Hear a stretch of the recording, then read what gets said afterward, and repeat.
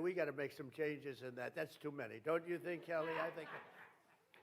But from 1776 to today, our country has stood strong and free, in no small part due to the spirit of the warriors. You really are warriors. You're incredible. And the Fighting Irish, you know, Notre Dame, the Fighting Irish, is a reason for it. I don't know how many Irish people are playing on the team, though. How many Irish people do we have on the team? I'm not sure we have so many. Well, you got him. You have Kelly. Kelly's a warrior, let me tell you. As the Taoiseach has said, and the President reminds us today, the United States and Ireland continue to build upon the age-old bond together. We are strengthening the ties of culture. We have a tremendous deficit, by the way, I want to tell you right now. I looked at the numbers. You guys are much better business people than our past politicians. We have to talk about that deficit. Are we allowed to talk about that today? It's a substantial deficit. Okay, tomorrow. Okay, Walt said tomorrow. And cooperation that really does stretch back many, many generations. Under our leadership, as we speak, Irish companies are investing more than $6 billion into the United States, including $45 million in Pennsylvania, $70 million in Colorado, and over $100 million in New Mexico and Ohio. And I'm hopeful that we'll soon reach a deal to let American liquefied natural gas, that will bring down your deficits a lot. So I think you have to make this deal with us. We, got to do something. But these companies are going to be fueling your homes and factories and all of the other things. We have a lot of energy in this country. We have more than anybody. We have the most energy of any country in the world by far. So we want to sell a little of that to you. And the deficit will come down, down, down, and everybody's going to be happy. So you got to buy a lot of our stuff. But in this small and beautiful, it's a beautiful room. I love this room. It's been a very warm room. I've had a good time. I have so many friends and so many relationships that I've gotten from this room, mostly from this event. But on this St. Patrick's Day, as we press ahead toward the opportunities that await, let us remember the beautiful words of St. Patrick himself. May the power of God preserve us. May the wisdom of God instruct us. May the hand of God protect us. May the way of God direct us. May the shield of God defend us. And may the host of God guard us. That's beautiful. Thank you.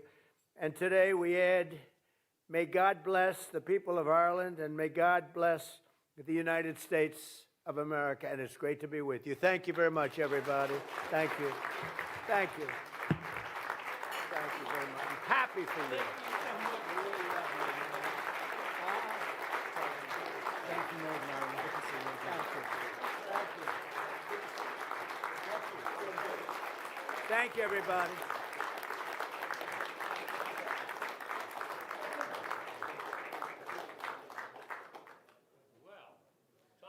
Well, right.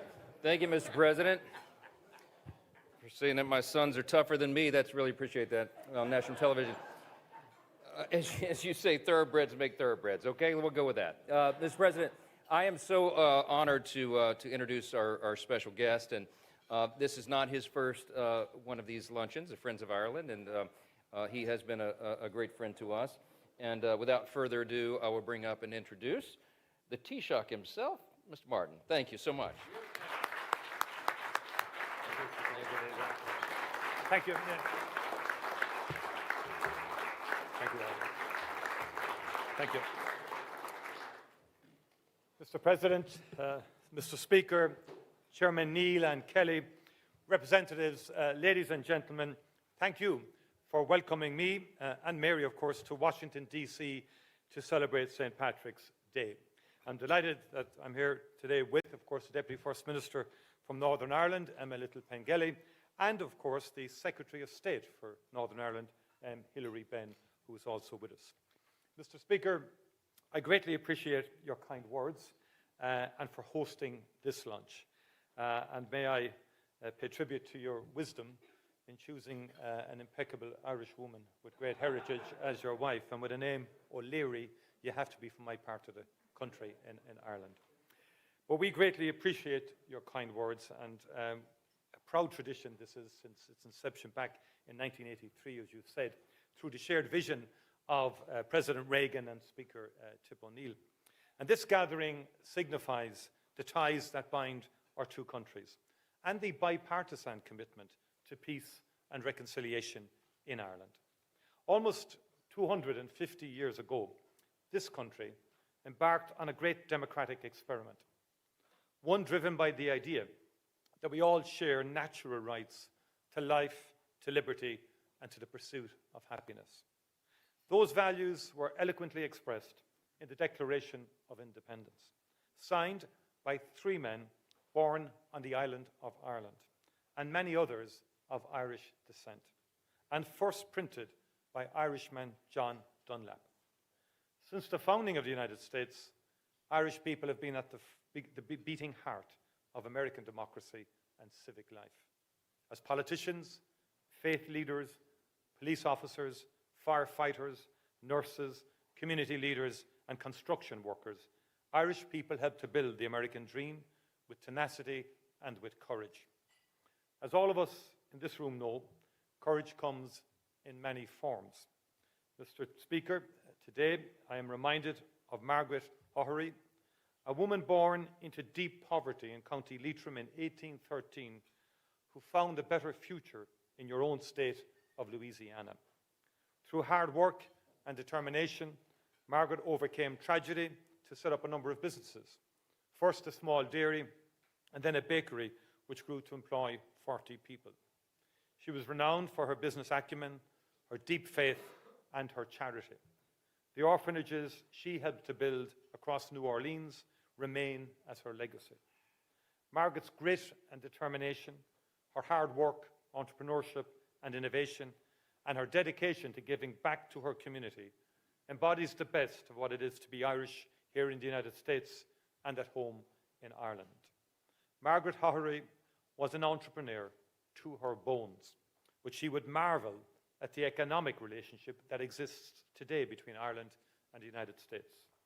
Every day across this great United States, more than 200,000 Americans go to work each morning in nearly 800 Irish-owned companies, operating in every sector, in every state, and Ireland is the fifth largest foreign investor in the US.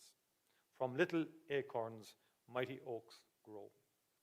Mr. President, Mr. Speaker, on my journey to Washington this year, I stopped by Philadelphia, the birthplace of the American Revolution and the home of your remarkable Declaration of Independence. Viewing the exhibition at the Museum of the American Revolution, I was struck by how those who signed the Declaration knew that the profound and serious step they were taking would change not just this part of the world, but the course of human history. Nothing would ever be the same again. As Thomas Jefferson himself declared, "May our Declaration of Independence be to the world what I believe it will be, to some parts sooner, to others later, but finally to all, the signal of arousing men to burst the chains and to assume the blessings and security of self-government. All eyes are opened, are opening to the rights of man." The American Revolution gave hope and example to all who yearned to be free, including in Ireland. That the great republic launched in 1776 exists today owes much to the vision and wisdom of its founding figures, but it also owes its enduring strength to all those who have played their part in sustaining it, including in those who have served in this august building. Mr. Speaker, Congress continues to play its vital part in the story of American democracy under your leadership, Mr. Speaker.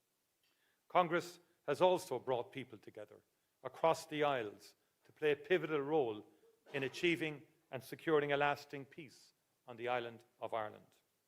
I pay tribute to the generations of people who have served here and who believed in and invested in this peace. We will never forget them. We will always remember that in our darkest and bleakest hours, they kept the faith. And we still need your support and your energy to maintain that peace and to support reconciliation. Mr. President, thank you for your friendship for Ireland, a country you know well. Thank you, Mr. Speaker, for your gracious hospitality, for this opportunity to break bread with so many true friends of Ireland. There is truth in the Irish proverb that the road to a friend's house is never long. Thank you, co-chairs Mike Kelly and Richie Neal, for your unstinting commitment to peace and prosperity on the island of Ireland.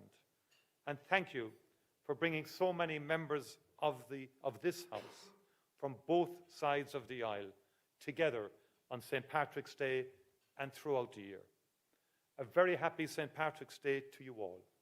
As we say in Gaelic, Gorv Míle Mahagav, agus Banachti na Éile Pádraig Orav Galéir. Thank you very much indeed.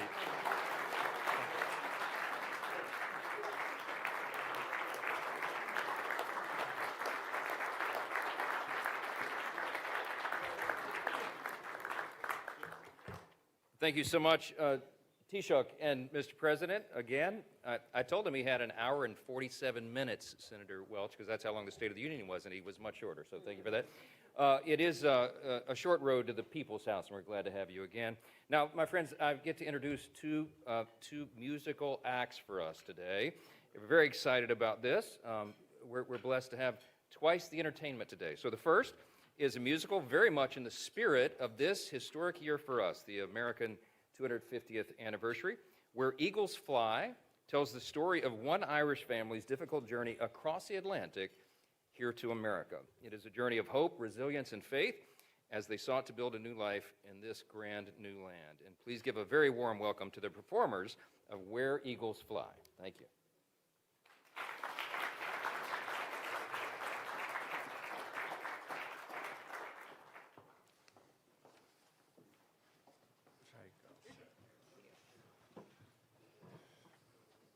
Mr. Speaker.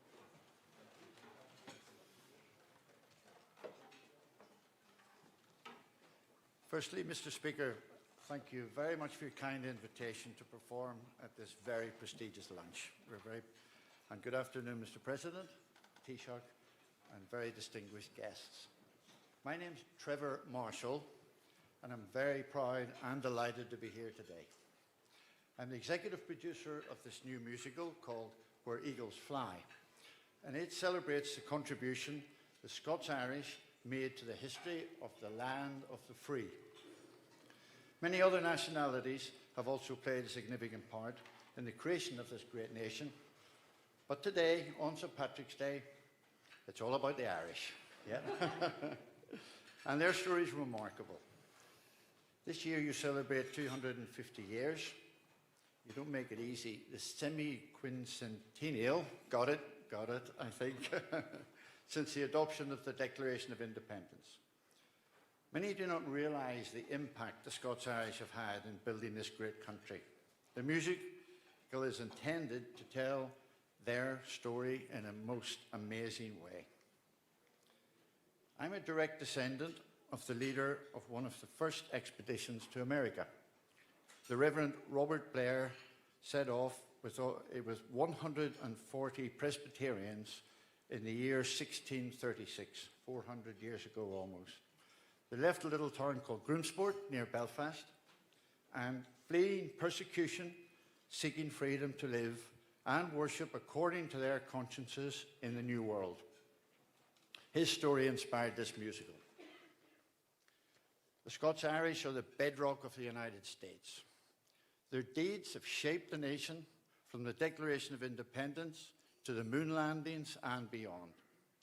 They've provided leadership out of all proportion to their members, whether it's politicians, soldiers, business people, inventors, or clergy.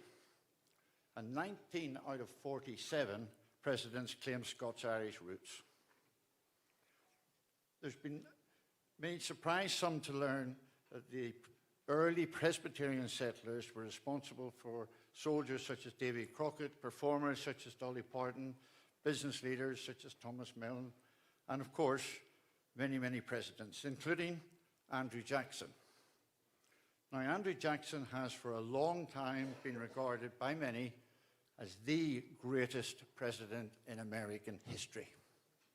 Many now think he's about to be trumped. I think so. Thank you.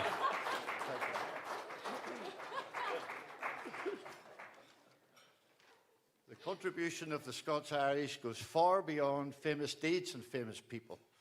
It is their character and ideals, especially their love for freedom, that has had the greatest impact. For they have literally defined what it is to be American. Finally, the creator of this great musical and my great friend, John Anderson, sadly passed away before realizing his ambition of bringing this show to America. John would have been a very, very proud man today. So here's a short excerpt from the musical. I hope you enjoy it.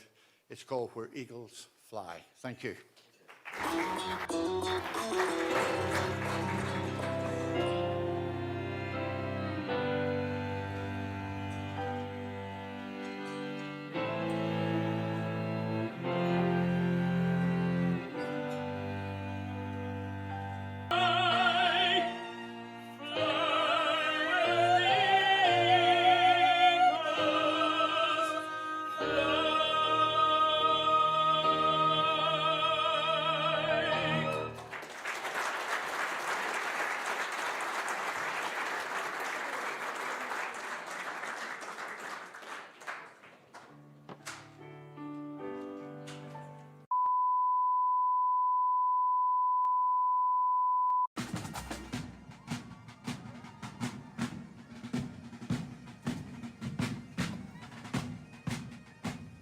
Kelly.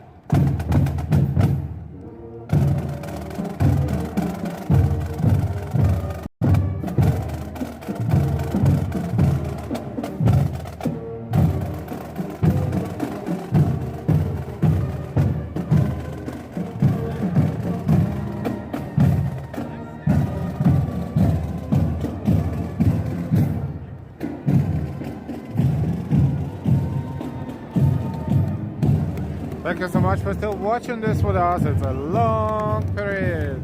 Thank you so much for dedicating your personal precious time to watching the parade through the lens of our channel, Live Walking NYC on YouTube. My name is Al. My wife's name is Delilah.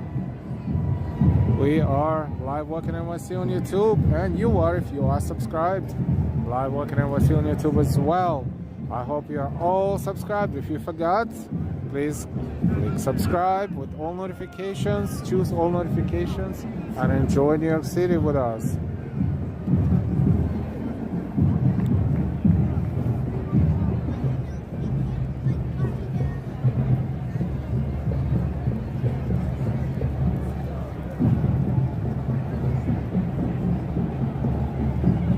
Cardinal Hayes High School.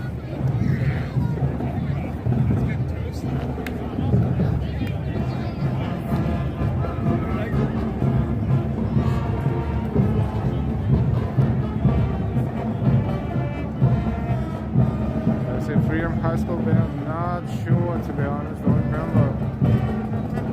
Bookerville, hi.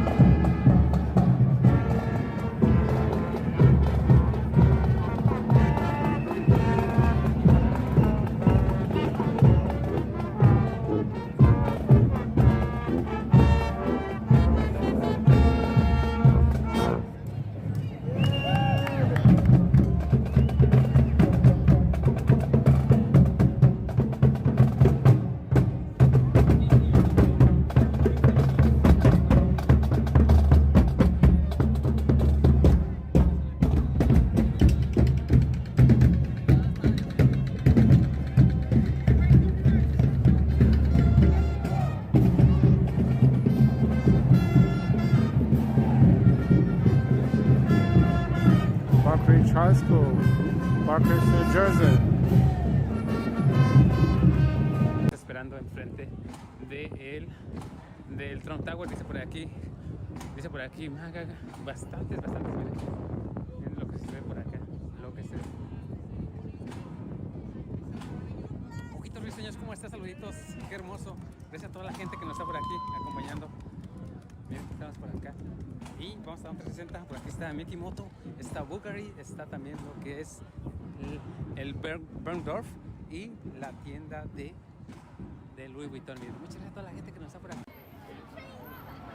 New Crusade leaked. Thank you very much, Blind Dog. You know what time it is. Thank you for that 220 Danish Crohn's disease. Do appreciate it. Bray. Oh, Bray.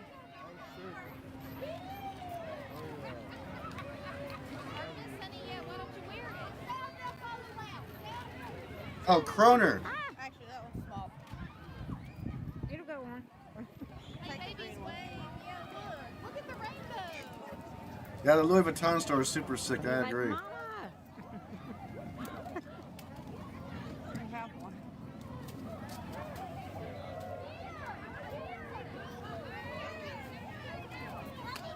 The Dresser Clan. His and her hair salon. Wanna go outside? Hey, Sonder, Artemis, get away from the car. Artemis. Look. Artemis. God damn it. But Mama can't stop crying today. She's getting all emotional. Look at all the green beads you're gonna have on you.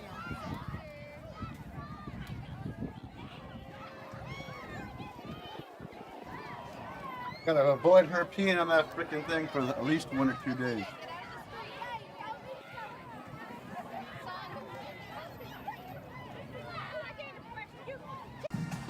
Y que suenen los tambores. And there's usually like a mob of people here. Because how cold it is, it's not too many people. So instead of ending at 3 o'clock, they ended at 2:15. This really sucks. Yep, Ohio sucks, you're right. Ohio sucks! Told you. Whoa, look, cuties. Artemis, look. Confetti bomb.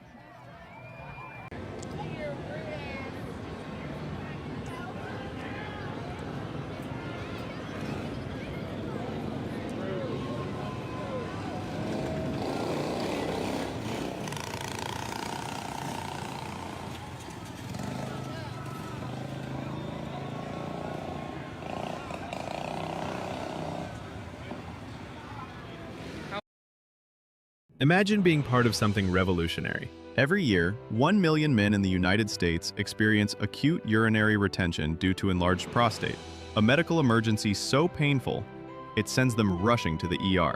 For many, it strikes again within weeks. From the pioneers behind the revolutionary skin cancer patch, Medicus Pharma introduces a novel, non-invasive therapy to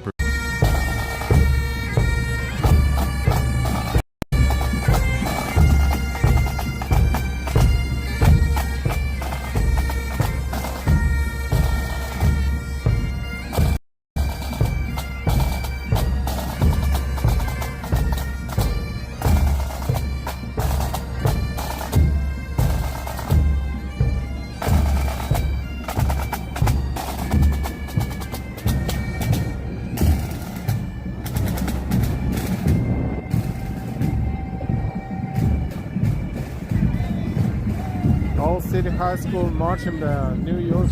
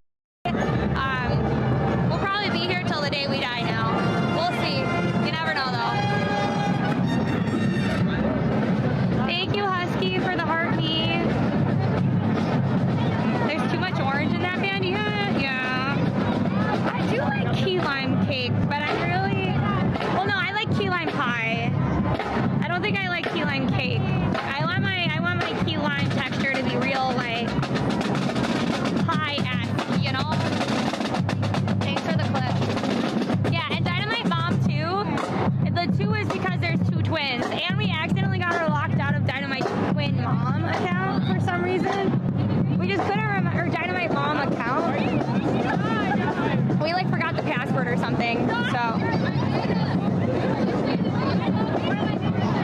Lexi has them in her backpack. But then I can't see chat because it's so bright that the phone is. It's so bright that the phone is having it's up all the way and I'm having trouble seeing it. So.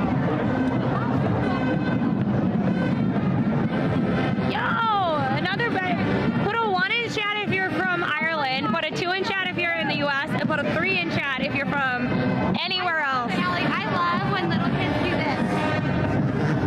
Yes, I love that. Because they do this. They don't do those, yeah. Well, that's a good night mascot. You're celebrating some other traditions because you don't have your own. If you're Irish American, and like you have that heritage and you grew up doing like, you know, Irish dance and stuff like that, it's your culture too. Oh, Wars, thanks for your first chat.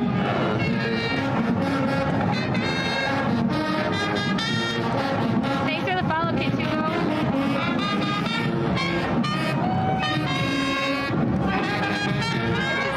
Bigger band. Yeah. Or maybe they're just more spread out. I love how they tied little ribbons and green on. Yeah. Let's go! Yeah, you can't beat a bit of fun. Thank you for the follow, Sam Daddy. Thank you for sharing this, Ritasha. Sharing, following, tapping, reposting, they're all helpful ways and they're all 100% free. What? The tubas always look like they're having fun. I don't know where that band is from. Oh, Riverdale, New York. Ooh, Riverdale, like the show? I think they go with that band. Thank you for Maybe not. Maybe not. Maybe they're just the same color. I don't know. Thanks for following, Nawu. And thank you for the follow, Petch. Nice to see you all. We were gonna do last time, Allison. Oh. Count how many bagpipers there were. Oh yeah. How many teams of bagpipers?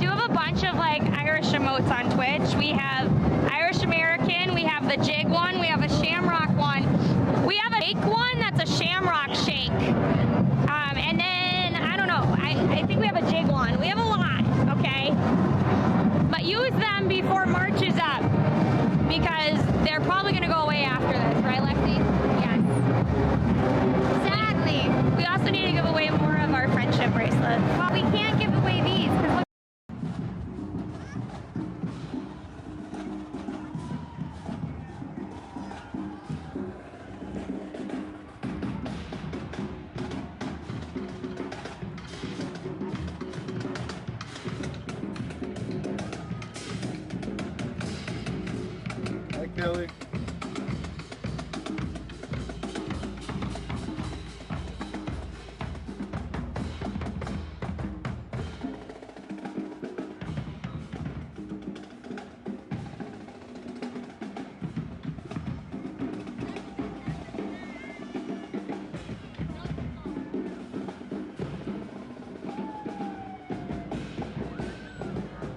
Tell him, Kelly.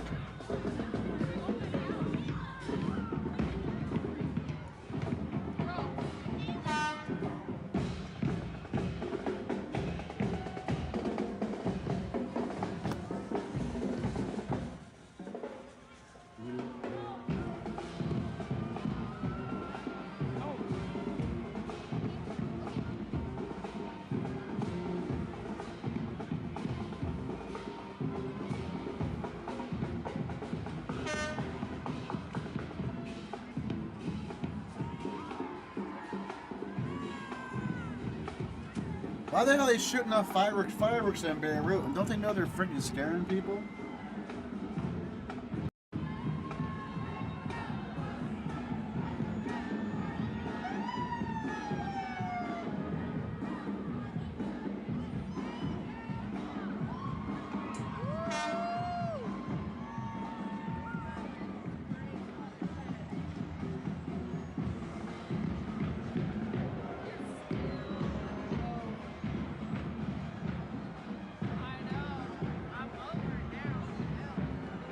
Sean Penn's an intelligence asset? Jesus. Him and freaking... the guy's name? Dennis Rodman.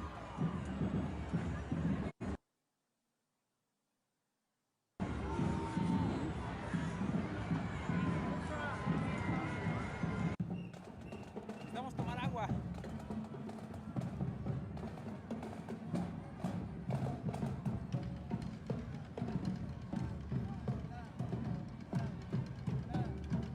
Por ahí sigue la cuenta, amigos. Ahí denos a seguir la cuenta. Gracias. Gracias a toda la gente que está por aquí, los cardenales del Hashpool. Y para la gente conocedora que nos diga cuál es este edificio, mira, cuál es este edificio.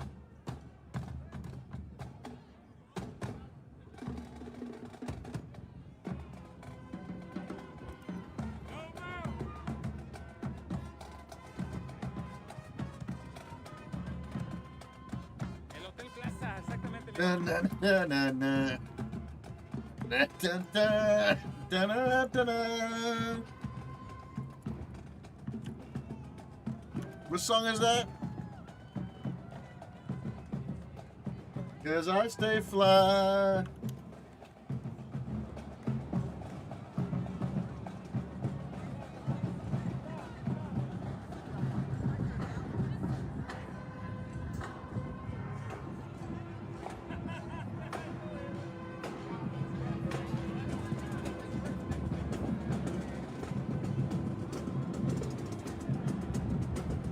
Se viene por aquí otra high school, pero no logro ver lo que dice. Es otra high school, otra de las secundarias. Vienen por aquí los alumnos, los estudiantes de la high school.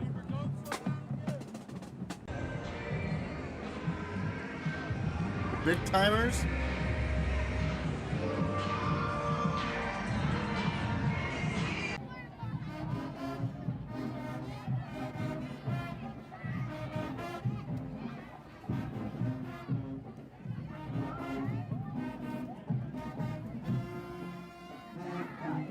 I looked for some McFly. I think it's still early. We gotta wait a couple hours. I have Daytona, Miami Beach in my freaking radars.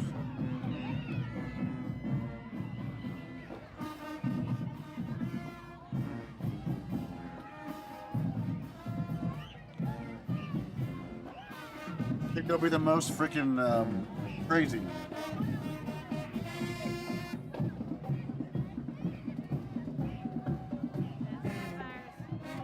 It's been rainy.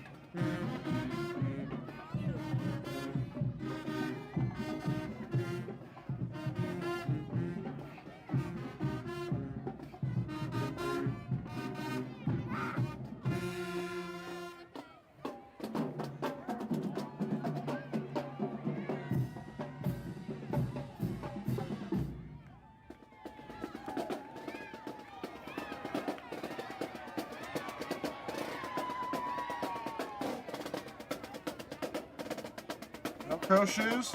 I like Velcro shoes.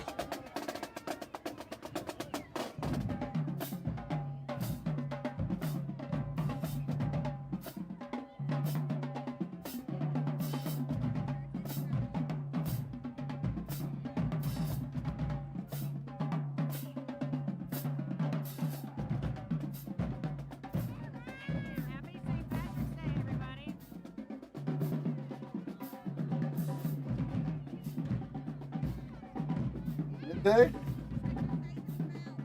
Crackdown in Tona. That Tona.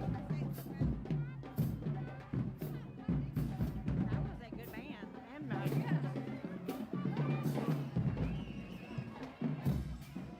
the Industrial Rowing Club.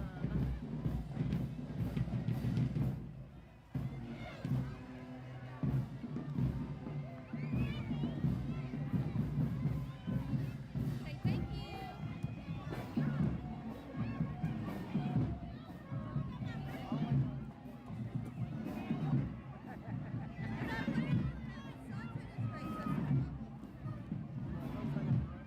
Is that a nun? Look, babies, watch them dance.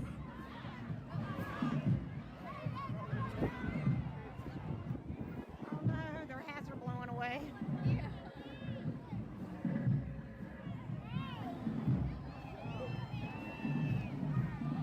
Is that a nun in that car?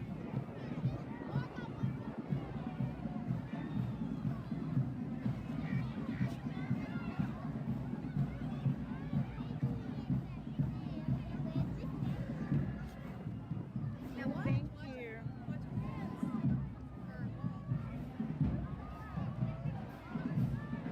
I can't read any of my comments. Who is that? Ian Ray Brown.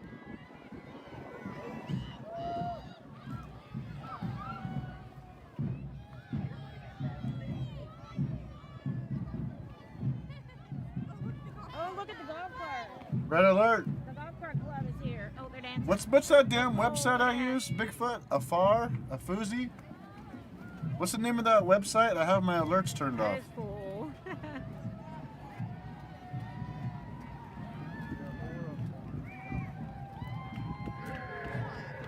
How's that far? That's what it was. Oh, that's a nice little truck.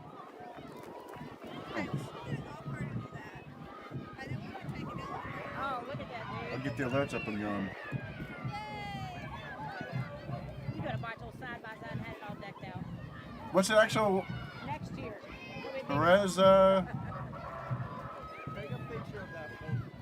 I can't. I'm recording. I'll have to go back on the recording and get a picture. Is that what you want to do to yours? Oh yeah, Zofar. I found it.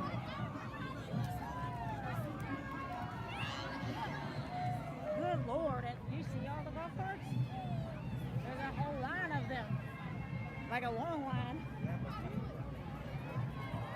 Trying to fix the map. I mean, everywhere is golf carts anymore. Everywhere you think, right across the North Augusta over there, it's all they are. I wish we had $3,000 to buy Amanda's. Tell her to let you use it while you're living there. Well, she's trying to sell it. She bought it for her mom that lives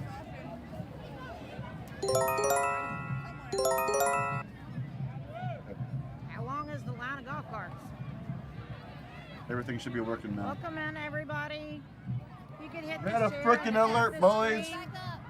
I'd appreciate it. I can't see the comments, so I'm not ignoring you guys. I just cannot. Every now and then I can see something, but it depends on the sun what it's doing.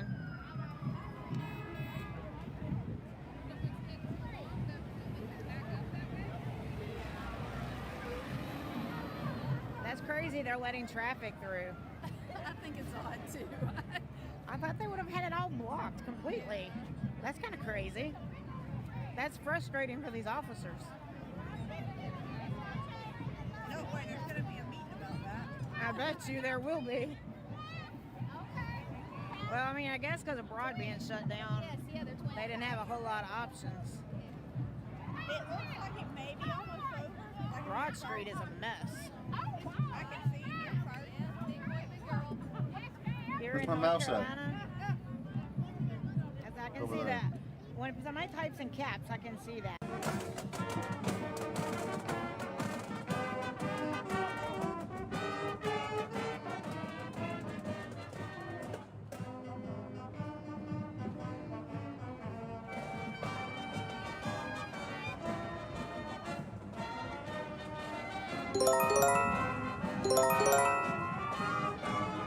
Hostile aircraft intrusion. Safed City, Rosh Pina, Sachar Industrial Zone, חצור הגלילית, כפר שמאי, צבעון, ערעבה, סכנין, אשבל, אשחר, לוטם עין חמדון, סלמה, ערב אל נעים, מעלה צביה, כרמיאל, חוסניה, חזון, מג'ד אל כרום, מכמנים, כמון, ראס אל עין, בעינה, כרמיאל אינדסטריאל זון, מורן, דיר אל אסד, נחף, שזור, לבון, סג'ור, רמה, עין אל אסד, פרוד, הר חלוץ, שפר, לפידות, פיסרה סמיה, חרשים, בית ג'ן, גיטה, פקיעין, ינוח, ג'ת, מגדל תפן, כפר ורדים, חוסן, מעלות תרשיחא, מעונה, צוריאל, חורפיש, מעיליה, אלקוש, סאסא, הילה, אבירים, מתת, פסוטה, גורנות הגליל, דובב, נטועה, אבן מנחם, שומרה, שתולה, זרעית, שדה מירון סקול, פקיעין החדשה. Exactamente, estamos en San Patricio, estamos en el Festival de San Patricio, miren, así se ve, así se ve, así se ve. Hostile Estamos justo enfrente de lo aircraft que es intrusions. el O.W.L Store aquí en la ciudad de Nueva York. Y miren, de frente tenemos, pasando las personitas de acá, y tenemos el Plaza. Oh, it's raining, bro. We're not going for a scooter ride today. Fudge that. Y esto es... Why is it raining? Esto es el Plaza de acá de la ciudad de Nueva York. Exactamente, dice por aquí. Tantos países arreglan la pista por ahí, dice con... Can someone explain to me what is celebration? This is St. Patrick's Day celebration date, March 17, 2026, St. Patrick's Day. Still coming from around that corner over there. St. Patty's Day, boys.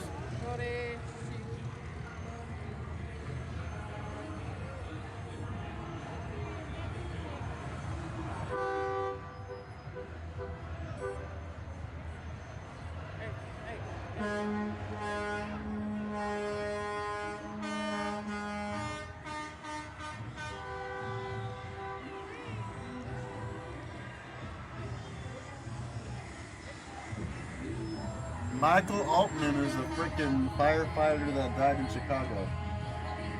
Developing news.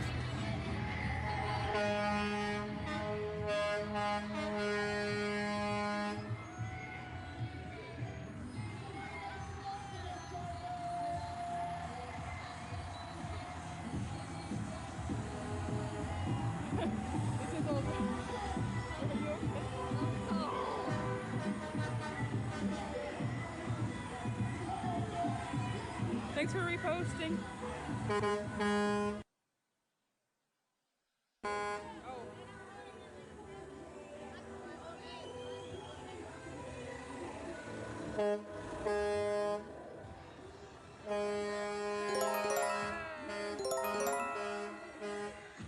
Alarm. Wrong button. Ma'alot Tarshiha. Why did that do that? You want to go to this.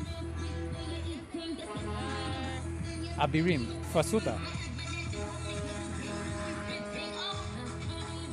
Look at him. There we go. Hopefully it stays that way. I don't know what's going on. I don't know why I switched over.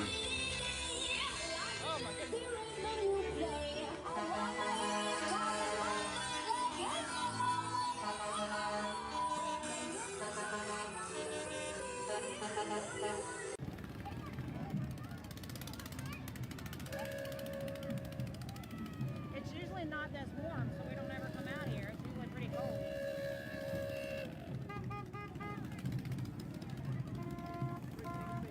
Thank you for everybody stopping by. If you're in here, you can hit the share button or tap the screen, like the live.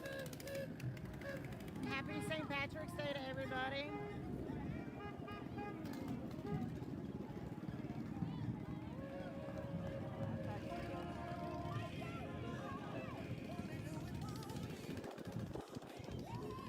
Steve sounds like a steam locomotive. Yeah, it's I'm not sure what that was. Kind of little. Need to burp it probably.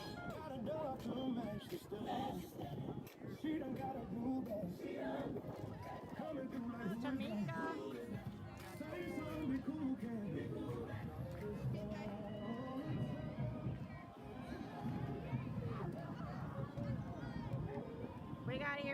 got just in time because there was a train that went across that was blocking us on the way up here.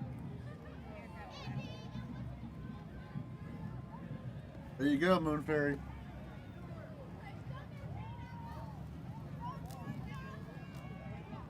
Oh, look at his hat.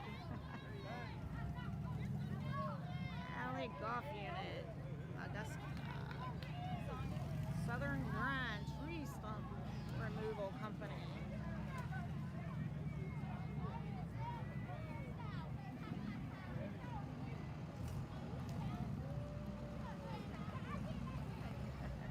For you guys, looks like a good one. Sure about there.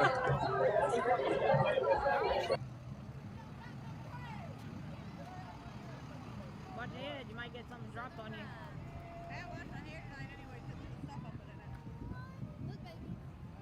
It looks good though. I don't think it looks shiny. I don't think he's sucked. Yeah, he is. Oh, God. Okay.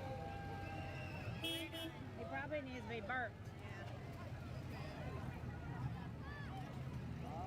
It's a great day to be a saint.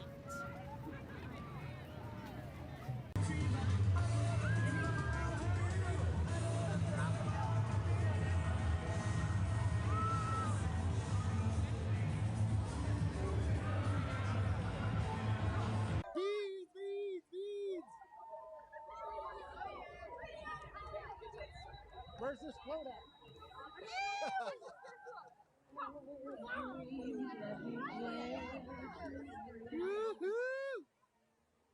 No better place to be on St. Patrick's Day. Butte, Montana. Especially when it's 60 Montana. degrees, sun shining and warm. Woo! Happy St. Patrick's Day!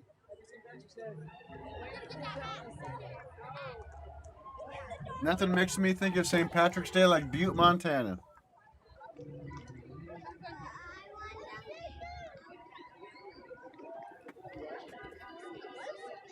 You gotta wait and see. We'll go get something as soon as the parade finishes.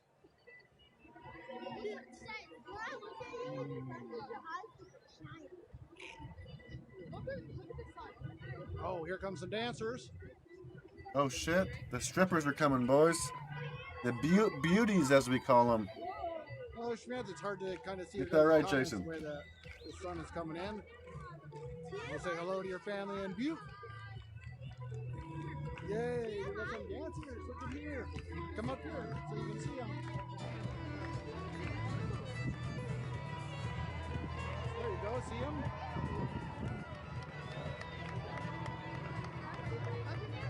Yeah! Woo, woo, woo! Look at all these Irish dancers.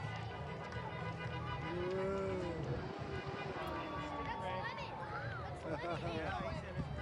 Woo, woo, woo!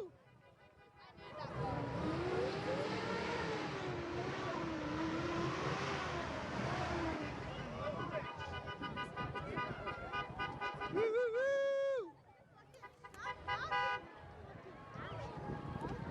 Yeah! Thank you so much for your sands, your legs, and your chairs. Beautiful day in Butte.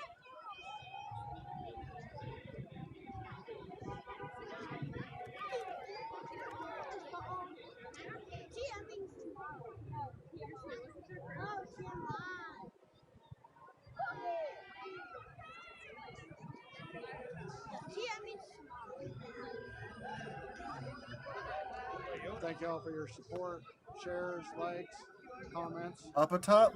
Hope you all have a good day. Yeah, that was a good spot, Plugster. Yeah, it is. I used to know some girls who worked there. Trying to catch them. Woo-hoo-hoo! Happy St. Patrick's Day!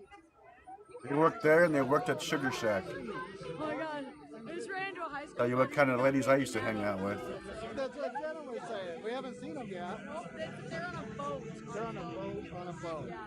All right. It's not a Dr. Seuss thing. I know it sounds like that, but float on a flare. Where's my girl? That's my friend Flannery you're hearing. Her daughter. Very classy, that's right. The classiest ones. Somewhere. We'll see. Definitely. Yeah, they better be doing cool stuff. They better do cool stuff. How can you forget about Sugar Shack? It was like the most fucking diabolical freaking joints I ever been to. There were some things happening. No barriers. Sure, you guys just Hey, figure it Tyson. out. Just don't go into the wheels. Come on, guys. It's hilarious when I Yeah, was bring your early drinks 20. anywhere you want. Couple comes rolling down the street, hands dragging me on the car. It's like 8 o'clock at night, St. Patrick's Day, Friday. Where was the West, bro? You're 100% right. He's like, the driver puts it in park. Wait, gets out. And I was fucking, I knew a lot of people back then. It was a wild motherfucking West. A man dressed as a full-size safety trap, fighting people out here, chasing people all around. Yeah. It gets a little wild here, you guys. That's true. We bow Oh, the out. robot's not on. Thanks for reminding me. But I got to be paid down for the cultural experience. I have not seen two women rock. This is like the traditional. Blonde, I haven't seen that one yet. Is that why St. Patrick chases the Alarm. Carmiel. Kiryat Shemona. Beit Hillel. Carmiel Industrial Zone. Majd al-Krum. Be'ina. Deir el-Asad. Nachef. Lavon. Kfar Yuval. Backswing? Tel Chai. Kfar Giladi. Ma'ayan Baruch. I don't know. I don't think I ever went to the backswing. God dang it! What the heck? How did I miss that place? Park. Friends must have messing out work there. East of the Park and Main intersection. Harrison's behind us by 2 blocks. Oh, now people go to the, I think it's called the venue or something, I heard. Oh, here we are. Here's the boat. Peyton, Natalie! Woo! Yeah! Happy St. Patrick's! The times have sure changed. Oh, so much fun. So somebody asked where we're at. Here we are. Look at, there's Maine. So just off the screen to the right is the famous M&M. M&M is there? This is Park that we're standing on. M&M's in Butte, boys.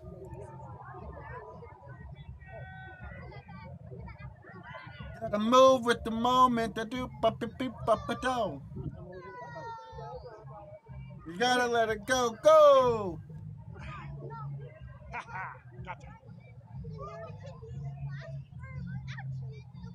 I am what I say you am. If I wasn't, why would you say I am? Oh shit! Right on, Jen.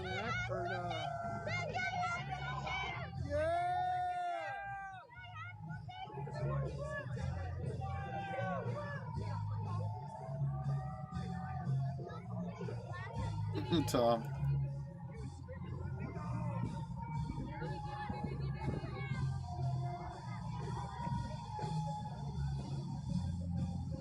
Yes, pork chop John sandwiches are right over there, right up behind this building, down 1 or 2 blocks for one of their original locations.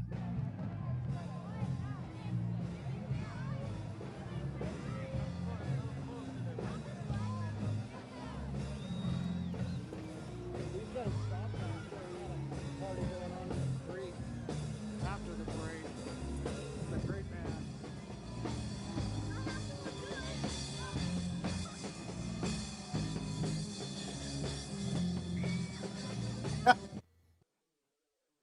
Day 2.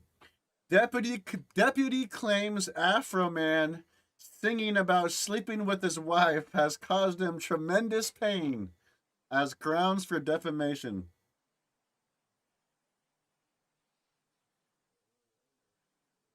Walters Jr. also stated that being labeled a thief has hurt his reputation.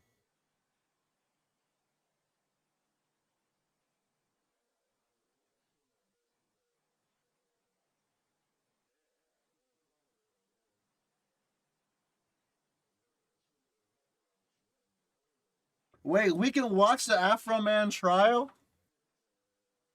How do we watch that?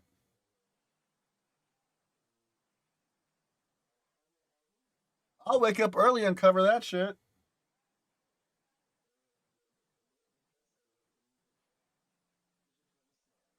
Anybody know how to find the freaking Afro Man trial stream? What the hell? It's in Adams County, Ohio. Nice. Of course it's Ohio, right?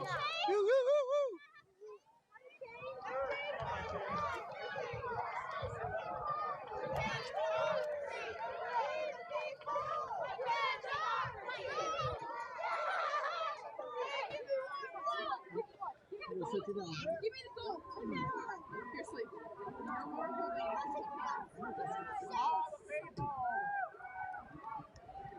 Okay, I found one Your stream husband is of it. coming through too? I know, right? It's completely different than Helena too. As soon as you came through the Boulder Valley and into the canyon, as soon as you came through, the snow, they just didn't get our storm that we got. Oh, we just missed the freaking part 2 of it. 60 degrees. How do you make an Irishman cry? Say, let's go!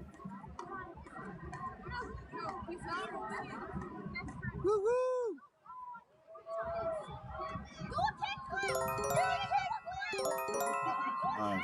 Well, stay tuned for the Afro Man trial, boys. Hanita, admit. Yes, he's being sued by the cops for making his music videos. And he made fucking more music videos, dude. He has like 2 or 3 or 4 new music videos. Dude, it's so funny. He calls one of the deputies a flag. It's so freaking funny. Ya'ara. Arab al Ramsha. Shalomi.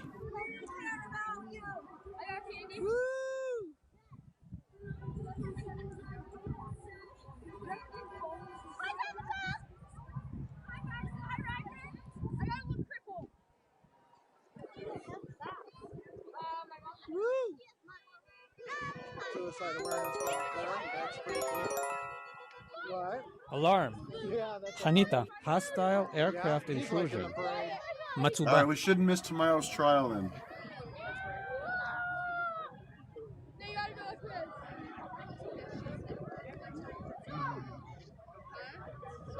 That's it. Let's make sure we're all.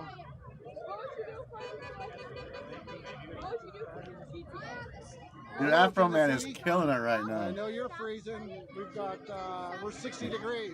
It's all on the That's internet. right. We did. Oh my god, I'd be The dying. beautiful thing about our country is our rights. Dude, he's wearing his American flag suit in court. And we have to have a civil dialogue about it. And that's that. We are all having a great time down here in Butte. Avdon. Enjoying ourselves. Look at all these folks. Here, Rosh Hanikra. all the way over here, all the way down there. And this is a U-shaped parade route, so this Liman. same amount Alarm. is up behind us. Shalomi. Right. Why should you care about Afro Man? Because he's fighting for the First and Fourth Amendment in Hostile the U.S. aircraft Constitution. intrusion. Miluot Industrial Zone North. That's at Beach.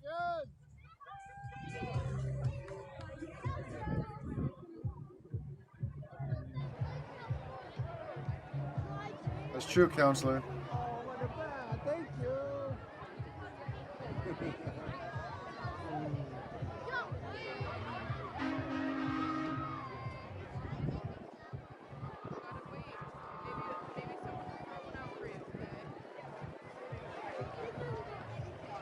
How much can you bench?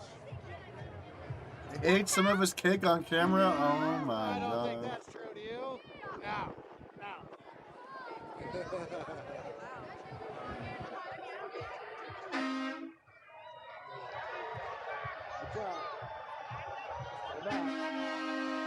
You're in Ohio. You should be at the Afro Man freaking court This hearings is every Butte, morning. Elizabeth, Butte, Montana.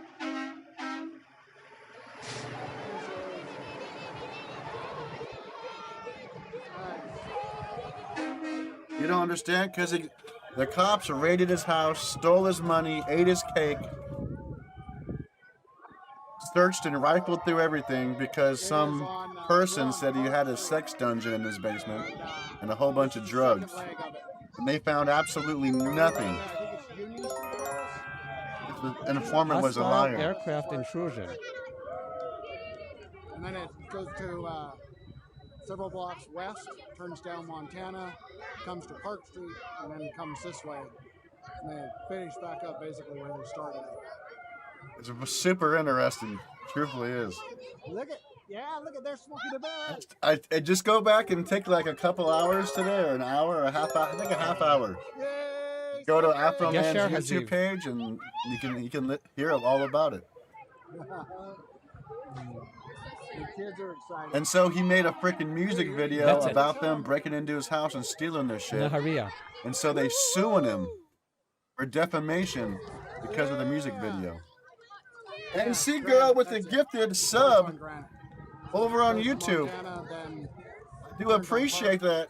And then finishes back on Granite because it's kind of a triangle there where it starts at. Yeah, the cops are suing him, and they broke down his door. They did all this shit, and they had nothing. I gotcha.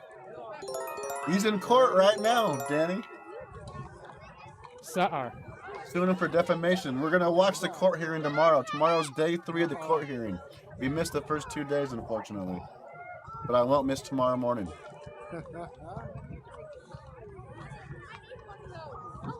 Liman. Nice, Bonneville. Listen to what one that just ended.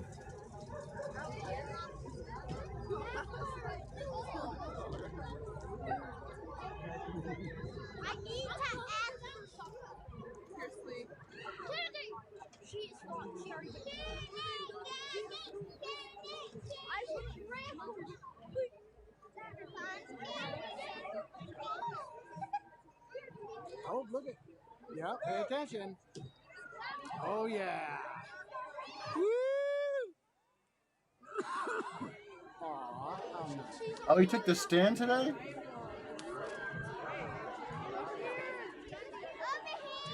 You gotta watch this, boys.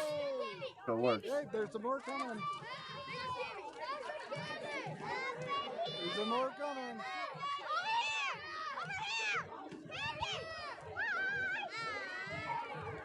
The last one that's an hour long.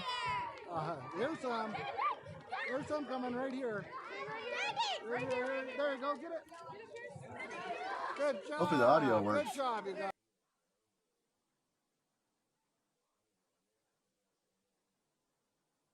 Trying to refresh it till the audio kicks in.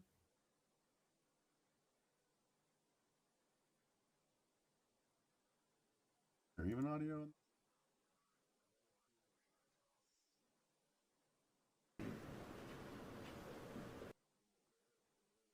It's got to refresh it a few times. For some reason, it's broken.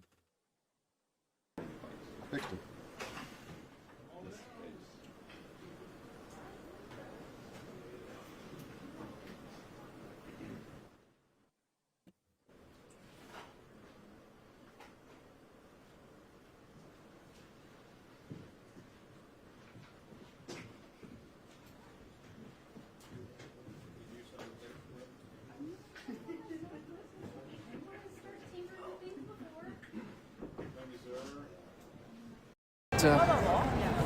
So far, I've done almost 5 hours this year, so the same way. I think I did 4 hours. Uporno ponavlja da smo mi na evropskom putu, a isti. Jesse saying there should be east second of East 48. Oh, you're looking for somebody, Jesse? Fifth Avenue. Yeah, so very smooth and non-stop. It's kind of gave me a vibe of Thanksgiving Day. Why'd it cut off?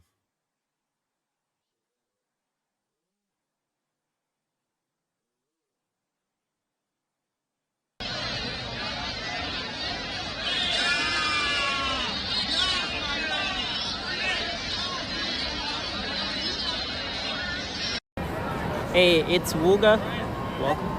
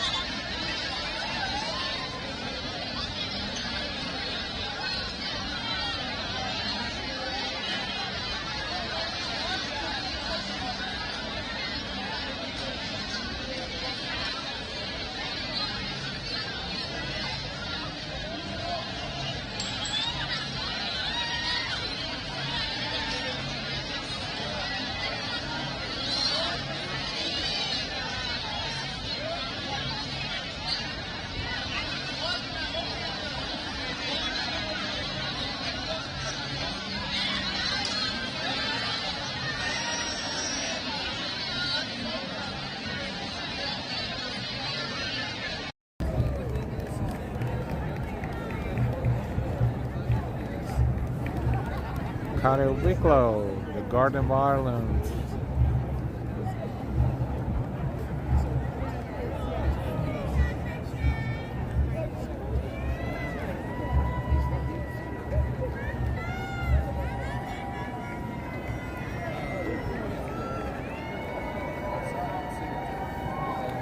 Toilets, double toilets.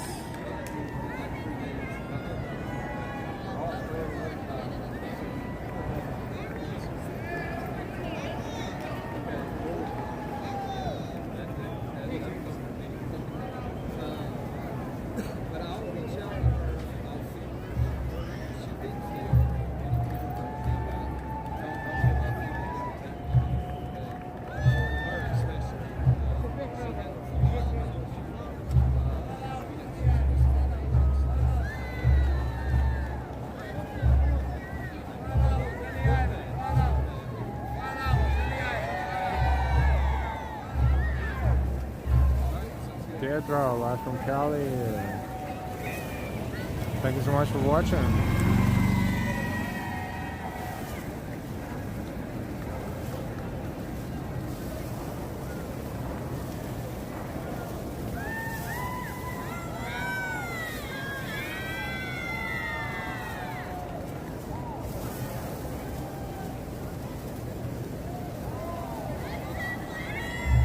They could use some music, but that's okay. They have drums following them.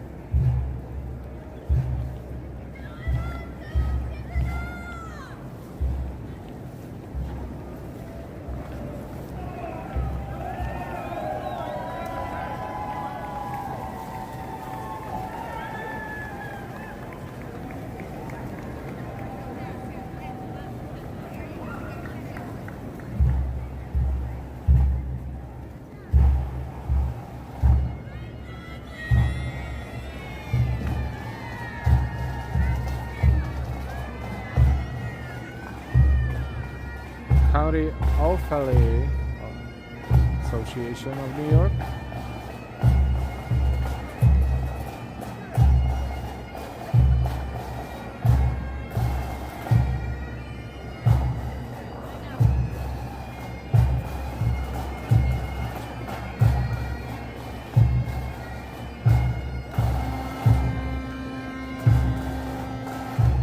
L.T.Y.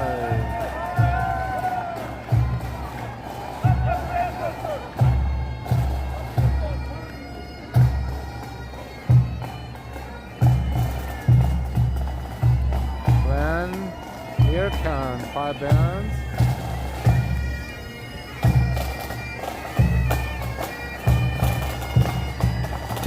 Limerick.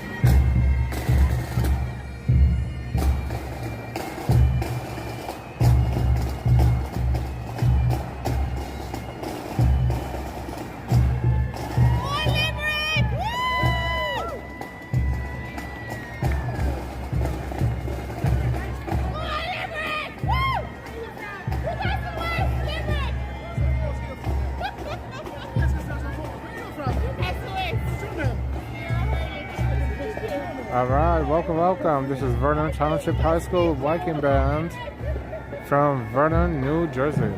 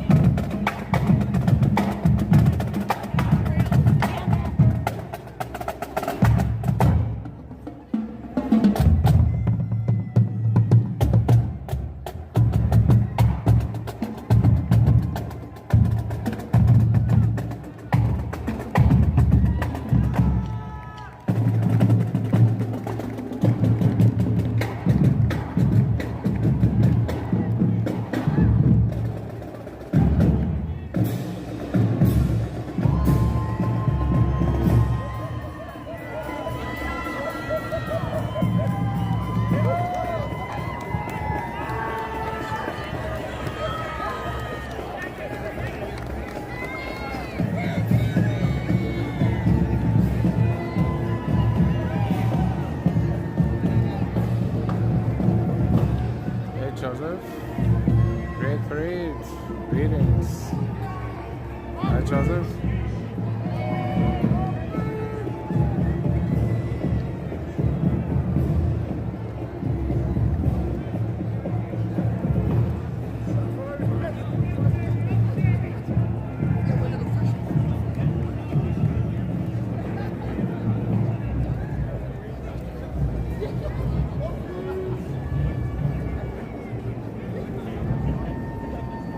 Steph, wow, can't believe it's still going.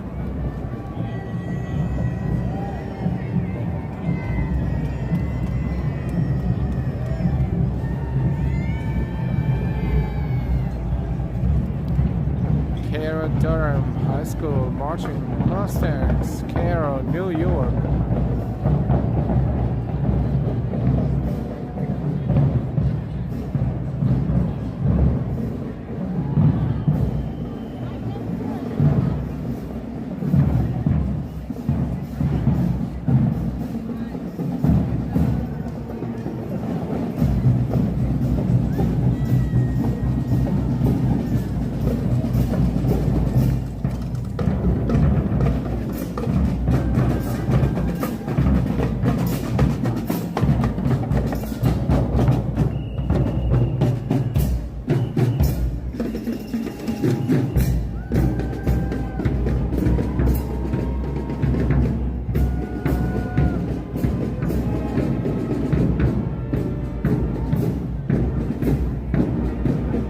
Having 7 more bands, wow.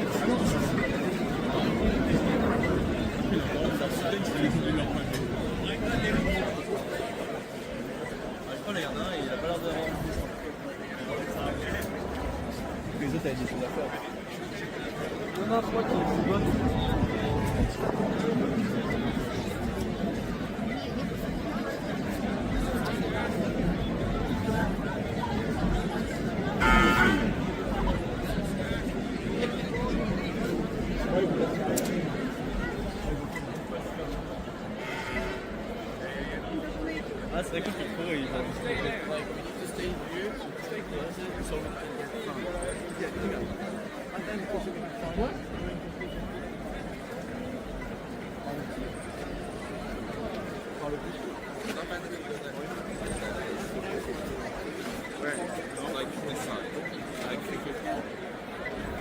Et là, t'as vu, je te jure que frérot, je me coupe une couille, c'est quelqu'un qui me gueule. Gros, j'ai mis la fermeture écran avant.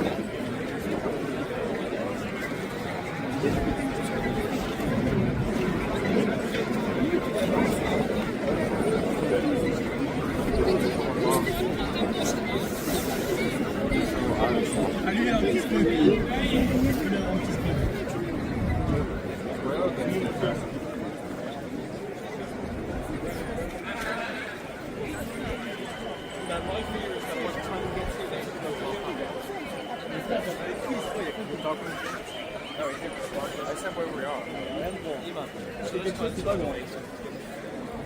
Yeah, if you, where have you gone? Faudrait qu'on se lève 10 secondes, genre, juste pour voir. Oh Yeah, we're just right beside the fence, so we're there. So yeah, exactly. 5-1.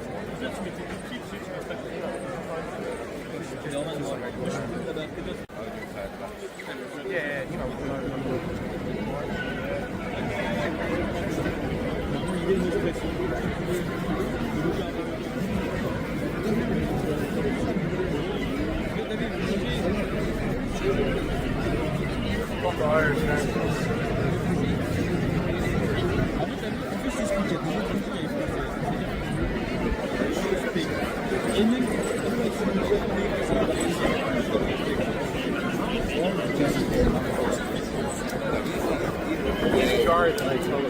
No, because you just stop you can pass through, but staying is good. No, because the parade's going to come down the street.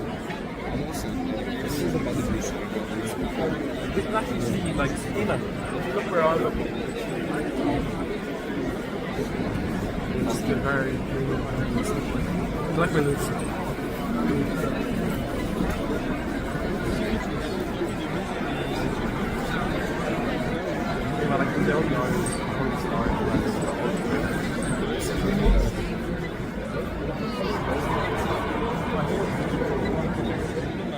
I say they're going to close that bridge. Bon, imagine une parade annulée, frérot. Ouais, c'est shit.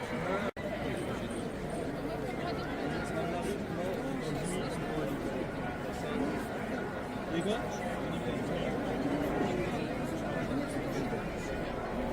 Moi, il fait beau, il fait chaud, ça y est beau.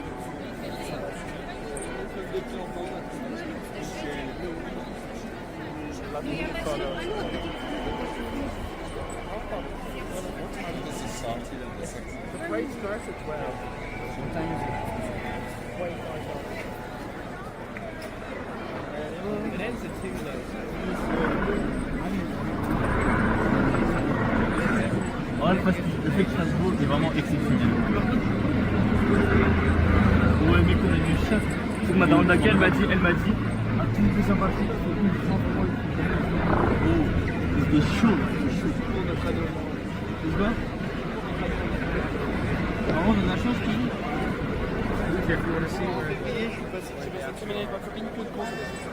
Que quoi? Que du consoler. Ah, ici? Ah oui. Mais gros, toi déjà dans le nord, faut pas oublier que dans le nord, je pense que c'est comme en France. C'est moins bien. Et lui, la vérité, il a un bon spot. Après, il peut pas aller plus haut que ça, il peut pas se tourner quoi. C'est chiant. C'est un vrai la meuf là-haut. Tu sais qu'il est monté d'une manière, le frérot. Ouais, objectivement, son spot planeur. Too far. I think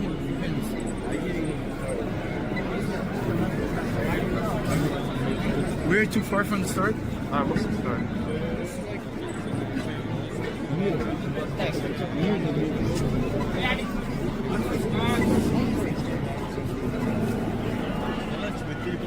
Hey man, if we're in the front of it, we can get on the telly. On va téléporter un endroit pour avoir un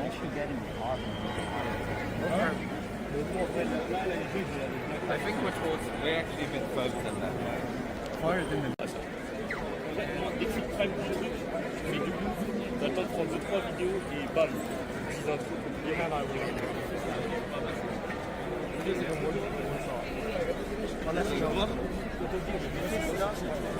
Mais non, t'inquiète, il n'y a pas de rapport. J'ai vu des fesses. Moi j'allais voir si sur la carte Snap, il y a un petit billet qui est des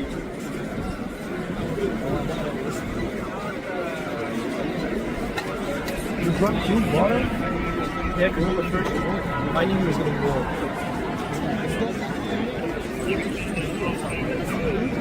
Hello?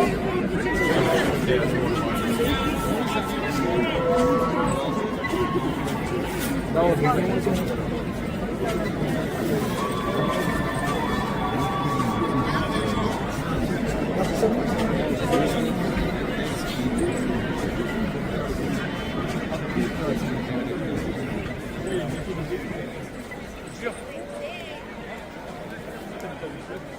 Oh, you meant the closing off. You can't even see. No. Là, il y a un drapeau. Ah oui, c'est les militaires.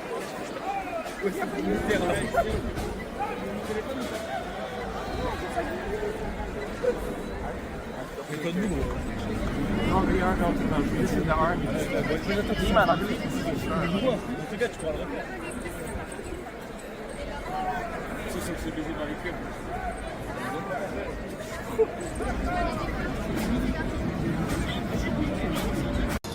It's so salty though.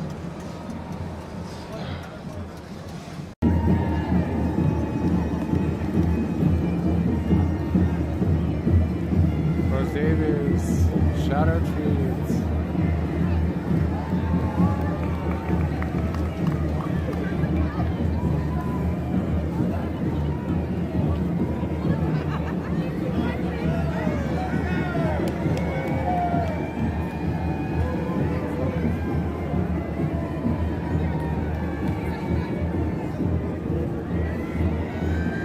New York City St. Patrick's Day Parade 2026. Today is March 17th, 2026, Tuesday.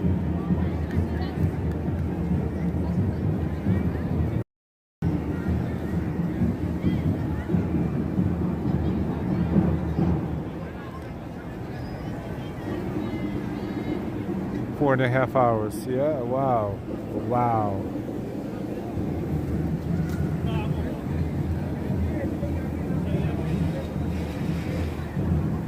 Well, now I think finally, eventually, this is the end of the parade. But we're not cutting off yet. No.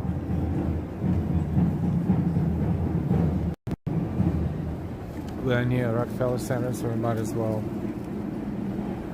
take a few minutes and enjoy the scenery.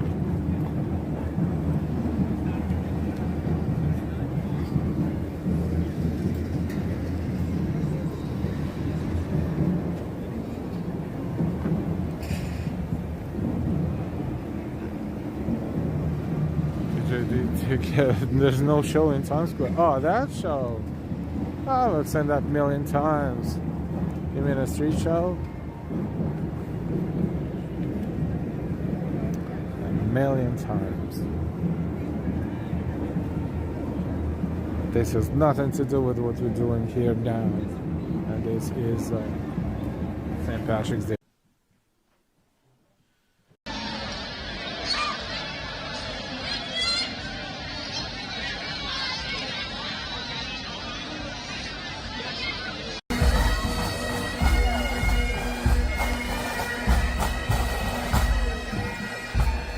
Et je nous vois comme des guerriers dans le bateau d'exploration. Ah, c'est beau. Ouais, je vois. Ah, il fait chauffer là, il fait chauffer la vérité, il fait un câble. Je vais le balayer. Il a rien de stable. Regarde le petit. Et par contre, il a une sucette, c'est dangereux. Oh là là. Ouais, gros, sa sucette, elle me fait peur de baiser par contre. C'est les bouchons quoi.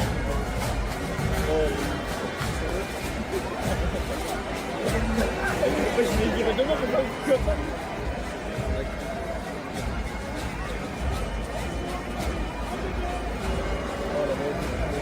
C'est motivant, pourquoi lui il est au côté de plage. Ça se voit, c'est sa dernière année à la retraite. Et il va en retraite en juillet prochain poteau. Il fait quoi? Je sais pas. Ah non mais il y a encore un mec derrière. Mais gros, je vais péter un câble.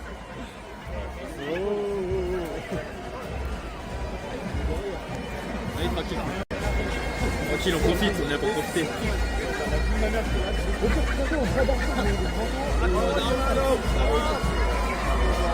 Non, tu vas nous raccrocher.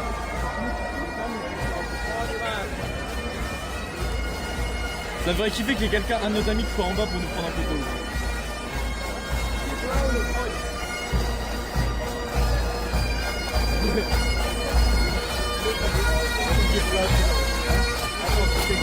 Attends, je vais essayer de me faire un peu sur toi pour que je me fasse un peu.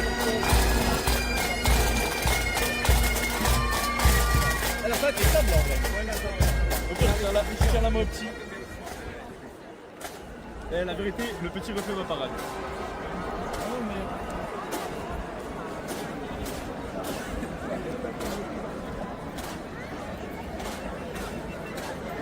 Ah, mais...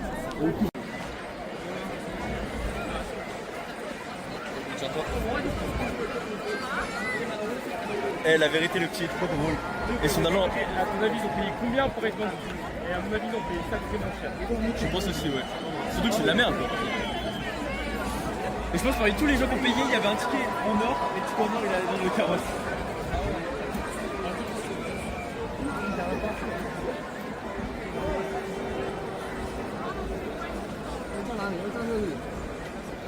Il n'y a pas de droit en président. Là, c'est avec la présidente, là, non? Ça ouais, le mec qui a sifflé, c'est vrai. Mais non, peut-être.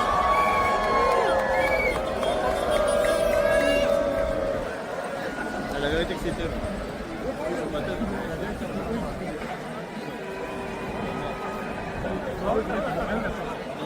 Il doit dire bonjour à tout le monde sur tout le monde, c'est chiant. Il y a un truc, les gars qui arrivent, c'est Nemo.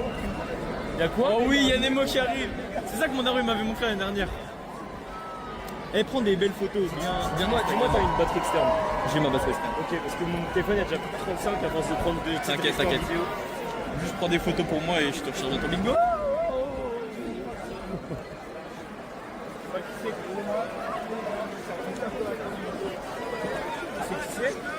Ouais, c'est ma soeur. Vraiment? Regarde, Kia. Pourquoi ils mettent des Kia? Eh gros, je pense l'Irlande est sponsorisée par Kia. Ah, tu sais que c'est vraiment pour. Tu sais que à mon avis, ils ont payé une blinde pour mettre des Kia. Ah non, attends gros, il y a des trucs derrière. Non, mais ça s'arrête à la base. C'est exprès, je crois. Attends, je me tiens pas.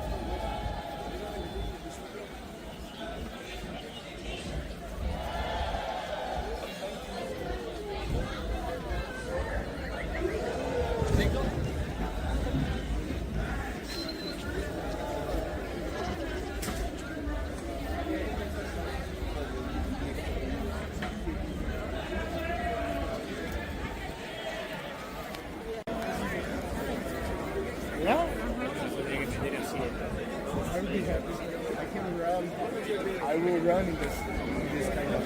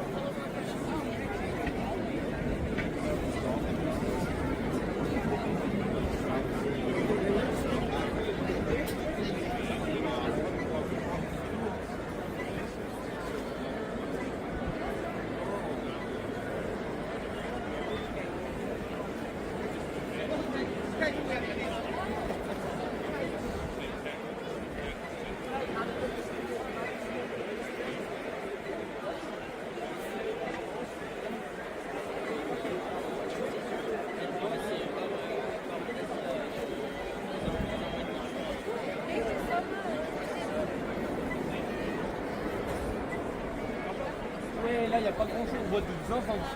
They're doing it. They're doing it.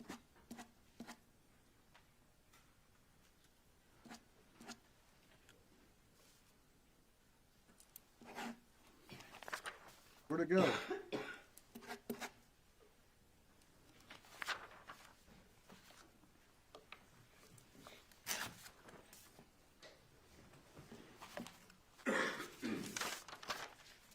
The big ass Trump flag, it looks like.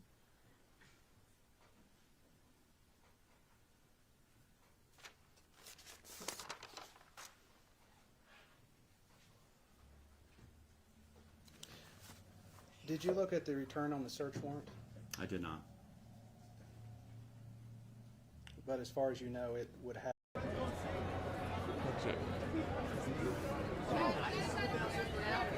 Jesus. Look at the wait for this place. Jesus. Yeah.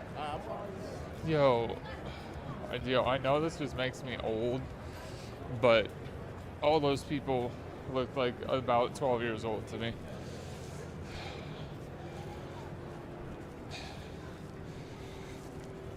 Oh, they've been drinking since before 3:30 today, that's for sure.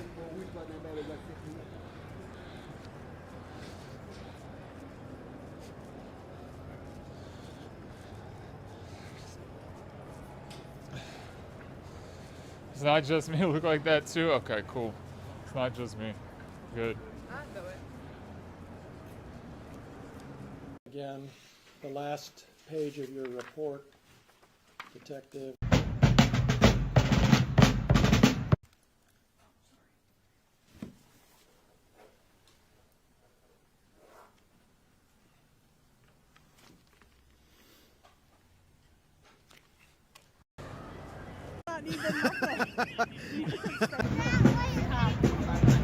Knights of St. Patrick.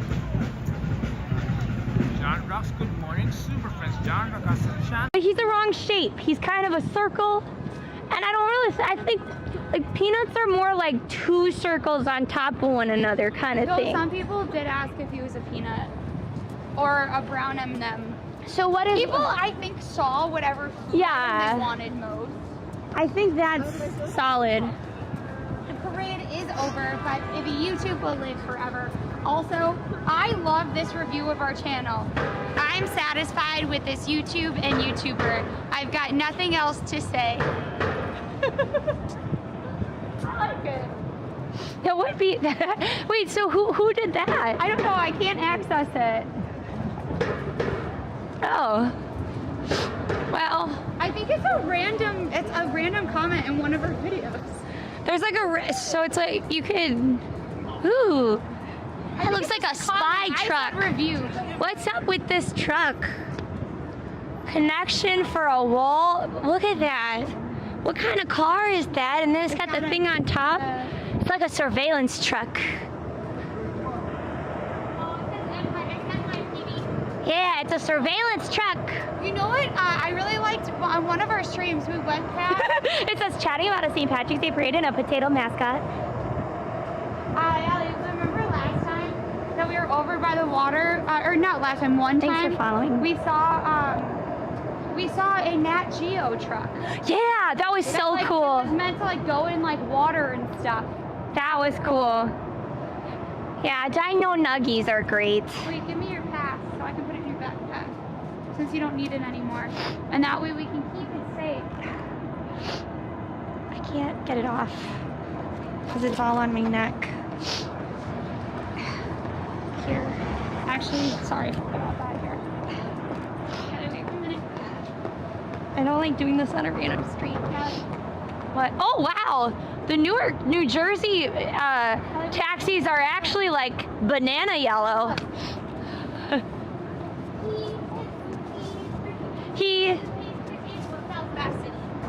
No, he is the potato of Potato City. You can't say he came from Belfast. He came from Idaho. That's Idaho City. What is the city in Idaho? He's the fry, yes, 1, 2, 3. Yeah, he is the fry. 1, 2, 3. Dead Butter Chopper, where is he? He's starting to look a little afeared from my plans to have fries. Hi from London, nice to see you. Thank you for the follow, Ginza. Potato chowder is pretty good too. Like a clam chowder, right? I really just love to bake potato with butter and sour cream. Hi, Wero. Thank you for the 100 consecutive watch streak. Wow. Yo, that's amazing. Emma had it correct. What a spud. Not a stud. What a spud. Lexi, do a, yeah, okay. Here, wait. Walk a little bit. So walk a little bit further and do that. There you go. What is she doing? I don't know. We're just kind of. I'm really enjoying watching the potato backpack's legs. So she's looking in the reflection and seeing him. But we're just kind of getting to the next spot, like Times Square and stuff.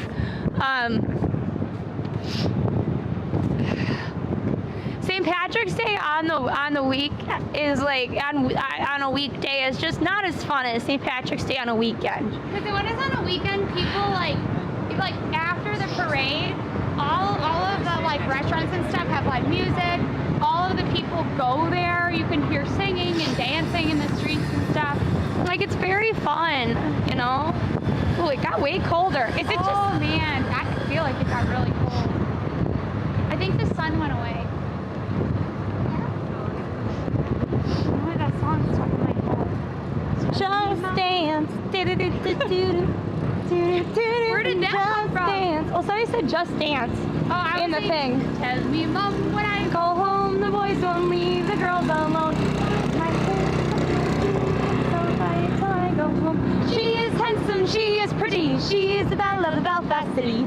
Yeah, we like that song. I know, now I have it really stuck in my head. Somebody asked me to sing Danny Boy, but it's really sad. Yeah.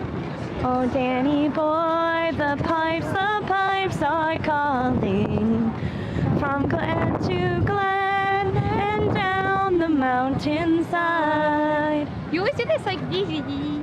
What's wrong with saying that? No, not everyone does. I do it because my voice is trashed. Aww. Okay, and so I do it because it's easier than hitting the next note.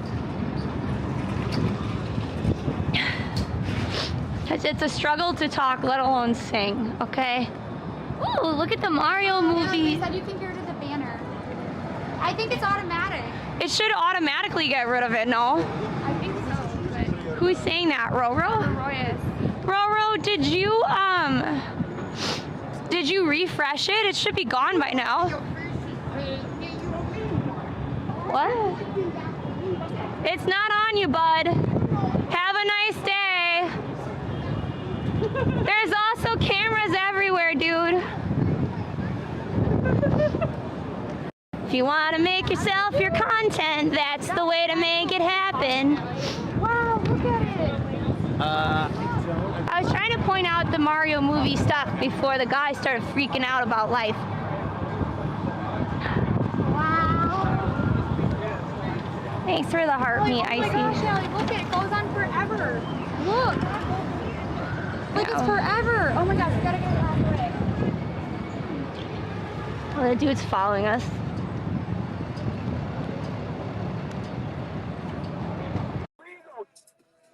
How you doing? Huh? I'm the one that just your buddy's afraid. Yeah, because you keep attacking us? No. You won't let it go. Huh? You won't let it go. You were following us from corner to corner. That great right here?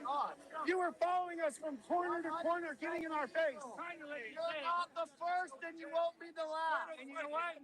Everybody knows the show. I need coffee. I'm starting to feel it. I need coffee badly. I might do some Luckin coffee. I'm gonna need 2 coffees today. 3:42 p.m. Eastern.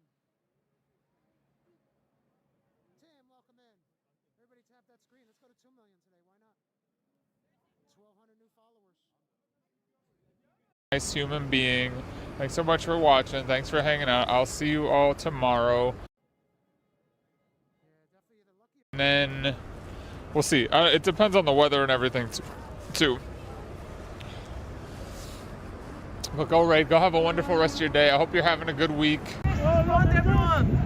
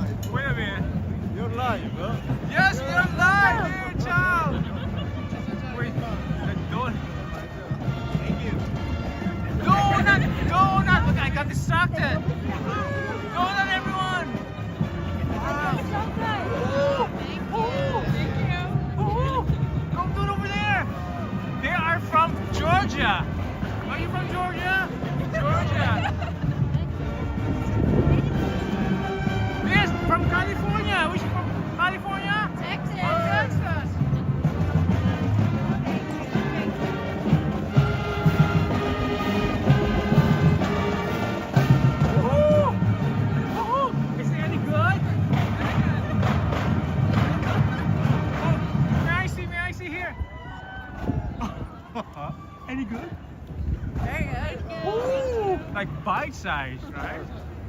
Donut. Of course, yes. Wow, it's like a well. It's like a well. Thank you. Thank you so May I much. have one? Oh wait, they want him down here. Yes, One more, of take. course. Thank you so much.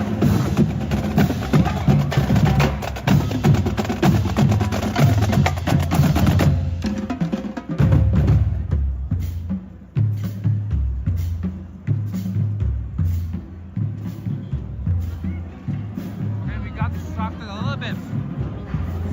Right? Without distraction.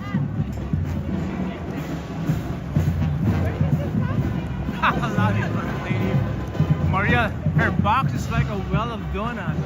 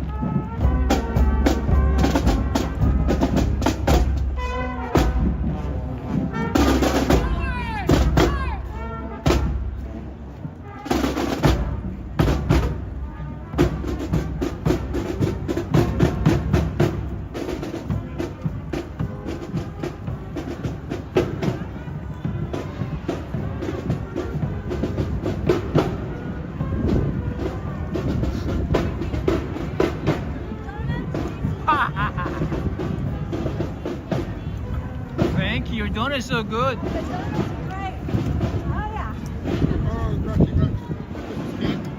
Donuts. Can I have one more, please? Yes. Just one. Where are you from? I'm from here, from Brooklyn. Yes, I'll have one. Thank you so much. Okay. Thank you so much. Thank you. Thank you. Sure. Food review. That's great. It is, right? Now find us some hot chocolate. It is cool. I thought it was Iron Beach. Mayo Society. Good morning, Mayo Society of New York. Super friends, good morning. Donut.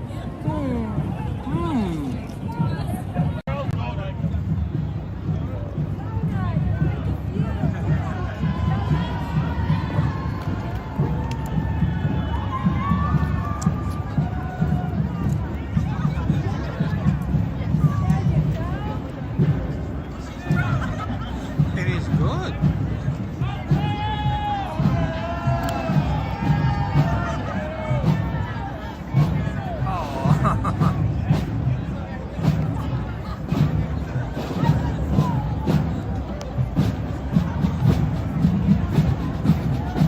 Okay. Mayo, New York. Mayo. How's the donut? Oh, good, delicious. Huh? Caught eating in the parade. I'm saying.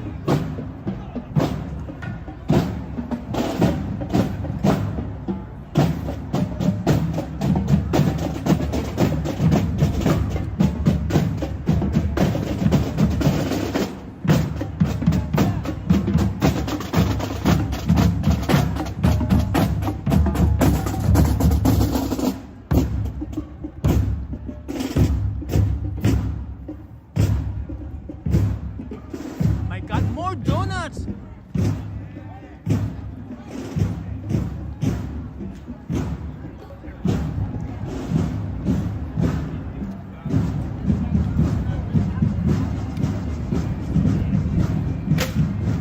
Woo, more donuts here, donut. Oh, which brand? From what bake shop is it? These are from Dough Donuts. Dough Donut, no wonder. Dough Donut, super friends. Dough Donut. Dough Donut. Come on, take 5, everyone. Donut. Dough Donut. Right. Dough. Do you serve coffee too? Only donut. But thank you. Just donut. Just donut. Where are the Italians? The Italians left.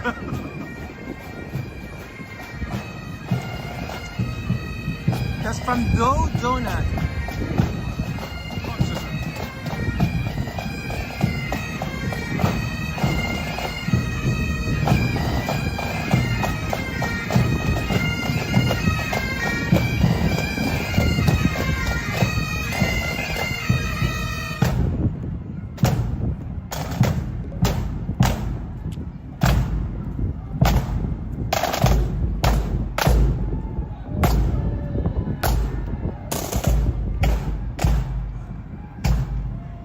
Italians left after eating donuts.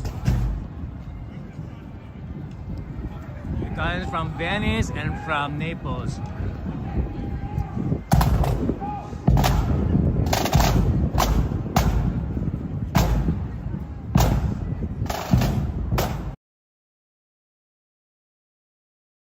Special thanks to Paul Tissue and Paul LR for signing up as members of the Hoot Troop. Hooty hoo!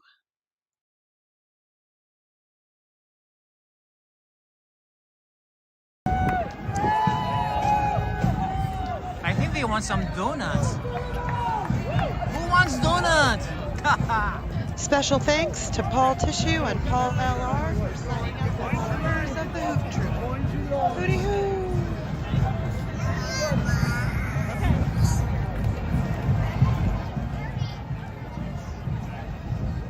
Special thanks to Paul Tissue and Paul L.R. Good for morning. Happy signing St. up as Patrick's Day members parade. of the You Hoot want Troop. donuts? Hooty Donuts, hoo. green donuts over there.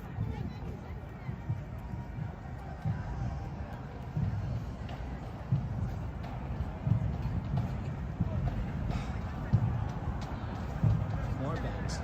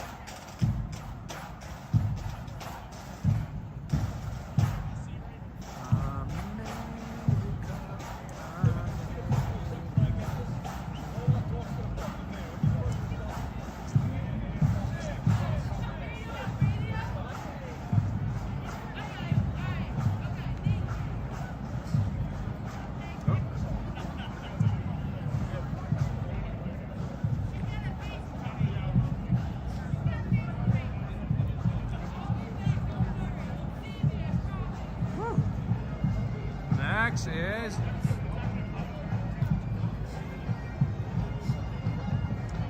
well, how convenient. After eating a donut, you can go to Apple Store and get your iPhone. Yay.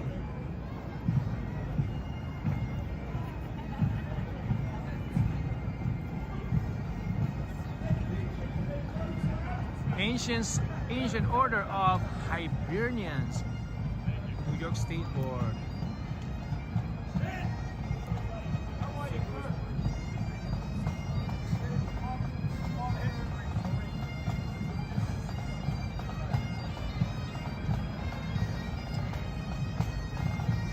Alexis, good morning. Good morning. Happy St. Patrick's Day parade.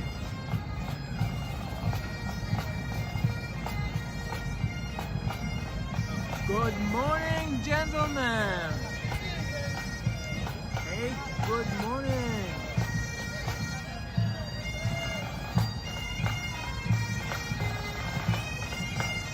Oh, an eggplant, 4 eggplants.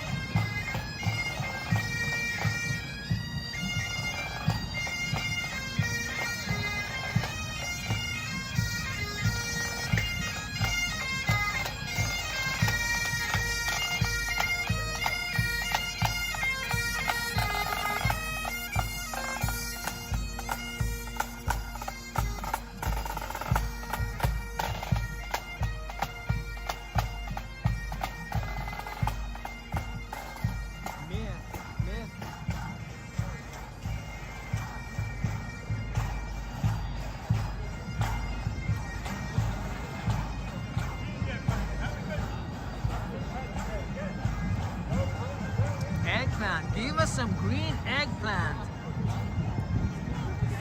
How's the donut? Very good. Donut. Good, caught. Donut, how's the donut? Oh, that's not a donut? Oh.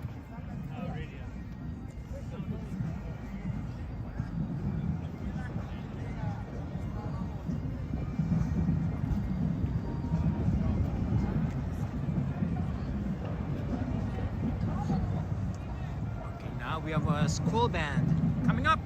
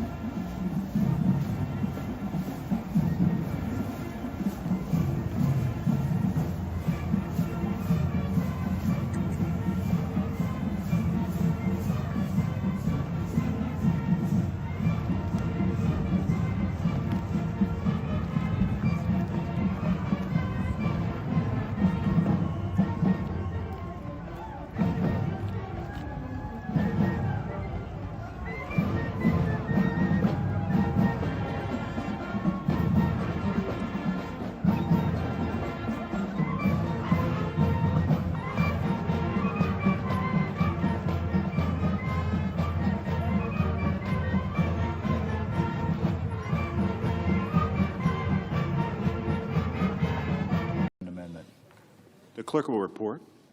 The senator from South Dakota, Mr. Thune, moves to concur in the House amendment with an amendment numbered 4420. Mr. With. Without objection. And I ask for the yeas and nays on the motion. Is there a sufficient second? There appears to be. The yeas and nays are ordered. Mr. President, I have an amendment at the desk to the motion to concur with amendment. The clerk will report. The senator from South Dakota, Mr. Thune, for Mr. Tuberville and Mrs. Blackburn, proposes an amendment number 4421 to amendment number 4420. Mr. President, I ask that the reading be dispensed with. Without objection. And I move to refer the House message to S-1383 to the Committee on Rules and Administration with instructions to report back forthwith with amendment number 4422. The clerk will report. The senator from South Dakota, Mr. Thune, moves to refer the House message to accompany S-1383 to the Committee on Rules with instructions to report back forthwith, being amendment number 4422. Mr. President, I ask for the yeas and nays on my motion. Is there a sufficient second? There appears to be. The yeas and nays are ordered. Mr. President, I have an amendment to the instructions. The clerk will report. The senator from South Dakota, Mr. Thune, proposes an amendment number 4423 to the instructions of the motion to refer. Mr. President, I ask that the reading be dispensed with. Without objection. And I ask for the yeas and nays on my amendment. Is there a sufficient second? There appears to be. The yeas and nays are ordered. Mr. President, I have a second-degree amendment at the desk. The clerk will report. The senator from South Dakota, Mr. Thune, proposes an amendment number 4424 to amendment number 4423. Mr. President, I ask that the reading be dispensed with. Without objection. Thank you, Mr. President.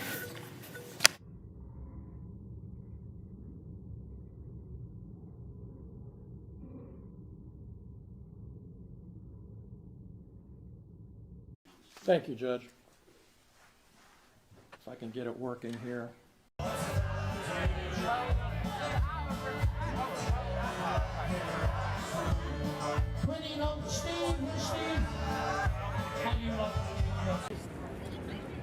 And this is the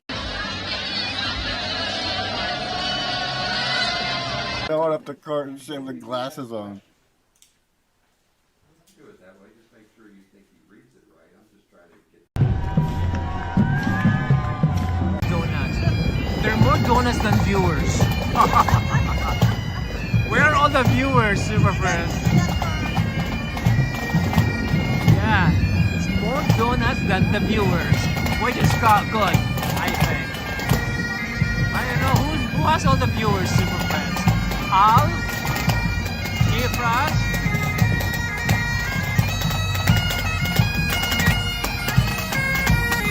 Oh my God, more donuts!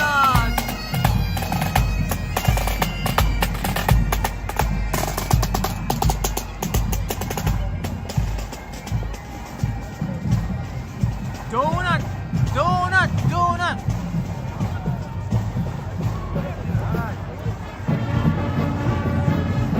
One of these.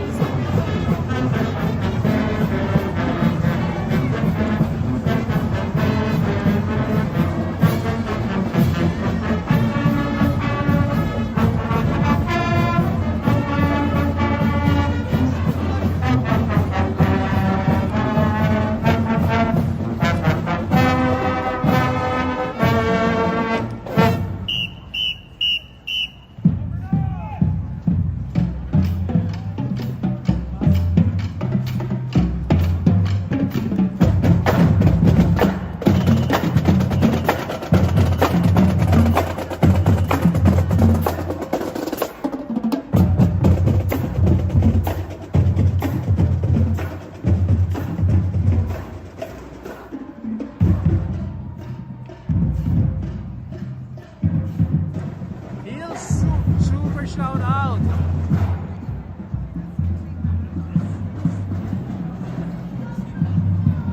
Orange County, New York. Hoy. St. Thursday Parade Judge. Good morning, Judges.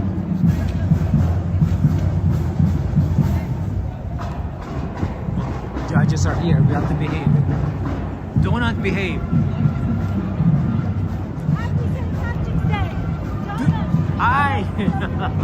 Green donuts. Do you work for Dough? Do you work for Dough Donut? Huh? Do you work for Dough Donut? No, I work for WABC. Oh, But okay. we partnered with Cellos for the Oh, nice. Green donuts, anyone? Long and necessary process to advance the Save America Act. It's a straightforward bill that requires proof of citizenship to register to vote in our federal elections, along with voter ID and validating mail-in ballots. The purpose of this bill is about one simple thing: making sure only duly registered American citizens cast ballots in American elections. It's about making sure our elections are secure. Now, this shouldn't be controversial. Voter ID is supported by the vast majority of Americans, Republicans, Independents, and Democrats alike. Polls show that even around 70% of Democrats believe voter ID is common sense and essential for fair elections. It's something most of us do every day.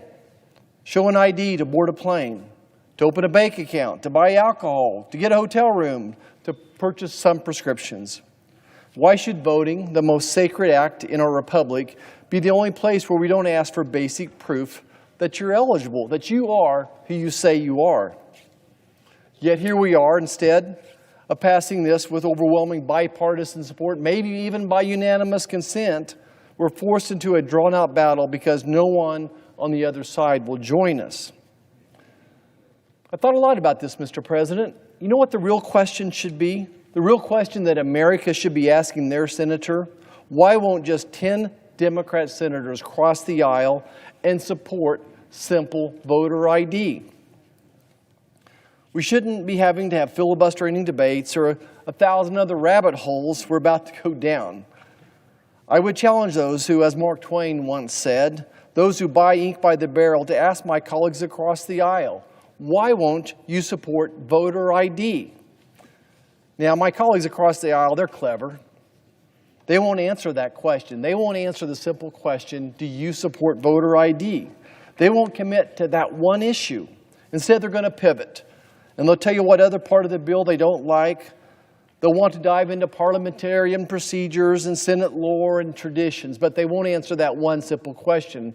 Do you support voter ID? Just like 70% of your Democrat supporters do.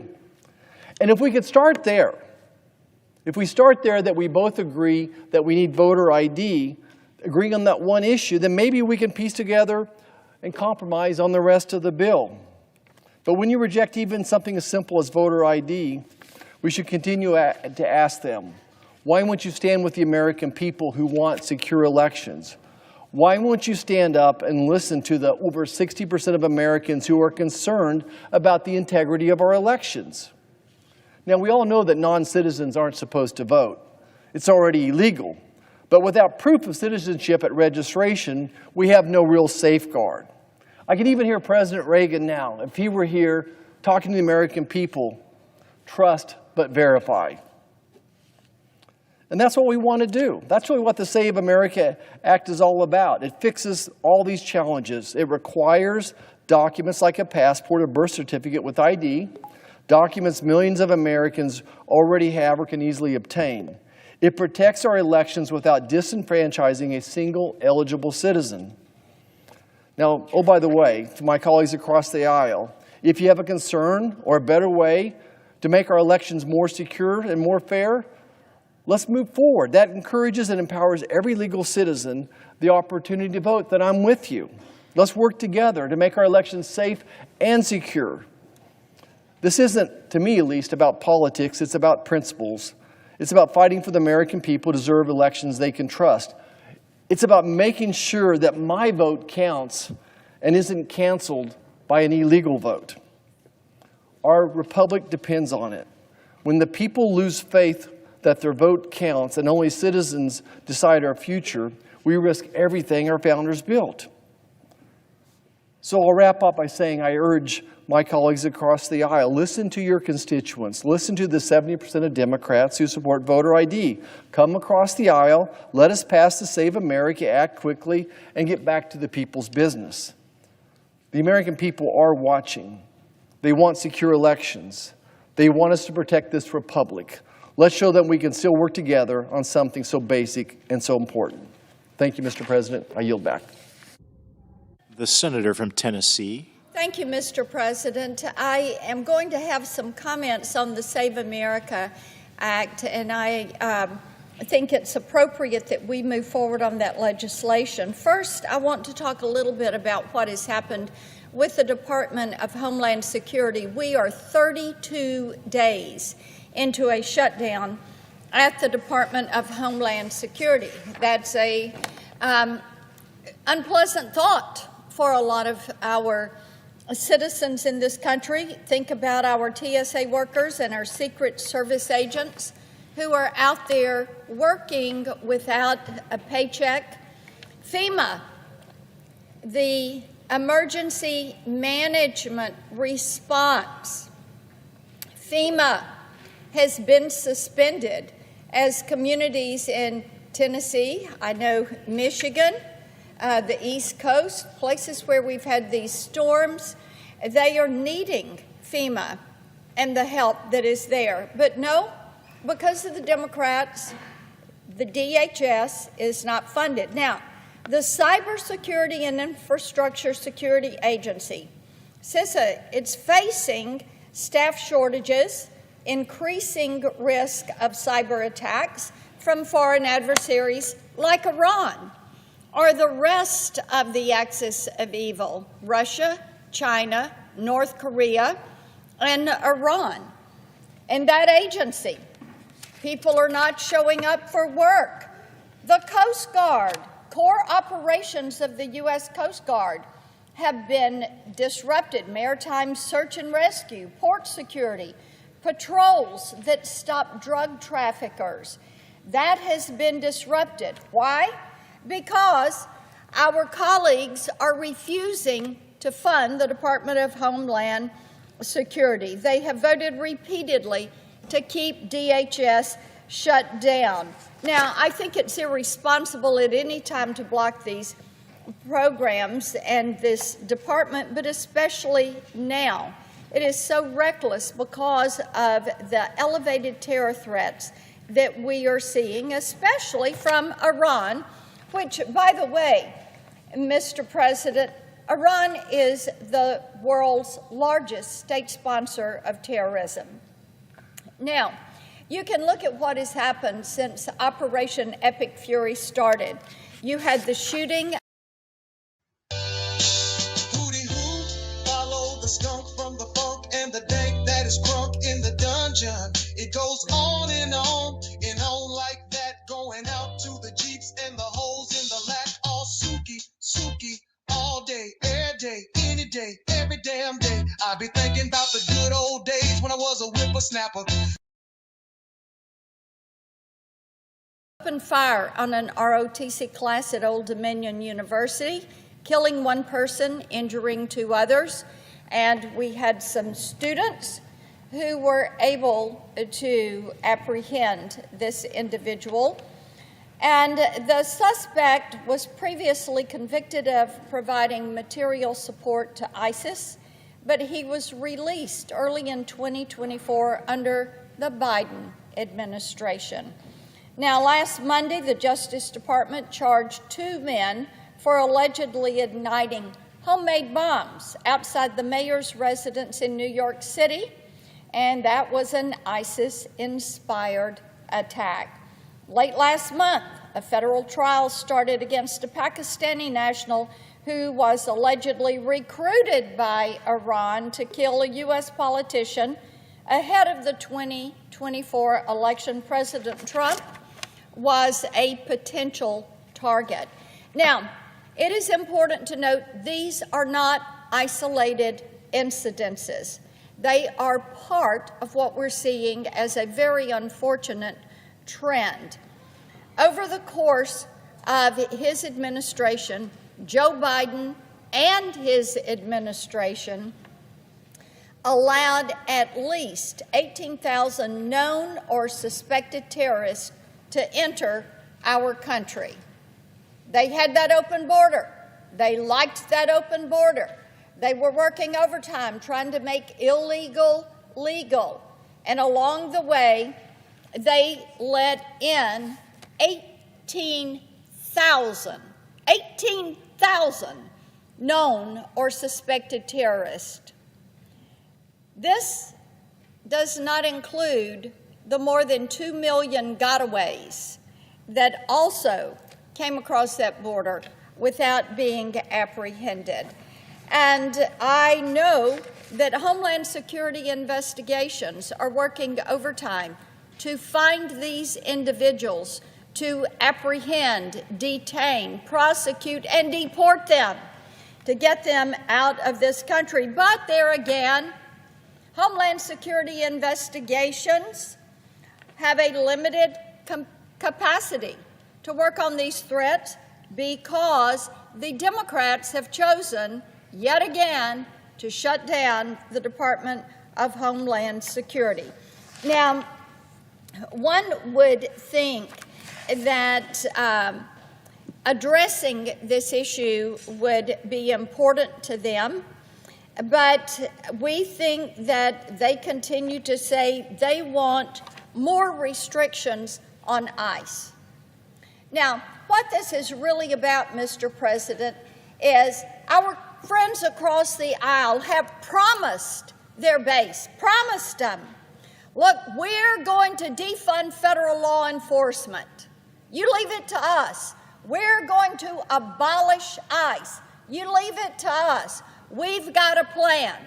And their plan, it turns out, is to use not only the American people, but TSA agents, FEMA personnel, Homeland Security investigators, the Secret Service, the Coast Guard, as pawns in their political game, pure pawns. And some of the things the president has tried to work with them. They had agreed to a funding bill, then they changed their mind. And the thing that is so interesting about this, they keep talking about defund ICE, we need to defund ICE. ICE is funded through 2029. We did that in the working families tax cut. And what we have to look at is what the Democrats are doing is saying they would rather abolish ICE, open up our borders, and defund federal law enforcement than actually provide for the security of our homeland. Give paychecks that are earned. Give these paychecks to the TSA, to FEMA, the Coast Guard, and CISA. So I would encourage our colleagues to think about this and think about the danger and the risk that they are causing to our homeland, the stress that they are placing on TSA agents as they're trying to screen luggage to make certain that the flying public is safe. The inconvenience and the harm that is being caused to communities that really need FEMA to step in right now. And they need to think about the work that is being done in communities all across this country by Homeland Security investigations to apprehend drug traffickers, child predators, and to keep our communities safe. Now, the other thing that, and my colleague from Kansas had mentioned the Save America Act, which I'm delighted that we are finally on this bill. This is another area where we are watching the Democrats come full display of their loyalty to illegal aliens that are in this country. I mean, they are on it. Give them a choice between protecting the rule of law and protecting U.S. citizens.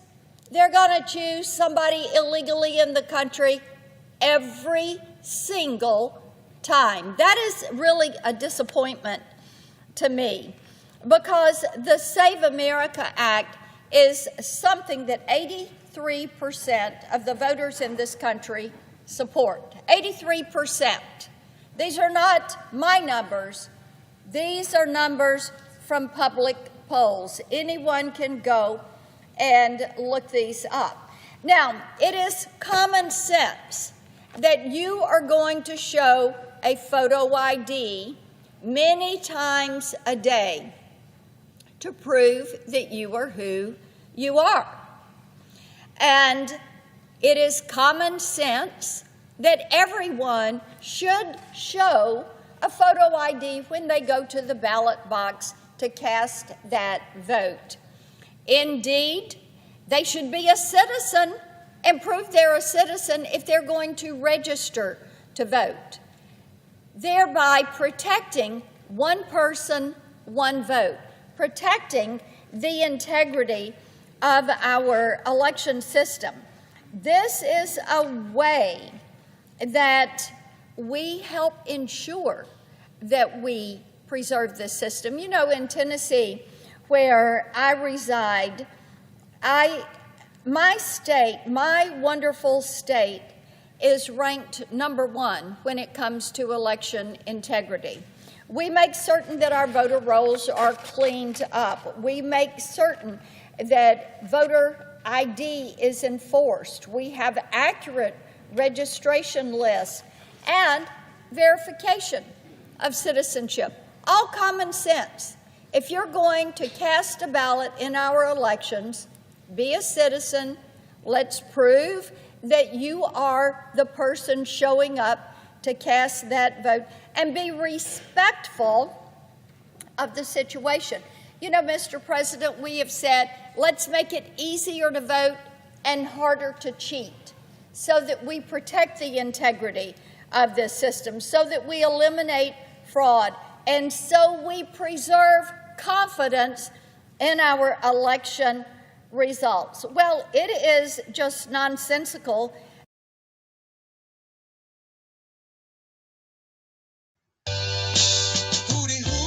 Follow the skunk from the funk and the dank that is crunk in the dungeon. It goes on and on like that, going out to the jeeps and the holes in the lack. All Suki, all day, every day, any day, every damn day. I be thinking about the good old days when I was a whippersnapper.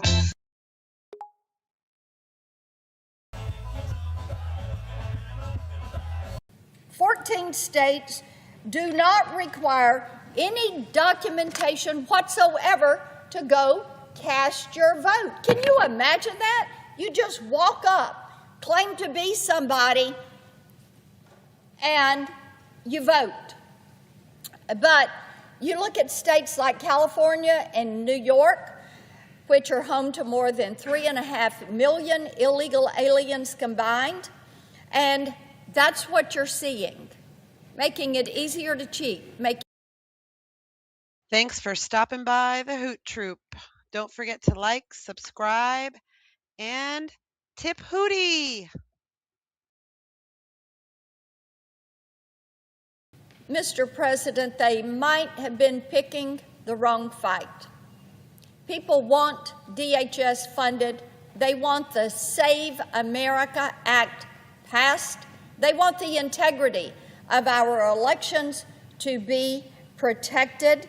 And I think it is imperative that we come together on this floor and that we pass the Save America Act and make certain that we know who is voting and that they are a citizen. I yield the floor.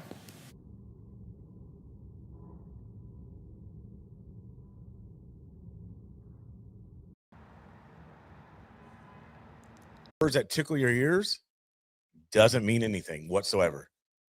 It does, because the words are used amongst religion. Prayers used amongst religion. Special thanks to Paul Tissue and Paul L.R. for signing up as members of the Hoot Troop.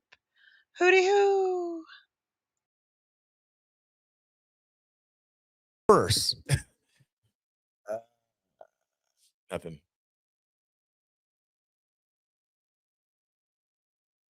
You guys are making me feel at home. It was secured by American colonists who rejected the royal edict and hurtled tea into Boston Harbor, declaring no taxation without representation. It was secured by ordinary men who seized their muskets and fired the shot heard round the world at Lexington and Concord.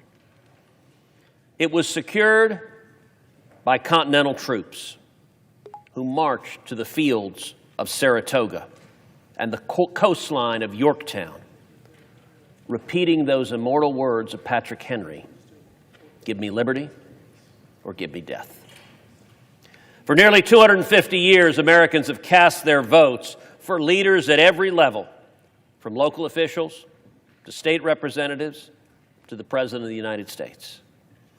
Every member of this body is here today because we were elected fairly and honestly and given a mandate by our constituents to serve them here in Washington and to protect the liberties and freedoms our founders fought to preserve. The power of the ballot box determines the course of our nation, the history we are writing, and the freedoms that we continue to defend. And while no single ballot in isolation may seem decisive, together, the votes of the American people shape the course of our nation and the course of history. But it is worth remembering that our voting system did not begin as it exists today.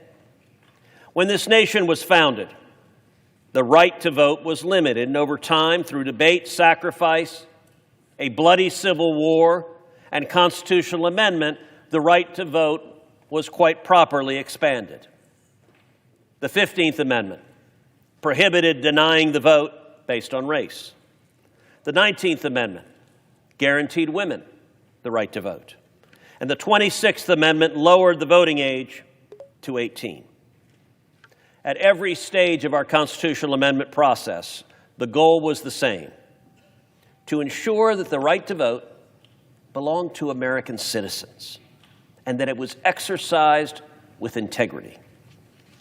And while our system has evolved, one principle has remained constant. Elections reflect the will of the American people. For a right so sacred, for a privilege so hard fought, it is shocking, it is tragic, how neglected and vulnerable the protection of our elections has become. That is why I'm here today on this very floor, urging the members of this body to pass the Save America Act. It says that when you register to vote in a federal election, you must provide proof that you are a citizen of the United States, and you must provide photo ID to vote. In simple terms, that's it. This is not some radical, politicized, or weaponized piece of legislation designed to restrict Americans from voting. It is a common sense measure that protects the integrity of our elections by ensuring that American citizens and only American citizens are voting in them. Legitimacy in a democracy rests on two pillars. First, the mechanical integrity of the system to produce a valid result, and second, the public's confidence in that system. If either one fails, the system falters. If both fail, the system collapses. A system that cannot be trusted is a system that cannot govern. If you look around the world, between 2/3 and 3/4 of countries require some form of identification to vote. Why? Because it safeguards the integrity of their elections and reinforces public trust in their system. So it begs the question, why hasn't the United States fully embraced this standard? Well, for the last several months, we have heard claim after claim about how this legislation would somehow inhibit people from voting. that requiring identification is discriminatory, that the American people do not support voter ID. Mr. President, our Democrat colleagues are fond of bellowing into the TV cameras that photo ID to vote is Jim Crow. They tell us with mock earnestness. Now, I will admit, our Democrat colleagues should be experts in Jim Crow, because it was Democrat politicians who passed the Jim Crow laws. It was Democrat politicians who founded the Ku Klux Klan. It was Democrat politicians for decade after decade who enforced discrimination, separate but equal, poll taxes, and a host of other Special laws thanks to designed Paul to Tissue and prevent Paul African L.R. Americans for from signing voting. up as members of the Hoot Troop. But do you know who has rejected their disingenuous claim that photo ID to vote is Jim Crow? The Supreme Court of the United States. Supreme Court of the United States, the state of Indiana. Special thanks to Paul Tissue and Paul L.R. for signing up as members of the Hoot Troop. Hooty hoo! The case went all the way to the United States Supreme Court. At the time, I was the Solicitor General of the state of Texas. I led a coalition of states before the Supreme Court defending photo ID to vote. And the left-wing plaintiffs made the same argument that our Democrat colleagues make today, that requiring photo ID to vote would somehow disenfranchise minorities. The Supreme Court, by a vote of 6-3, rejected their argument.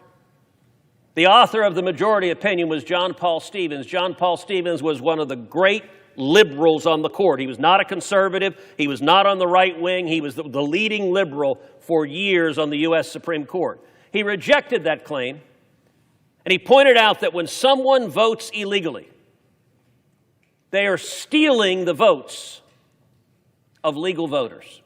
They are stealing the votes of American citizens. The Supreme Court explained that when photo ID laws have been implemented, minority participation in the election goes up, not down. And the Supreme Court explained that requiring photo ID enhances the integrity of an election and the integrity of democracy. Now, our Democrat colleagues don't want to acknowledge any of those facts.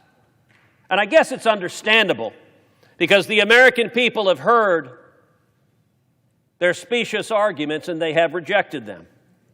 Mr. President, 81% of Americans support requiring photo ID to vote. But my Democrat colleagues might say, what about African Americans? Well, about 3/4 of African Americans in the United States support requiring photo ID to vote. How about Hispanics? More than 80% of Hispanics in America support requiring photo ID to vote. How about Democrats? Here's an astonishing statistic. If you get out of elected office, if you ask a Democrat on the street, 70% of Democrats in America support requiring photo ID to vote. The one group that doesn't are elected Democrats in the United States Senate and the United States House. And by the way, the premise of their argument that minorities, if you require photo ID to vote, are not going to be able to vote is frankly insulting. Mr. President, I'm proud to be an Hispanic American. I've been an Hispanic all my life. You know what I've got in my wallet? I have a driver's license. I look at my colleagues across the way. I feel confident they have driver's licenses in their wallets as well.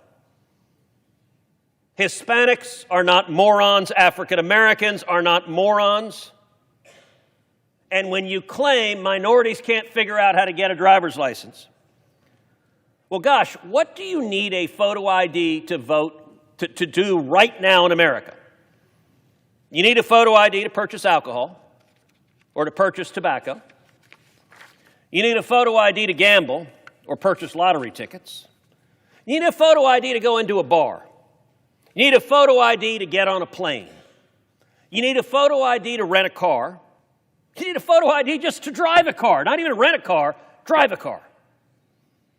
You need a photo ID to apply for government benefits. You need a photo ID to enroll in college. You need a photo ID to open a bank account. You need a photo ID to check into a hotel. And I got to admit, this is my personal favorite. You need a photo ID, actually 2 photo IDs, to shovel snow in New York City. These are routine, everyday activities. The gallery is full. I feel confident everyone in the gallery who is not a child has a driver's license. And by the way, you wouldn't be admitted to the gallery if you didn't. And I feel confident every member of this chamber has done just about anything I listed well, except shoveling snow. I'm not convinced many of my colleagues have shoveled snow. Although they do shovel other things. The question is not whether Americans are bright enough to obtain photo ID. We know they can, and we know they do. The real question is, why would we not require the same level of verification for something as consequential and vital as voting? Are our Democrat colleagues saying voting doesn't matter? Or is it something else? Voting is not just another everyday activity. It rolls around every year, a few years, and it is the vehicle that protects the principles of our republic and safeguarding what matters. This legislation is necessary because there are individuals and systems that can undermine confidence in our elections if proper safeguards are not in place. And one of the most apparent ways that we've seen is through the masses of illegal immigrants that our Democrat colleagues let in through open borders over 4 years. During the Biden administration, more than 12 million illegal immigrants flooded into this country, the vast majority through my home state of Texas. Now, Mr. President, understand that was not an accident. That was not something the Democrats could not stop. That was their desired outcome. How do we know that? Because the instant President Trump was sworn into office for his second term, illegal border crossings plummeted 99%. Thanks for stopping by the Hoot Troop. Don't forget Overnight. to like, subscribe, and The Democrats tip said, booty. no, Joe Biden can't secure the border. He needs new legislation. We now know that was a lie. It was objectively Thank you for false. liking, subscribing, And they knew it was joining the Hoot. false. Well, if they could have secured the border for 4 years, and they chose not to. They chose to let murderers into this country. They chose to let rapists into this country. They chose to let child molesters into this country. They chose to let gangbangers into this country. They chose to let terrorists into this country. We've had 4 radical Islamic terror attacks in the last 2 weeks. Thank you for liking. Why, Mr. President, would the Democrats choose to allow more than 12 million illegal aliens to invade this country? And I'm going to suggest the obvious reason. Because the Democrats look at those illegal aliens and they want them to cast vote for Democrats in federal elections. Why are the Democrats lined up and say, no, no, no, under no circumstances Thanks should for we stopping. test to see if you're an American citizen. Under no circumstances should we require photo IDs. You know, there was one Thanks for activist a few years ago who filmed himself going into a D.C. polling place. D.C. polling place said, "Sir, what's your name?" And he said, "My name is Eric Holder." Now, this activist was not the Attorney General of the United States at the time. But yet, D.C. handed him a ballot and said, "Mr. Holder, please cast your vote." Thanks for stopping. The Democrats are lined up in this chamber because they want our elections to be insecure. They want voter fraud to be rampant and to be easy. Ask yourself, do the American people have a difficult time buying a beer? Do they have a difficult time getting into an R-rated movie? Do they have a difficult time getting on an airplane? Well, yes, because the Democrats have refused to fund the TSA, and so there are long lines right now. But the lack of a photo ID is not an impediment that stops people from flying. This debate is about something very simple. Do our elections matter? Does our democracy matter? And boy, Mr. President, I got to say, that is a phrase the Democrats love, that they are defending democracy. It's interesting, their voice usually drops an octave when they say that. They clutch their pearls, and that's just the men. Defending democracy is what they say. Ask yourself, why are they not concerned at all about 12 million illegals who they let into this country voting illegally? I'll submit, Occam's razor provides the simplest solution is usually the right one. The simplest solution is very clear. The Democrats in this body want illegals to vote for them. They want power enough that they are more than happy to undermine democracy, to try to seize power. I get that from their personal self-interest, but it is not in the interest of the men and women they represent. It is not in the interest of the people of America. This bill is rightly called the Save America Act.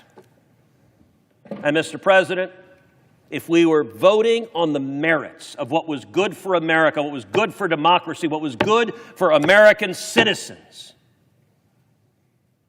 the vote would be 100-0. Although I would note on the other side of this building at the State of the Union address that you were at, that I was at, we saw why our Democrat colleagues are so adamantly opposed to this bill. President Trump turned to the Democrats on the right side of the floor of the House, and it gave them an opportunity to demonstrate with absolute clarity. He said, if you agree, our first priority should be to fight for American citizens and not for illegal aliens. Please stand. And every single Democrat in Congress remained seated. Not a one of them. I would note, as we're on the floor today, of the 47 Democrats in this body, only one is here on the floor.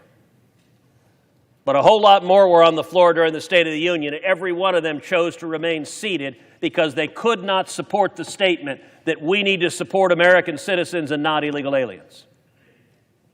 That's why they oppose the Save America Act, because they want to be handed power over this country by the illegal aliens they let into this country. That's why we need to save America. And it's why I urge every member of this body to pass the Save America Act. I yield the floor. Mr. President. Senator from Florida. Mr. President, I rise today to speak about something that unifies our country. Here in the Senate, often we talk about things that we disagree on. We're going to talk today about something that Americans agree on. The American people overwhelmingly want election security. They want our border to be secure. They want our election to be secure. They want to feel that their government is acting with integrity and fairness, and to have representative government that protects its people. I rise in support of the Save America Act. For many of us, this is a new fight. My good friend Senator Lee and I have been working to pass the Save America Act for years, because we know this isn't just about election security, it's about protecting the future of our nation for all American families. The Save America Act is very simple. First, you need an ID to vote. Second, you need proof of citizenship to register in our elections. These aren't controversial ideas. In fact, the vast majority of Americans, no matter their party affiliation, their race, their gender, you name it, they support these ideas. And why wouldn't they?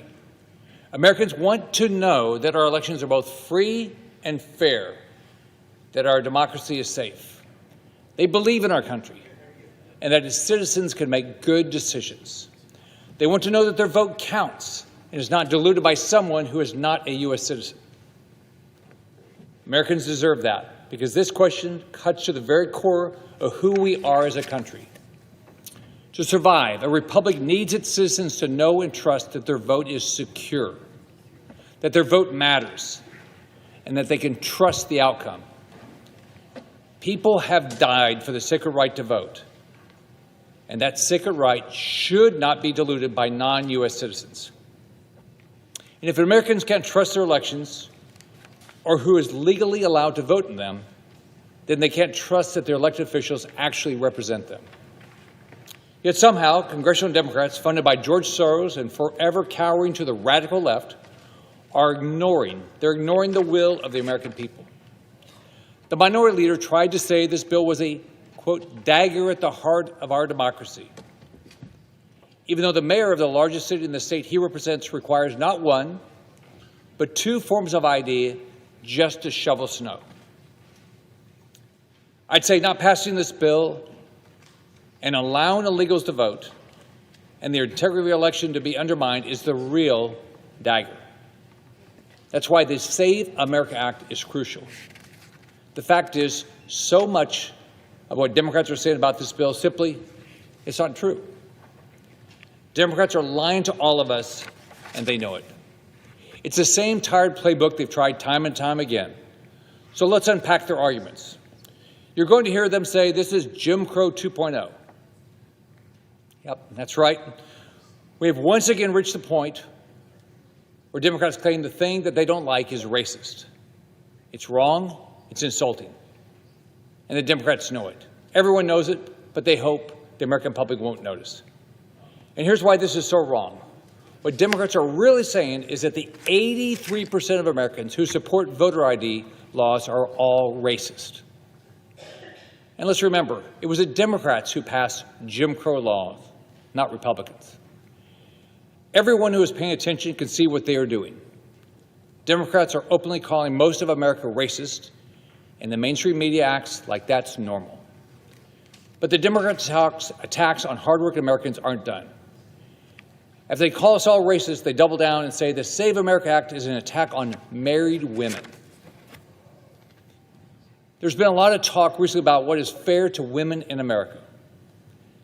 The Democrats have said that the Save America Act is bad for married women. Liberals have also claimed that biological women need to shut up and accept that biological men can compete against them, shatter their dreams, sometimes their bodies, and steal their championships. Democrats somehow say that's fair. But you're not fair to biological women.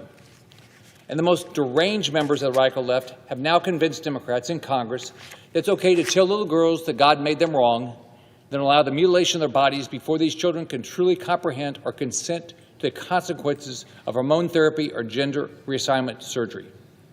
Now, I'm not a woman. I can confidently say that because, unlike the Democrats, I know what a woman is. And I'm married to an amazing woman. We've raised two incredible, smart, and strong women who now have families of their own. They're independent and can make decisions for themselves. They don't need anyone to tell them how to run their lives. And I'm lucky enough to have one little girl in my life who calls me Grandpa. Even at 5, she's very comfortable telling me what to do.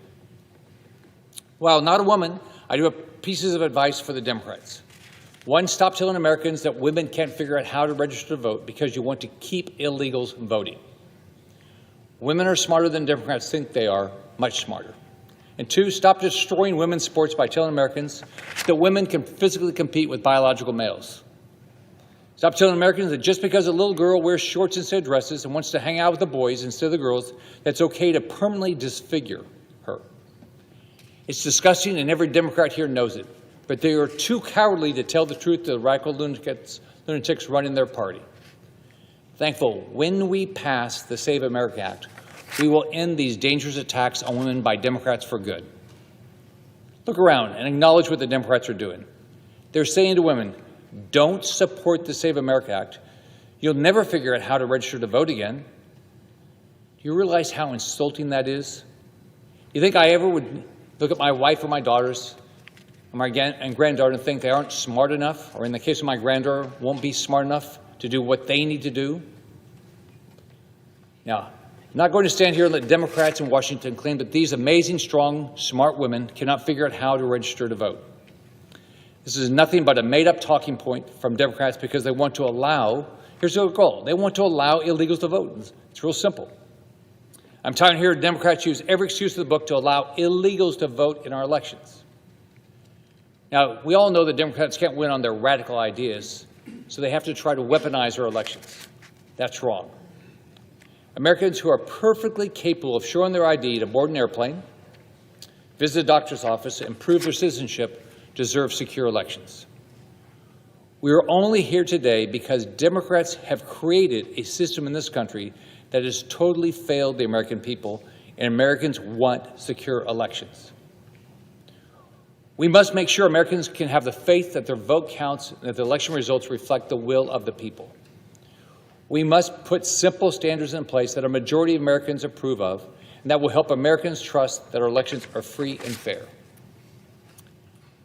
And why wouldn't Democrats want to make certain that elections in the United States of America are free and fair? We want that for every other country in the world. Why wouldn't we want it here?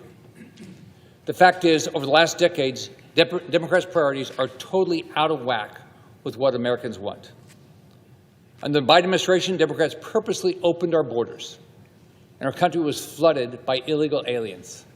The same illegal aliens that Democrats are now putting above Americans as they do everything in their power to destroy this bill.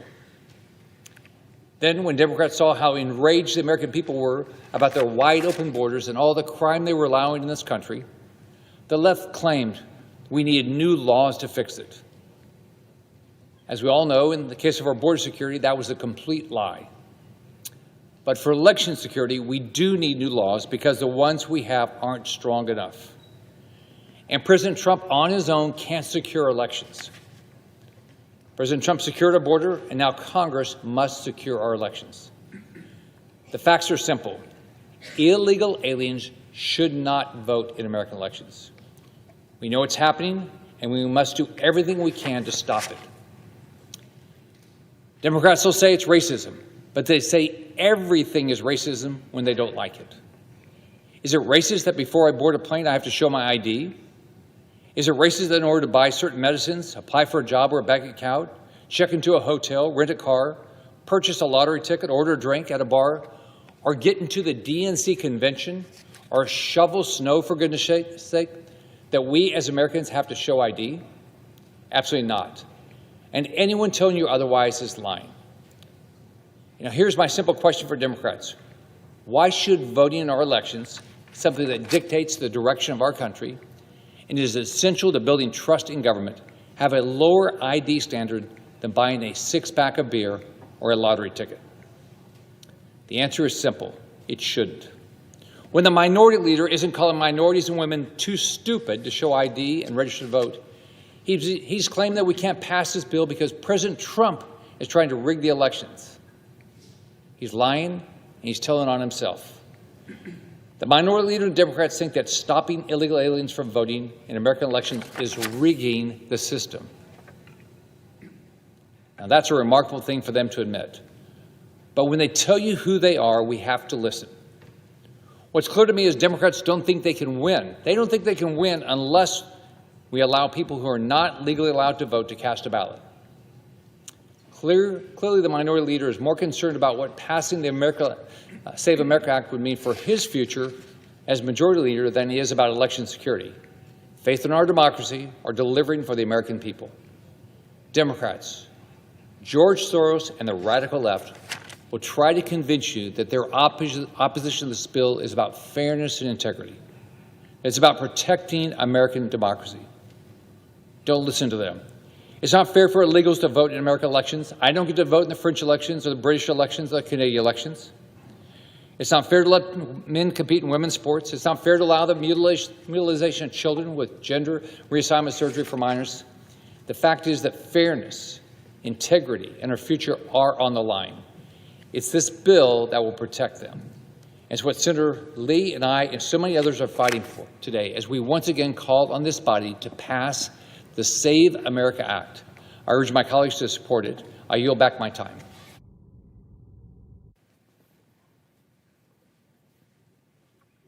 Mr. President. The senator from Montana. Mr. President, there's some issues we consider so logical and so obviously rooted in common sense that I got to believe the American people are sitting at home and wonder why Congress is even having this debate. And such is the case with the bill the U.S. Senate is considering this week, the Save America Act. Let me be clear. The bill before us today requires proof of citizenship when registering to vote, and it requires photo ID in order to vote in a federal election. If you come to my office here in Washington, D.C., you'll see fairly quickly I'm an avid outdoorsman. There's a lot of hunting and fishing pictures on the walls that say a lot about the great state of Montana. As many know, Montana has some of the very best outdoor recreation in the country, even the world. Hunting, fishing, backpacking, you name it. I remember growing up in Montana, my grandpa and my dad had a fly rod in my hand when I was still a little boy, before fly fishing was cool even, back in the early 70s. I remember fly fishing before Brad Pitt discovered it with Robert Redford and made the movie A River Runs Through It. And do you know, if you want to fish in Montana, if you want to fly fish, if you want to get a tag to hunt, you want to shoot a mule deer or an elk or a whitetail, you know what you need to get a tag, to get a fishing license? You got to produce a valid ID. To go fishing, you need a license. And to get a license, you need a valid ID. Now, nobody has a problem with this when it comes to America's great outdoors. So why does the left protest so hard against ID requirements to vote? It is explicit law that only American citizens can vote. And all Americans have an ID or the ability to easily obtain one. The right to vote and participate in democracy is a core principle of this great country. It is what gives us our freedom. It's what gives us a voice. But when election integrity is compromised, our institutions suffer. And the people don't trust the outcome of elections or their government anymore. And that is why 95% of Republicans and 71% of Democrats support having voter ID. It's truly that bipartisan. I'm not sure there's a more bipartisan issue right now facing us in Washington. People want to restore trust in their elections and their government. So why is this so hard? I'll tell you why it's so hard. Our friends on the other side of the aisle are captive to their radical base. I grew up as the grandson of a Democrat in Montana. My dad was a Democrat growing up. But this is a different kind of Democrat today. The radical base is steering the party that we debate with across the aisle here in Washington. Remember, under Joe Biden's border catastrophe, at least 10 million, and that's a conservative number, 10 million illegal aliens poured into the country unchecked. And in many states, these illegal aliens are eligible for driver's licenses, which makes it easier to illegally register to vote. And that's why you need to have proof of citizenship. That's why the Save America Act is so important. Requiring a photo ID is basic. It's common sense. It's non-controversial. It's time to get this done. I'm very grateful to my colleague, Senator Mike Lee of Utah, and my colleague, Senator Eric Schmidt of Missouri, who've been fighting so hard to get this bill across the finish line.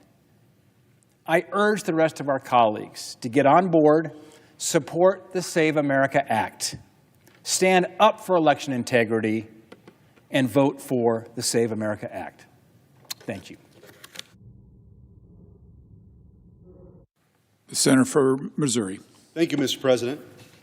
There are moments when the Senate is asked whether it will merely manage decline or whether it will still govern. This is one of those moments. What is before us today is a test of whether the Senate still understands what it's for, a test of whether Article 1 of the Constitution still means what it says, that Congress possesses the power to write the rules of the road, a test of whether this body still exists to defend the American people, strengthen the Republic, and use constitutional authority for the common good.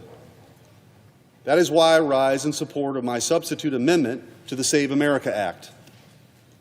And it comes before us at a fitting hour in our nation's life.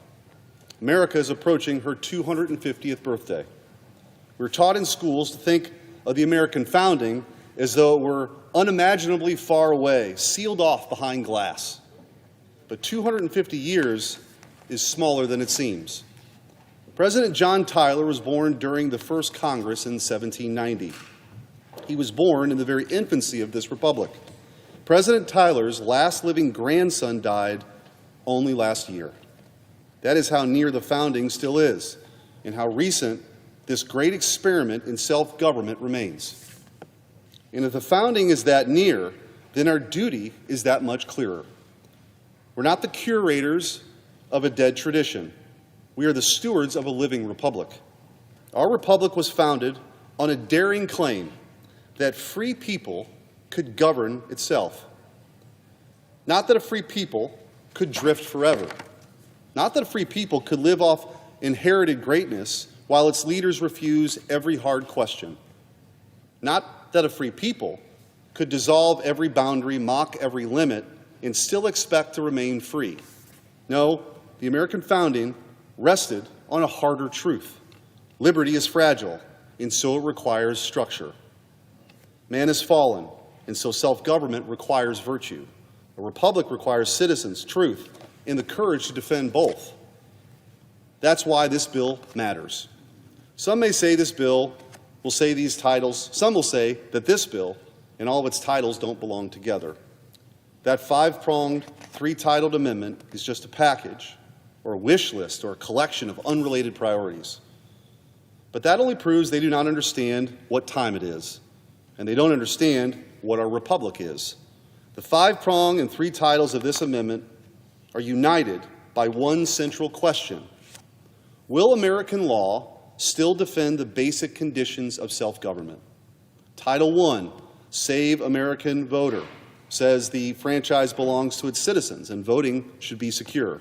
Title II, Save American Sports, says that women's sports exist for women and girls, acknowledging biological reality over a legal fiction imposed by elite ideology. Title III, Save American Children, says that children should be protected from irreversible harm, not handed over to the appetites, fashions, and confusions of the age. Citizenship, reality, responsibility. Those are the basic truths a nation must defend if it intends to remain a nation. Let me begin with Title I. A republic has the right to distinguish citizens from non-citizens. That should not be controversial. That should not even be difficult. The vote is not a global entitlement. The vote is not a participation trophy for anyone who happens to cross our borders. It is one of the central privileges and duties of political membership. If citizenship means anything, it must mean something here first. That is why requiring proof of citizenship to vote in federal elections is foundational. It is a minimum requirement. It is so common sense in a self-governing nation because a people that cannot say who belongs to the polity cannot remain a polity at all. The same is true for voter identification. We're told endlessly that asking a voter to identify himself before casting a ballot is somehow oppressive, somehow unreasonable, somehow outside the bounds of democratic decency. The American people know better. That's why over 80% of American voters support voter ID. Identity verification is ordinary, in every serious sphere of life. We require it for small things, for lesser things, for trivial things. There's nothing wrong with requiring lawful voters to identify themselves before participating in the elections of those who will govern the United States of America. Honest elections require lawful voters, lawful ballots, and lawful verification. And then there's the question of mail voting. For too long, this country has been told to accept a system of mass mail-in voting as though it were the settled inheritance of the American Republic. It is not. In its current form, mass mail-in voting is a modern phenomenon, and in many places it is a direct holdover from the COVID era. COVID is over. The emergency has passed. The extraordinary accommodations of that period should not become the permanent architecture of American elections. For most of our history, the presumption was simple. If you could vote in person, you voted in person. You appeared before lawful election officials. Your identity could be verified. Your ballot could be secured. The chain of custody could be protected. The people could trust what they were seeing. That is not cruelty. That is not oppression. That is what Republican government looks like. Now, of course, there are those who are unable to vote in person, and they should be helped. Military voters should be helped. Individuals with disabilities should be helped. Those who are sick should be helped. Caregivers with real burdens should be helped. Those with genuine, qualifying hardships should be helped. But accommodation should remain the exception, not the organizing principle of the whole system, because voting is not a consumer transaction. The highest values in election administration should be on legitimacy, public confidence, and trust. Not so long ago, even Democrats shared these values. The Carter-Baker Commission, formed by former Democrat President Jimmy Carter and former Republican Secretary of State James Baker III, made many of the recommendations that my amendment promotes. Voter ID, proof of citizenship, and limiting mail-in balloting. Democrat senators may not support these provisions, but their voters do. 71% of self-identified Democrats support voter ID. A free people should want its elections to be visible, accountable, and resistant to bad actors. That is what Title I is trying to restore. Not the denial of lawful voting, but the integrity of lawful voting. Not confusion, but confidence. Not looseness, but legitimacy. I know this issue because I have experienced these fights myself. When I served as Missouri's Attorney General, I fought in court and defended our state's election integrity laws against a coordinated assault from the left in 2020. The left's dark money-funded election super lawyers did not merely challenge one rule here or there. They challenged the very idea that we can get serious rules to protect the ballot, deter fraud, preserve order, and sustain public confidence in the vote. They came for the safeguards that made elections credible. They came for the principle that absentee and mail voting must be governed by rules. They came for the simple proposition that the people are entitled not only to cast a ballot, but to trust the system by which ballots are cast, handled, counted, and certified. And Missouri won. We defended the truth that election law is the framework by which free people govern itself. Election law isn't the arcane inconvenience to be brushed aside whenever the left sees a tactical advantage. We defended the proposition that deadlines matter because finality matters. We defended ballot security because legitimacy matters. We defended verification requirements because public trust matters. We defended the authority of the people acting through their laws to insist that elections be honest, orderly, and worthy of confidence, and Missouri won. That fight has taught me something I've never forgotten. The fight over election integrity is about more than mechanics or procedure. Rather, it's about whether we still have the moral confidence to defend the elementary conditions of self-government. Because once every safeguard is treated as suspect, once every verification measure is denounced as oppression, once every effort to secure the ballot is caricatured as hostility to democracy, what is really under attack is the public's faith that elections are fair, lawful, and real. So when I speak today about voter ID, proof of citizenship, and limits on mass mail voting, I do so from experience. I've fought these battles before. I've seen the pressure campaign to dissolve the rules that protect the vote. I've seen how quickly common sense is denounced when it stands in the way of ideological ambition. I've seen when the public officials are willing to stand firm, and when you do that, you can win. That is what Title I and saving American voters is all about. It's not extreme, it's not novel. It's the restoration of an old and necessary principle that in a republic, the vote must be lawful, secure, and worthy of confidence of the American people. Now let me turn to Title II. If the law cannot defend women from men acting as women It cannot defend reality. Women's sports exist because men and women are not the same. That is biological reality. It is moral reality.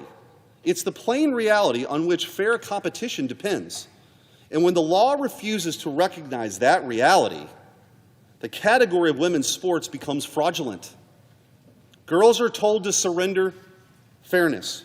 They're told to surrender privacy. They're told to surrender safety. They're told to surrender recognition. And they're told to do all of this so the ruling class can flatter itself for its own moral sophistication. The state has no right to impose that sacrifice. I have 2 daughters. They both love sports. But this is more than just about sports.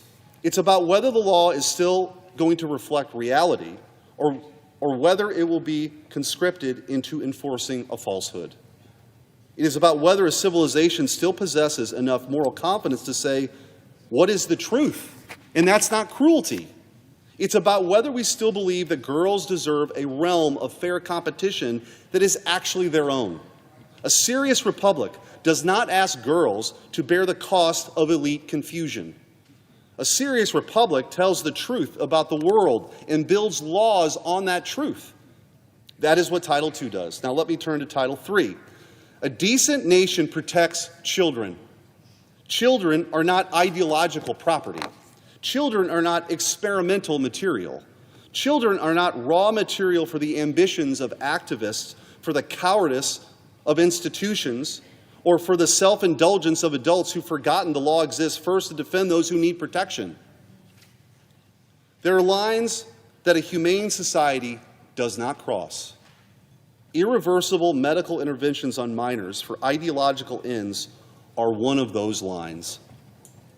A child in distress needs guidance, protection, patience, love, stability, truth. A child in distress does not need a civilization so morally exhausted that it answers confusion with scalpels, sterilization, and permanent medicalization. The burden of uncertainty should favor preserving the child, not fundamentally remaking the child. Too often our ruling class have preferred euphemism to honesty here. We're told this is compassion. We're told this is care. We're told that the enlightened position is to ratify distress with irreversible harm. It is not compassion to mutilate what cannot be restored. It is not compassion to medicalize what may pass. It is not compassion to turn children into lifelong patients before they're old enough to understand what is being taken from them permanently. That is not mercy. It is cruelty masked in liberation. A republic worthy of the name protects children from adult passions, from ideological capture, and from the fashionable madness of the age. That is what Title II is trying to do. And that's why these 3 titles belong together. Because this amendment is more than a list of 80-20 issues that the American people are demanding. The Save America Act is the defense of the elementary truths on which Republican life, small r, still depends. America belongs to its citizens. Men and women are real. Children should be protected from permanent harm. If a nation will not defend these truths, it will not defend truth for very long. If a nation will not defend these boundaries, it will not keep any boundary for long. And that brings me to this chamber itself. Americans still love Mr. Smith Goes to Washington for a reason. They love it because they still want to believe something about this institution. They want to believe that the Senate, a uniquely American invention, can be used for the common good. They still want to believe that conviction can defeat cynicism. They want to believe that a man can come here and fight for his country rather than merely manage its decline.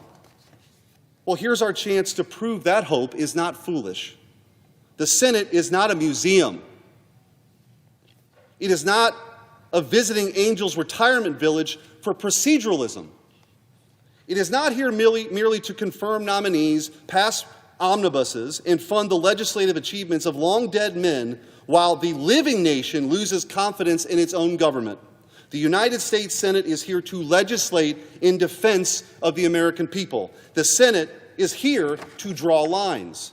The Senate is here to make judgments. The Senate is here to govern. So the question for this chamber is really simple. Are we here to govern or merely preside? Are we here to act for the people or simply explain why action is impossible? Are we here to use power rightly or merely to congratulate ourselves for the restraint while the country pays the price? Because the stakes here are plain. We see distrust in elections. We see the collapse of moral clarity. We're seeing girls told to accept injustices as progress. We're seeing children offered up to the altar of extreme ideology.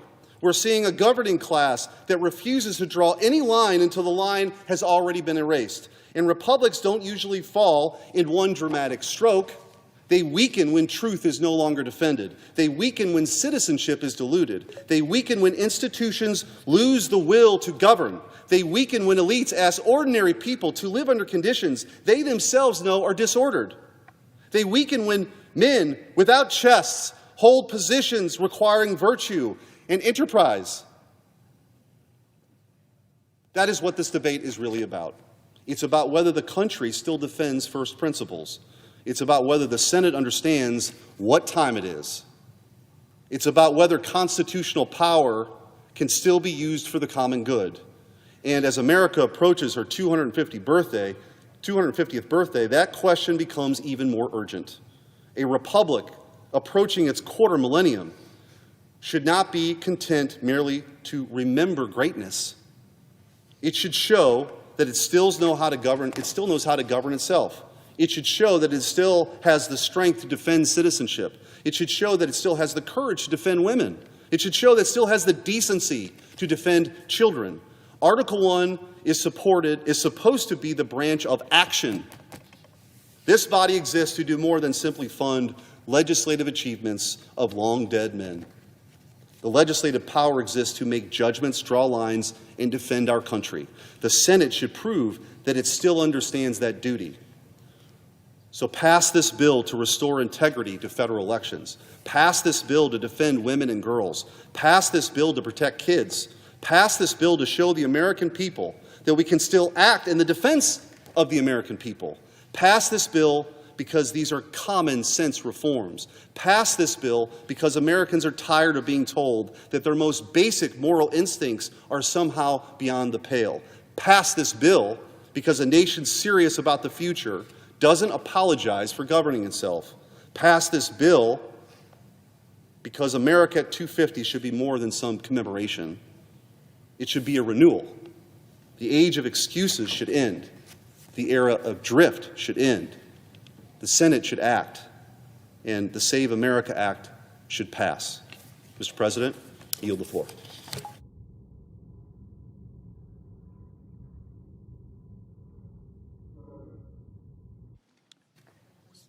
Senator from Missouri. Mr. President, I ask unanimous consent that the next 60 minutes be under control of the Democrat leader or his designee, followed by the next 60 minutes by the Republican leader or his designee, and finally the next 60 minutes be the Democratic leader or his designee, and following that, the majority leader or designee be recognized. Without objection. Mr. President. Washington. Thank you, Mr. President. Mr. President, you know, when it comes to broken promises, seems like Trump and Republicans have raised every price they ever said they would lower.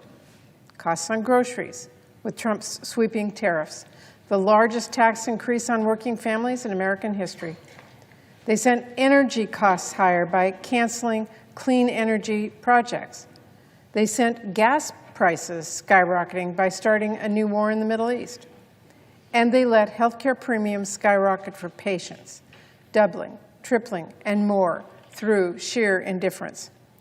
And now, desperate to avoid the wave of angry voters who Republicans had promised lower prices and no new wars, Republicans are even going to raise the cost of voting, because their Save Trump Act would nickel and dime Americans who are just trying to vote, but have to slog through one new Republican roadblock after another.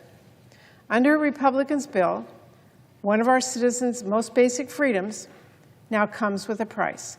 And it comes with a lot of brand new hurdles that serve no purpose but to trip people up.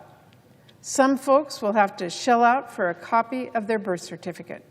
Some will have to get a passport, and that's $165, by the way.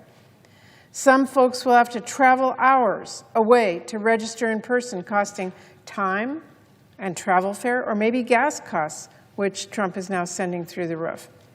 And that is not the half of it.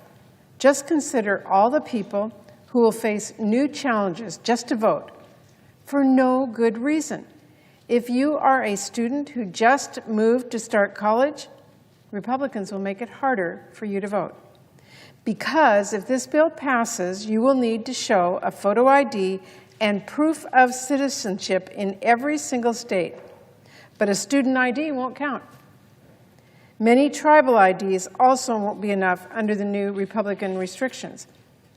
If you are a married woman who changed her last name, like me and the overwhelming majority of moms across the country, Republicans will make it harder for you to vote. Because you would now have to bring an ID, proof of citizenship, and some additional paperwork showing your name change. That could affect 70 million people. If you are a senior who just moved into a new nursing home and has mobility issues, Republicans will make it harder for you to vote. Because you can no longer just register online or by mail, you now have to show up in person to show your papers. Voting will also be harder for rural families, far from any place where they could show their papers and register in person. In Washington State, we have a lot of families who might have to take a ferry just to register to vote. Or heaven forbid, you're someone living abroad, maybe working for an American company or working at a nonprofit or even serving our nation as a diplomat. You might just have to buy a flight all the way back home so you can register. And the inconvenience doesn't stop at registration, because Republicans will make voting by mail harder for everyone as well. They are going to require you to photocopy your ID when you apply for that mail-in ballot. And then they are going to require another photocopy when you send in your mail-in ballot. At least as long as Trump doesn't get his wish to scrap mail-in voting altogether. And if you are someone who doesn't know where your birth certificate is, or doesn't have easy access to it, or if you are one of half of Americans who doesn't have a passport, that's 146 million people, you're going to have to pay fees and fill out a lot of paperwork. And what is the Republican plan for when the State Department gets flooded with record-breaking number of passport applications, by the way, because there is no money for surge capacity in this bill? What are Americans supposed to do when their paperwork gets delayed for weeks on end, or heaven forbid the president just slow walks it? And by the way, under the Save Trump Act, there's a perfectly awful chance that you do everything right and still get robbed of your vote by Republicans. Because this bill pushes states to rely on a DHS verification tool that just frankly is a dumpster fire. States that have tried this got results with huge errors, where DHS was wrongly saying many citizens were not citizens. The Trump administration tool has already wrongly advised states to purge lawful voters from their voter rolls. But the biggest problem with this bill goes to its roots, because the biggest problem is that Republicans' whole premise is built on a lie.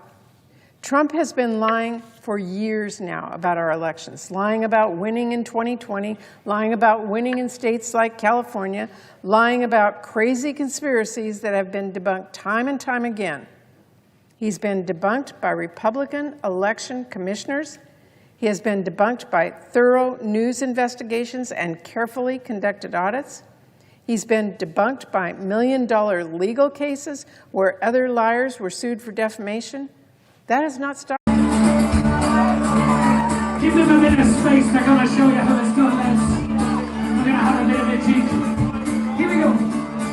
Absolutely.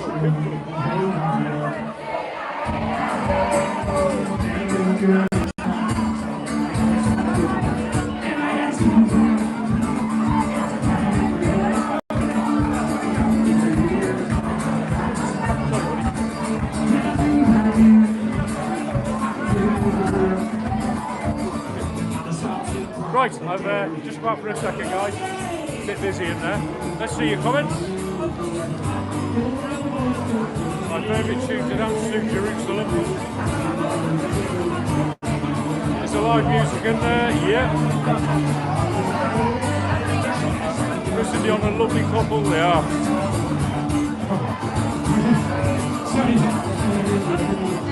Don't forget, guys, thumbs up for us.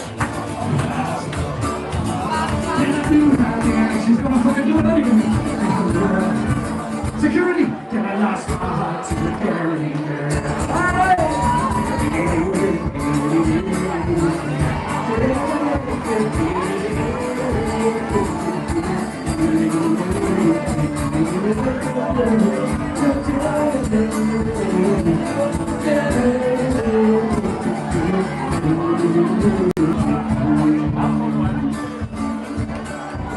Ladies and gentlemen, make some noise for my wife.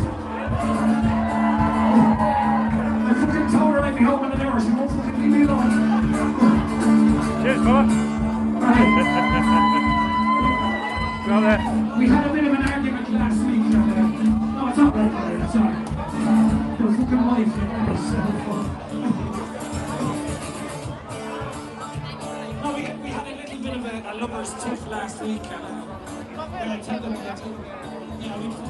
Nearly went flying then. Oh. Cool. We've left Chris at the bar. He's buying everybody a drink. So, what are your plans for this week, Dion? Yeah? No. Sitting by the pool. Yeah. Keith, what are you doing this week? Avoiding you after 9 o'clock so we don't get led astray. Good shout. Vlog and motovlog. There we go. Here he is. You alright, mate? I didn't know where you are. We were here. Yeah, of course I will, sweetheart. My princess. Bloody hell. Your man will be waiting for you here. How to do the women with Chris. Right, what we'll do, we'll wait for Dion to come back from the toilet. Yeah. And then we'll end the live.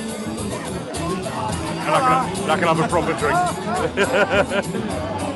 Do you have patio Kellys?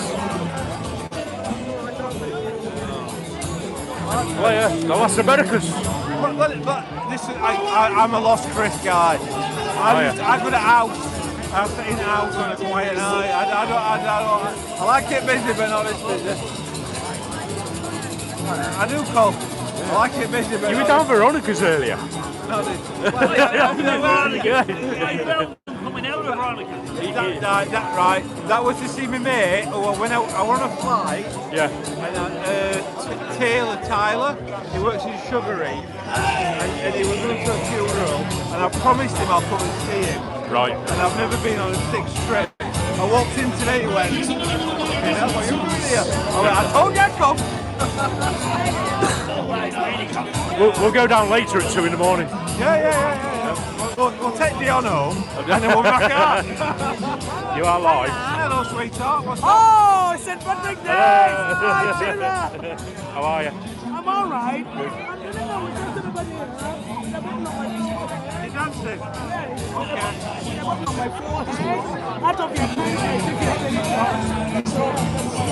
Everybody! All right.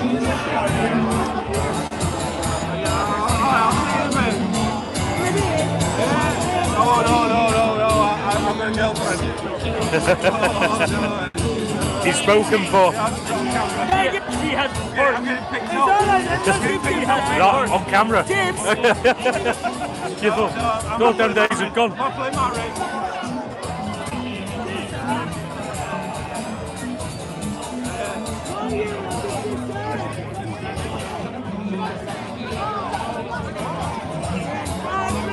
I'll put my beer while I look at a comment. Right. Great live. Stay safe. Oh, God. So yeah, what do I want to be? Stay on.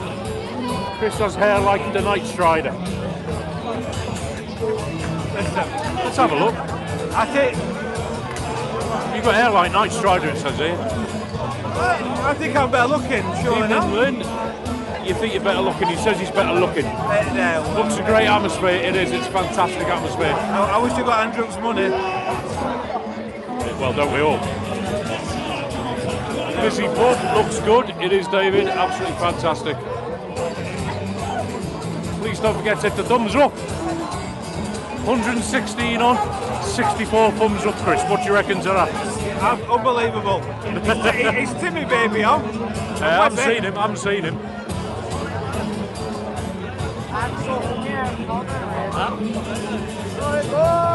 Had a long day. Well, at least he admits it. Paul's used to this. He's used to this whole Christmas. I'm used to Los Cristiano. It's my natural environment. That's it, Paul. That's it, Paul. Chilling. No, we're all right, bud. All right. She's done, mate. She's on. She's gone for another man.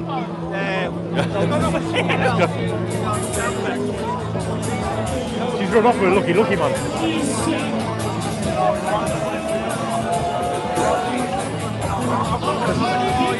Has Dion got lost?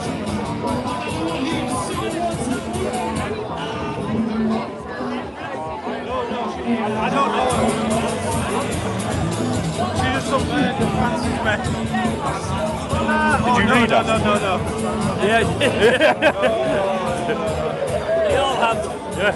I've had to tell that it's some bird, I don't know. He looks half cut. She just fancies me. He looks half cut. Is that Trisha Slater? Trisha, I'm not half cut. It's fully cut. Well, actually, I am. Lynn Rowland says, "Where's Brittany? She's having a wee." Yeah, Brittany's gone to the toilet.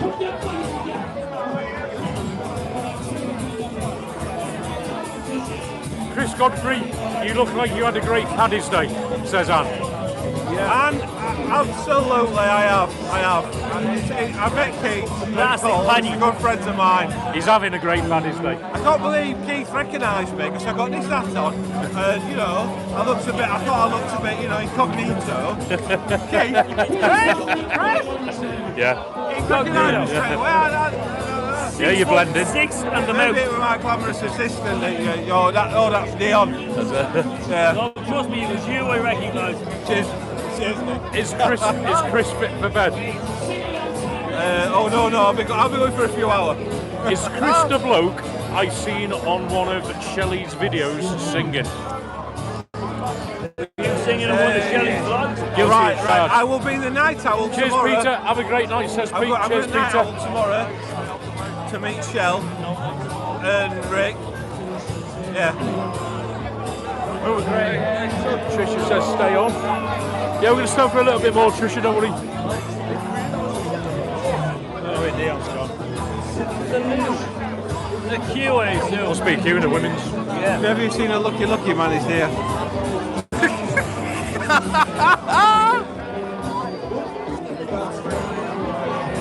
Well, I'll take you back in.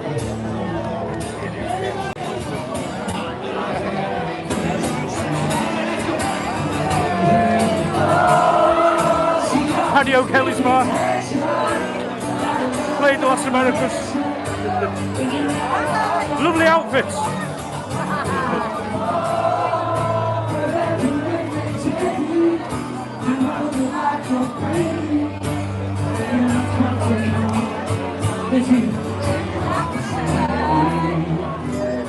They're up top.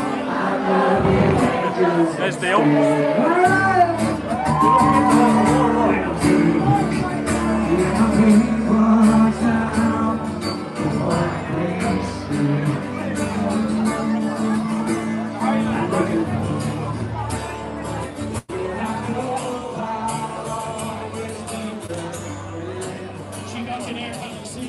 busy in there, isn't it? Staying awake. Your man's been hovering around waiting for you to come back. Somebody said, where's Brittany? They've gone for the week. Brittany's back. Having a great time, thank you, Lynn.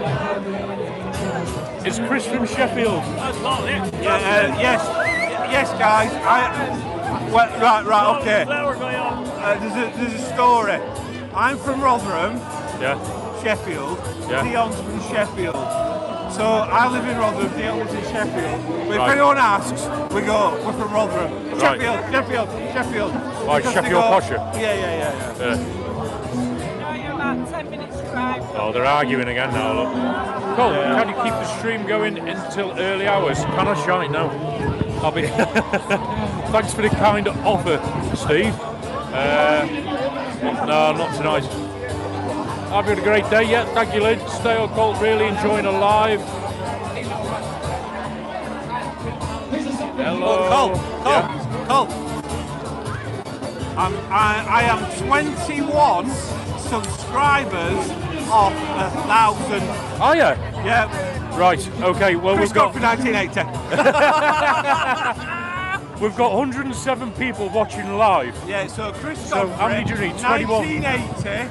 I come up straight away, you'll see this gorgeous one. Dion is class. A bird that likes a pint is a keeper, Chris. Says a bird that likes a pint is a keeper. Only if she pays for it. I'm not one to, you know. Oh, Chris's daughter is back. My daughter's back. You're in for some stick on here tonight, you mate. I don't lie. Poor Chris. I'm out with my assistant. Cole, she's a wonderful woman. Cheers. How did I describe your relationship earlier on? Punching. Yeah, punching. Yeah. Punching. That's what Webby says, isn't it? Hey, Cole, I admit I'm batting. yeah. Punching. And I know he said today, am I batting? And she always goes, I don't know why you. Because she don't realise how beautiful she is. Dion's like, She's a just shut up. beautiful woman, and I love her very much. Right, beautiful people.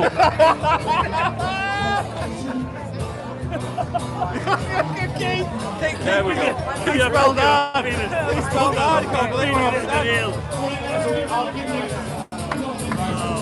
There we go. We're all in. Let's all get in. Get in, Dion. Yeah, Right, guys.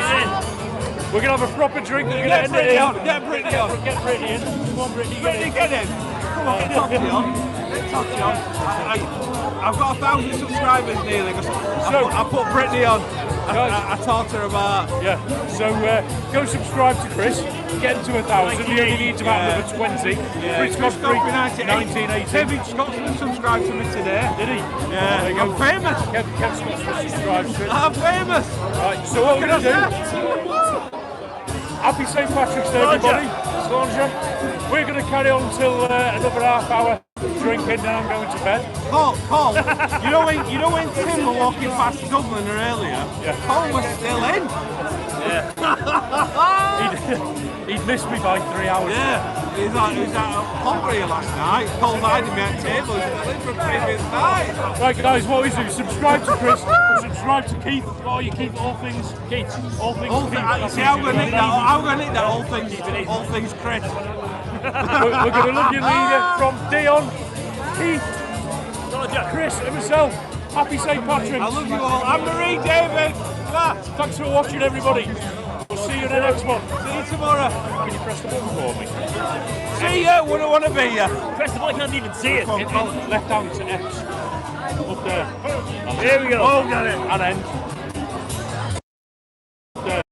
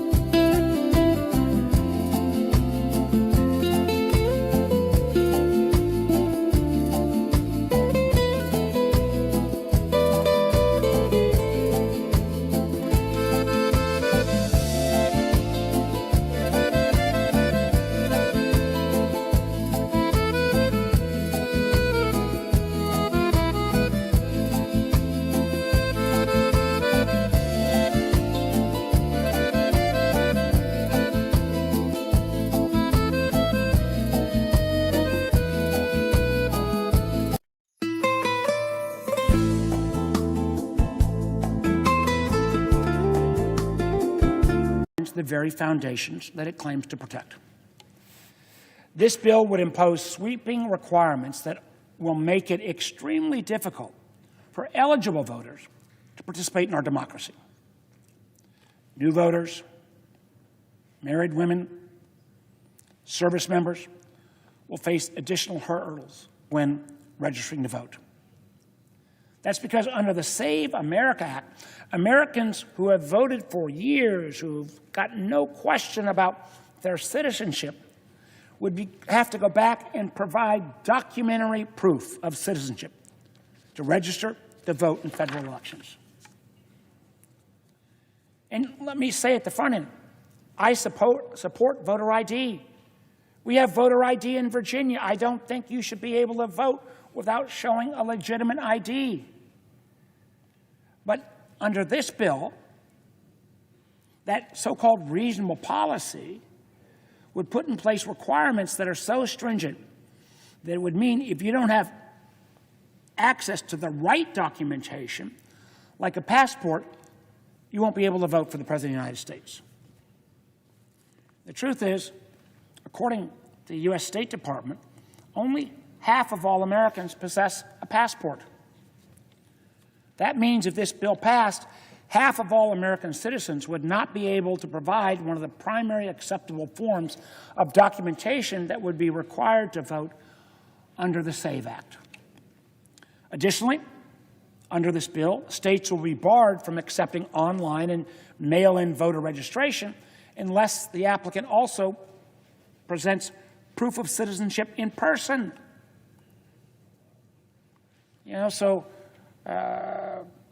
somebody who made the choice to change their name, who's now 85 years old and's got to go back and find a birth certificate or get a passport, and then has to show up in person to kind of get registered again, even though she's been voting for the last 50 years with no question about her citizenship. This effectively, frankly, guts online and mail-in. And Senator Mark Wayne Mullen, who maybe is going to be moving over to a little bit of a different position soon. Mark Wayne, where are you? Nobody wants to fight. He's a tough cookie, Mark Wayne. He was a professional fighter. He's a brutal human being, but he's great. Now everyone loves him and we respect him. Also, Representatives Steve Scalise, Brian Stile, Andy Biggs, Pat Fallon, Riley Moore, Ronnie Jackson, White House doctor, former White House doctor. I'll never forget, they said, who's the healthiest president? Because he covered Obama, he covered some others. I don't want to say who. And Trump. He said, by far, Trump. There's nobody even close. He said, by far. Took a little heat for that, but that was okay. Where's Ronnie? Where are you, Ronnie? Doc Ronnie. Hi, Ronnie. Whenever I have a problem, I call Doc Ronnie, and he works it out, you know. He's a great guy. And he's done a good job, Mr. Speaker, as a congressman, right? He's been good. And Rich McCormick, and John McGuire, and Beth Van Dyne, all friends of mine, all warriors. And we have a lot of big things coming up. The biggest thing coming up is a Save America Act in the Senate. That's voter ID and proof of citizenship and no mail-in ballots, you know, corrupt mail-in ballots. We're the only country in the world that does it that way, corrupt as hell. And then we added 2 more. I think they're going to be adding a couple of more. One is no men in women sports. That seems like an easy one. I believe that's 99%. And no transgender mutilization of our children. None. That's only polling at 98%, Speaker. So hopefully the Senate is going to be able to get that. You can't ask for 5 better things. I think in terms of, it's not politics. It's really good so good for our nation. I mean, who would not have voter ID? Who would not have proof of citizenship? And the only people who would want not to have that are people that want to cheat. It's very, very simple. We can't let that happen. Some 1,600 years ago, the man who would become the patron saint of Ireland, St. Patrick. Have you ever heard of St. Patrick? Voluntarily returned to Ireland after having escaped enslavement there and then spent 30 years carrying the Christian gospel. The Gaelic tribes, you know the Gaelic tribes? Everybody here knows about that. I don't, but that's okay. Because of, is that Kelly in the audience? Do I see Kelly? Oh, hi, Kelly. We had good time for lunch today.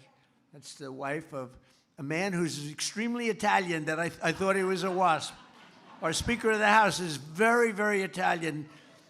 And I always thought he was a super wasp, actually. But because of Patrick, Ireland is now known as the land of saints and scholars. For thousands of years, Christians everywhere have honored St. Patrick and the legacy on March 17th. And today we remember his incredible deeds as we celebrate our cherished Irish-American heritage, and it's a great heritage at that. From the very beginning, America has thrived and prospered and prevailed with the help of incredible people. The achievements are amazing, the amazing Irish-American patriots, and many of you are in the room. You know, these are very successful people in the room. I know a lot of them. They have a lot of cash. They've made a lot of money. They got a lot of natural business instinct, unfortunately. It's not easy. Dealing with the Irish is never easy. They are really amazing. The Irish came with William Penn to settle in Pennsylvania. They traveled with Daniel Boone, the great Daniel Boone, to tame Kentucky. And in 1776 was a man from Cork, fighting in the Continental Army, who became the first person ever known as the phrase, the United States. He came up with the phrase, the United States of America. That's a pretty good phrase. And Americans of Irish heritage gave us the steamboat, the modern submarine, the Model T automobile, and many, many other things. They designed the White House, that I didn't know. The Empire State Building, that I didn't know. And the New York City subway system, which is, when it's operated properly, the best in the world. It's actually quite amazing, but people sort of have lost sight of that. They gave us the works who really of great geniuses, F. Scott Fitzgerald, Flannery O'Connor, and the late, great William F. Buckley was a great guy. And they gave us heroes like Apollo 11 astronaut Michael Collins, really fantastic man. I want to thank the Taoiseach for all of the things and all of those Irish friends that he brought to the room with him. A lot of these are your great friends, and accords to increase and coordinate our space and all of the space program. We have so much involvement together. It's, you know, Ireland is sitting in a very good location in terms of the shot.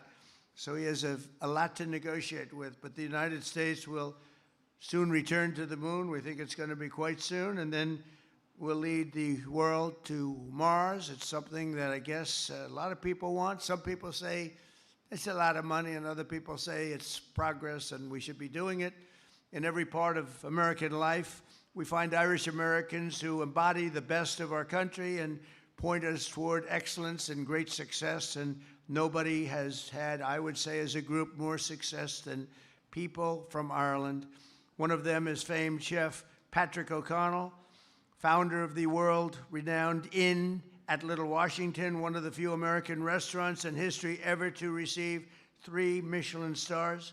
In 2019, I was honored to award Patrick the National Humanities Medal, and he's here today, and he's the proud son of Dublin and Galloway. So where are you here? Well, let's see. Good. Come on, come over here. I want to see what you're looking at. I want to see if you've changed, Patrick. Come on up here. Come on up here. Oh, look at, he's a good-looking guy. Yeah, you haven't changed much, huh? And you love this place, don't you? Good. Nice to see you. Thank you very much. Oh, I didn't know he was coming up, but that's okay. Come on, stay with us. Stay with us, Patrick. That was nice. That's usually a politician does that, you know? That was pretty good. Thank you, Patrick. Good job. That's an amazing job.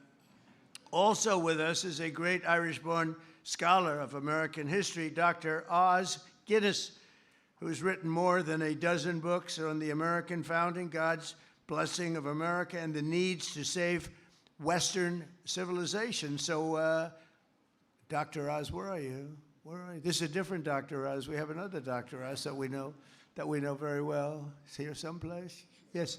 How are you? Ah, how are you? Boy, you look nice in the corner. Picked a nice spot.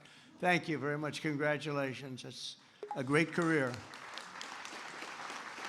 And his great-great-great-grandfather was the famous brewer from Dublin, Arthur Guinness. and creator of Ireland's most famous export. His family helped build Ireland, and now Oz reminds us of the values and principles that built America. So thank you very much. It's a great honor. Nice to see you. Great. And from the banks of the Chicago River to the streets of South Bend, Indiana, we know what that is. Good football and good college, good school. From the steeples of Savannah, Georgia, all the way to the Oval Office, that beautiful Oval Office. Has anybody been in the Oval Office? I know the Speaker of the House has. Too much, right, Mike? Too much, that's right. And by the way, a friend of mine who I just see here is your ambassador to Ireland. His name is Walshy. We call him Walsh. His name is Walsh, and he's a great golfer. And I would think that that's got to be the greatest ambassadorship in history. You're a golfer. He loves golf. He's really good at it. And he's the ambassador to Ireland. You can't do better than that, right? You can't do better than that. But came all the way from the Washington, D.C. area. Irish Americans have left an incredible mark on American history, and they're fighters and thinkers and doers and winners. And for 250 years, and that's what we have now. We have the Olympics coming up. We have the World Cup coming up. And I did take credit for those two. I tried to add in 250, but that didn't work out too well, you know. Because in my first term, I got the Olympics. In my first term, I got the World Cup. And then I said, I wonder if anybody would notice if I said I got the 250 years. And I had calls from, like, Mike, you called me, you said, I'm not allowed to take that one, right? But we have an amazing celebration this year coming up, 250 years. America's truly been blessed by the luck of the Irish. So once again, let me say thank you to everybody. Happy St. Patrick's Day. You are really, really fantastic people. And I want to do something having to do with a thing called the Shamrock Bowl. Does anybody know it? I'll ask my very dear friend, and he is a friend, to come up and say a few words. Thank you very much.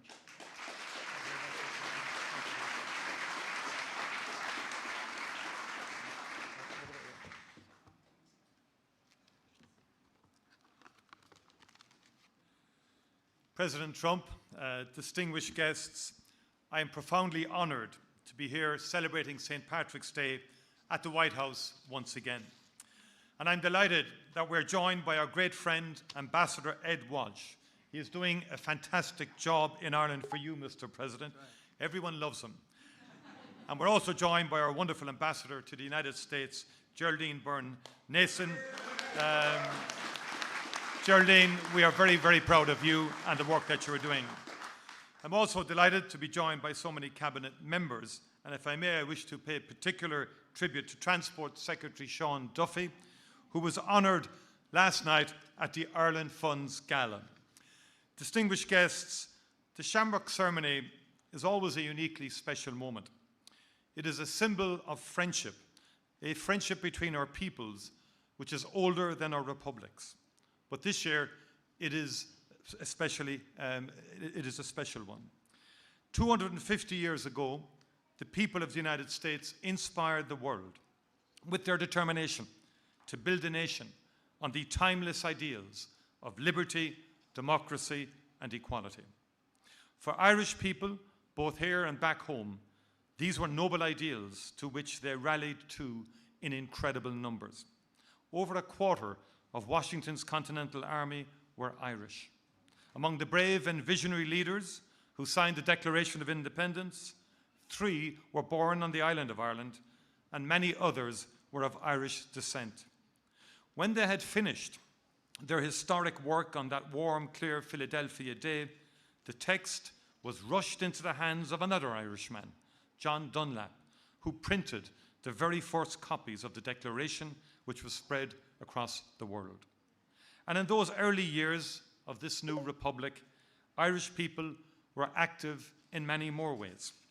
Derryman Charles Thompson designed the Great Seal of the United States, showing the bald eagle with its head turned towards the olive branch of peace. James Hoban, born in County Kilkenny, who designed this beautiful White House. Even the very term, as the President has said, United States of America, was first used in writing by an Irishman, Stephen Moylan, from my own county of Cork. The Corkonians are notorious for their vision, President. He was an aide-de-camp to George Washington and used the phrase in a letter dated the 2nd of January, 1776. Mr. President, the revolution that gave birth to this United States was a flare that lit up the world. It inspired those in Ireland who dreamed of our own republic. It gave strength to all who believed in the self-evident truths of your Declaration of Independence, that all of us, wherever we are in the world, are created equal, with rights to life, liberty, and the pursuit of happiness. That governments are created and draw their powers from the consent of the governed, and that it is our duty as leaders to secure the safety and happiness of the people. That it is the people, those who are governed, who hold the power. Mr. President, I know that you have designated this as a year to celebrate the Declaration of Independence and the foundation of this republic. As we mark 250 years of these remarkable United States of America, let those revolutionary ideals shine as brightly today as they ever did. Irish people were there when they were authored, and they remain a great source of pride and inspiration to the 35 million Americans of Irish descent. Let them continue to... He's either eating or sleeping. I'm just playing. I don't know. But I did see... this is going to be more of like a reporting day for me. Recording and reporting, but there are people inside the city hall right now, and there are a few protesters, but they're not like in a crowd. But here's May's face. There she goes. They haven't spotted me yet. She looks upset. I don't know. Maybe I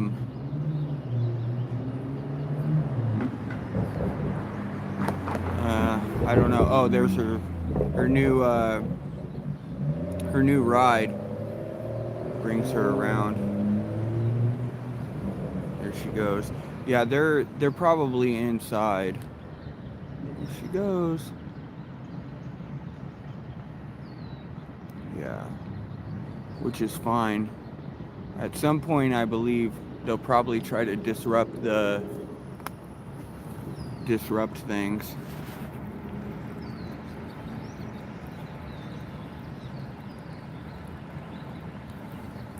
Yeah, they're waiting on the outside over there.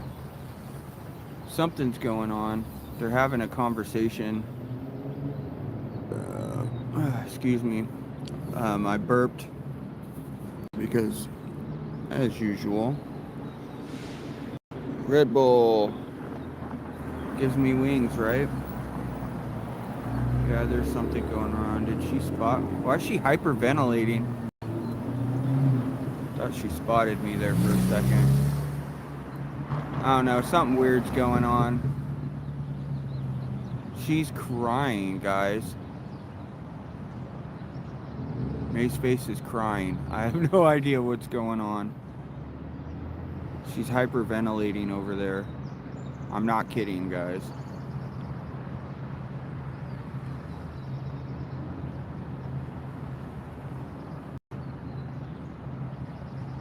I love that for her. Thank you, Missy. I know, right? It's a good look.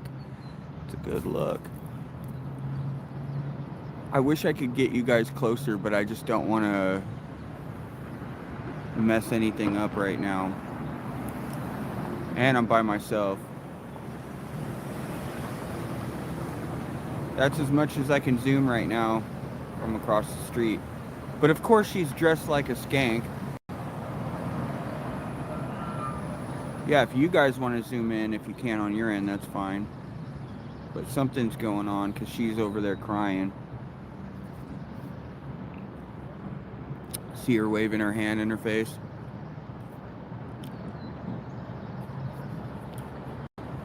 As we like to say, go cry about it.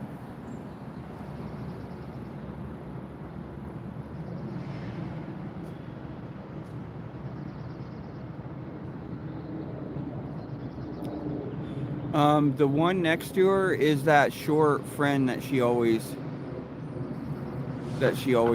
tags along with. I can't remember her name.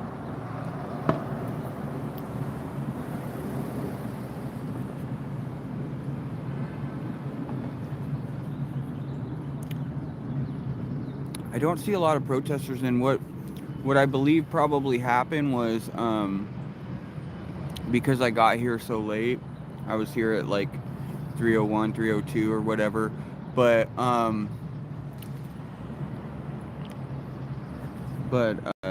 yeah, so I think there's some of them are already in the city hall right now. But I don't understand. What I don't understand is the city hall that they're having, what they're speaking on is not about ICE. It is about community safety though. So that could be a reason for them to come down here, but at the same time, just like they did last time with the protest, it wasn't about oh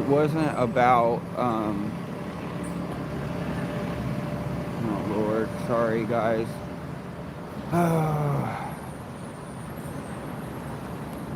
Telling myself not to laugh at something, so I gotta have God's grace. Okay.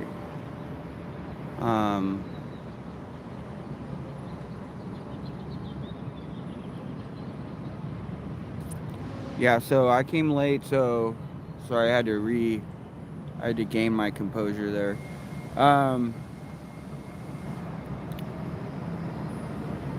What I believe happened was there was probably some people that were here that ended up going inside during the city hall, but there obviously wasn't enough of them to, yeah, May's face is got something going on.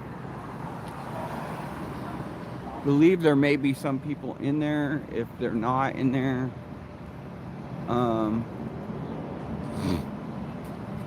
then there really wasn't much protesting, but I did see a few of them out here, so you know. There she is, Mrs. May's face.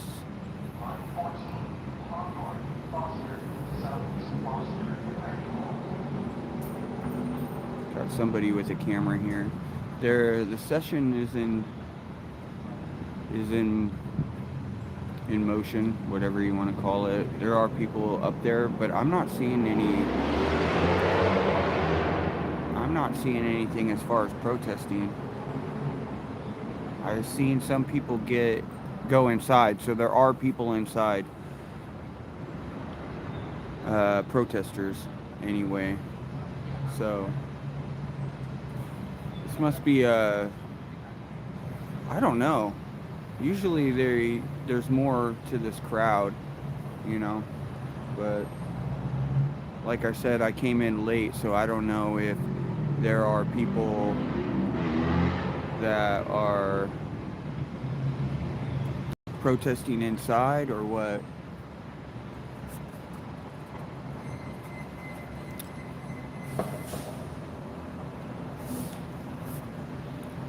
Oh yeah, she probably saw me. I'm standing right here now. So, but I am not recognizing too many people. I saw about a group of 5 that came with May's face. That, oh, there's another one right there. Yeah, they're pointing at me, so. Yep.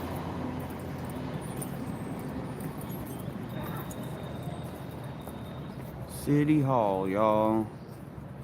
I'm curious to see if they do any kind of protesting inside. I can't go with all my stuff inside, so I have to stay outside for this.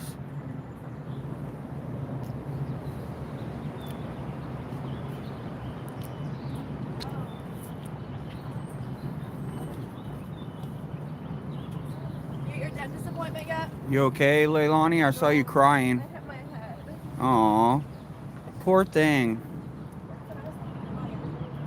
She certainly did hit her head because she's tripping. We got some Antifa freaks here. I'm gonna move to the other side.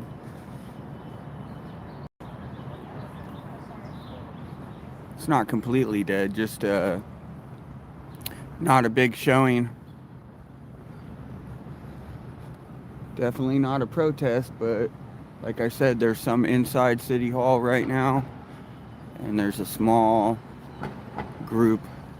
Yeah, a small group inside and a small, very small group outside too. So, but I have a feeling that there'll be a few more as time. They're trickling in. It's not going to be a big protest, but it'll be something.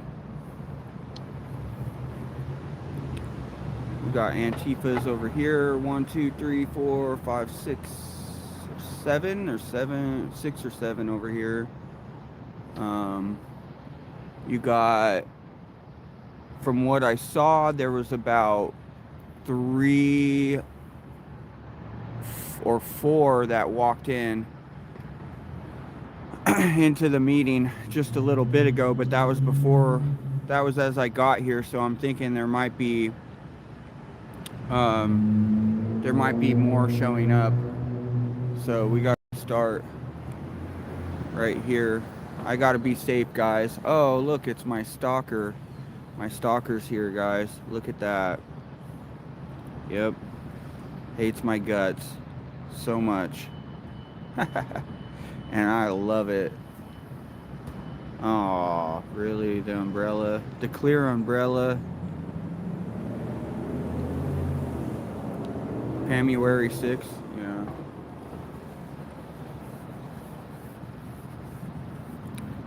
Teefers!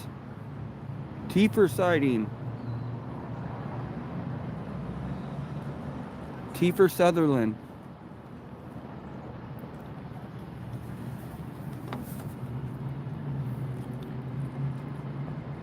Yep, Molly.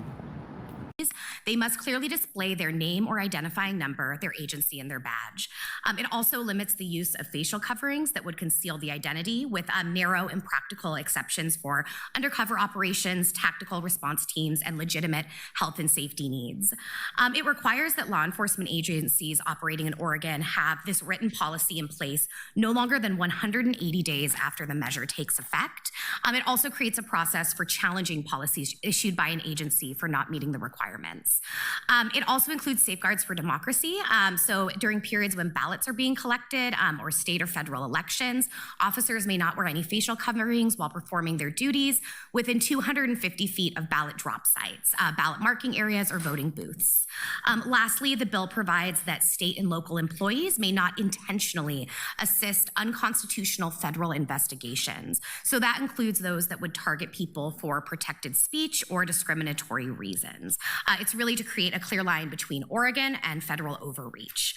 And in all of this, people may seek injunctive relief on agencies only, not on individual employees to address violations. So our office does not currently have a position on the ordinance before you today at the city level, but we do want to acknowledge that local law enforcement is widely following these practices already in the city of Portland. And we're really excited to work with local jurisdictions such as the city of... Like they went inside. Yeah, my opinion is they're probably going to try to crash the party in there.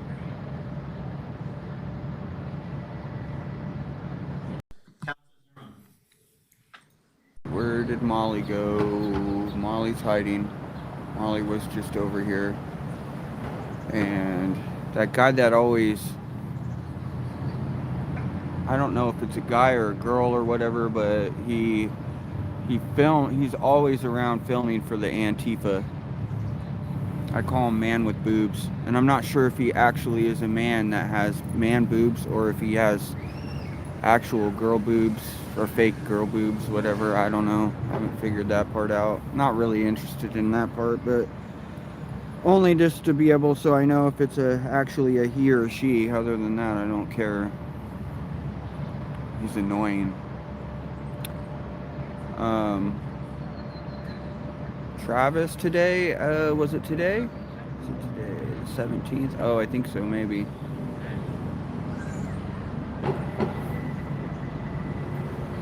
Almond Milk's girlfriend, yeah.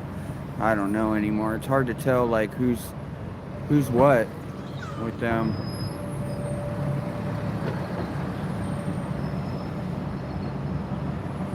What's up, Michael?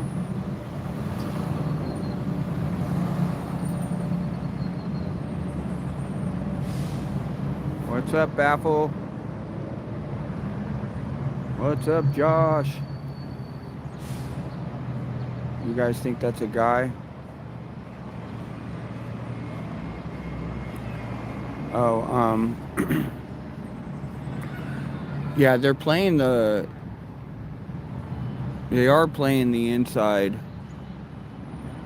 I think, on YouTube. Thank you, Sterling. Give Leilani a message for me. If you don't want to end up like Travis, now is the time to change course. God bless, brother. Thank you, Sterling. Always a big supporter of what I do, and I appreciate that, man. You're the man. Let's go, Sterling. W in the chat for Sterling.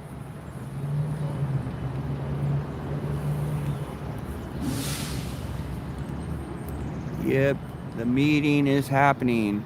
I am not going inside because I have things that I can't bring inside.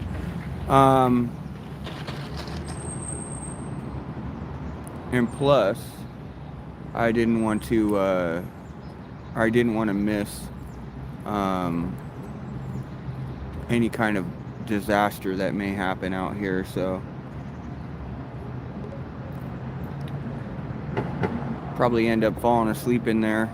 But I'm just curious to see what transpires from now until the end, because they went in looking all Antifa'd out.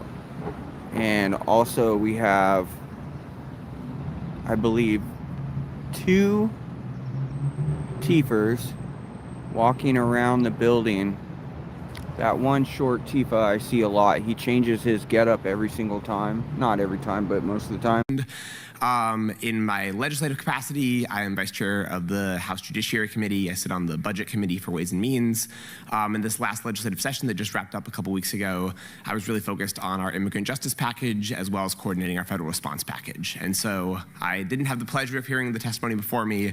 I'm sure Anne Marie covered a lot of the things that I would have liked to talk about. So I'll be very brief, and I'm mostly here because if there are any questions, I'd be happy to answer them. What I will just say briefly is, as I'm sure many of you have experienced, one of the top issues at every town hall I think I've had in the past year and a half has been the role of masked agents in our communities, the fear that that is leaving community members with, the uncertainty when they're talking to somebody about who that person works for, what their responsibility or their role is, if they even work for where they claim to work in the first place, and just the fear and uncertainty that has created. Special thanks to Paul Tissue and Paul L.R. for signing up as members of the Hoot Troop. Hooty hoo! Law enforcement was one of our top priorities. I was proud to be a chief sponsor of the Leave.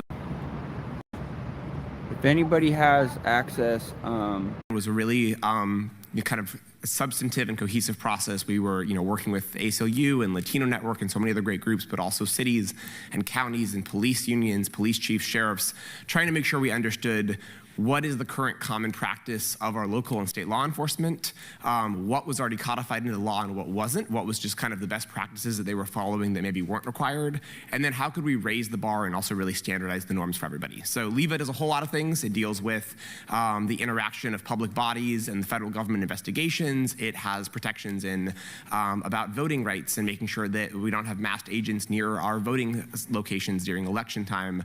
But I think most relevant to your conversation today was really around uniform requirements and masking requirements. Let me pause there, but just really say that there was a lot of thought into the ways in which LEVA does and does not preempt local law enforcement. I think that's a nuanced and technical area.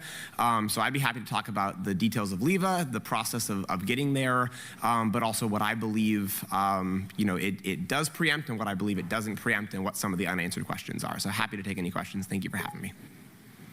Councilor Zimmerman. Thanks, Representative. Good to see you. I noted that you had called Portland the gold standard earlier, so I won't bring that up again. But can you talk a little bit about, if so? Let me rephrase this. Does your bill direct that law enforcement intervene or contact or I guess put themselves on scene anytime that there's an ICE action? Is that what the state bill is doing? And can you talk a little bit? I know that's been thought of in different spaces at different times. Can you talk about that a little bit? Yeah, absolutely, Councilor Zimmerman. Thank you for the question. Good to see you. No, it does not. In fact, I think it absolutely mandates nothing related to what local law enforcement is doing when there is ICE activity. And so that was an important question of what we did and didn't do. There were thoughts and questions along the way about where that was going to land. Specifically, the only enforcement mechanism within LEVA is, and it's both broad and narrow depending on how you're looking at it, it's a civil court action. Anyone can bring it. It's broad in that sense that a member of the public can see something that's violating LEVA and bring that to court. But it's narrow in the sense that the only result, the only accountability mechanism is injunctive relief, as a judge can say you need to follow this law and you need to stop doing any action that's not following this law.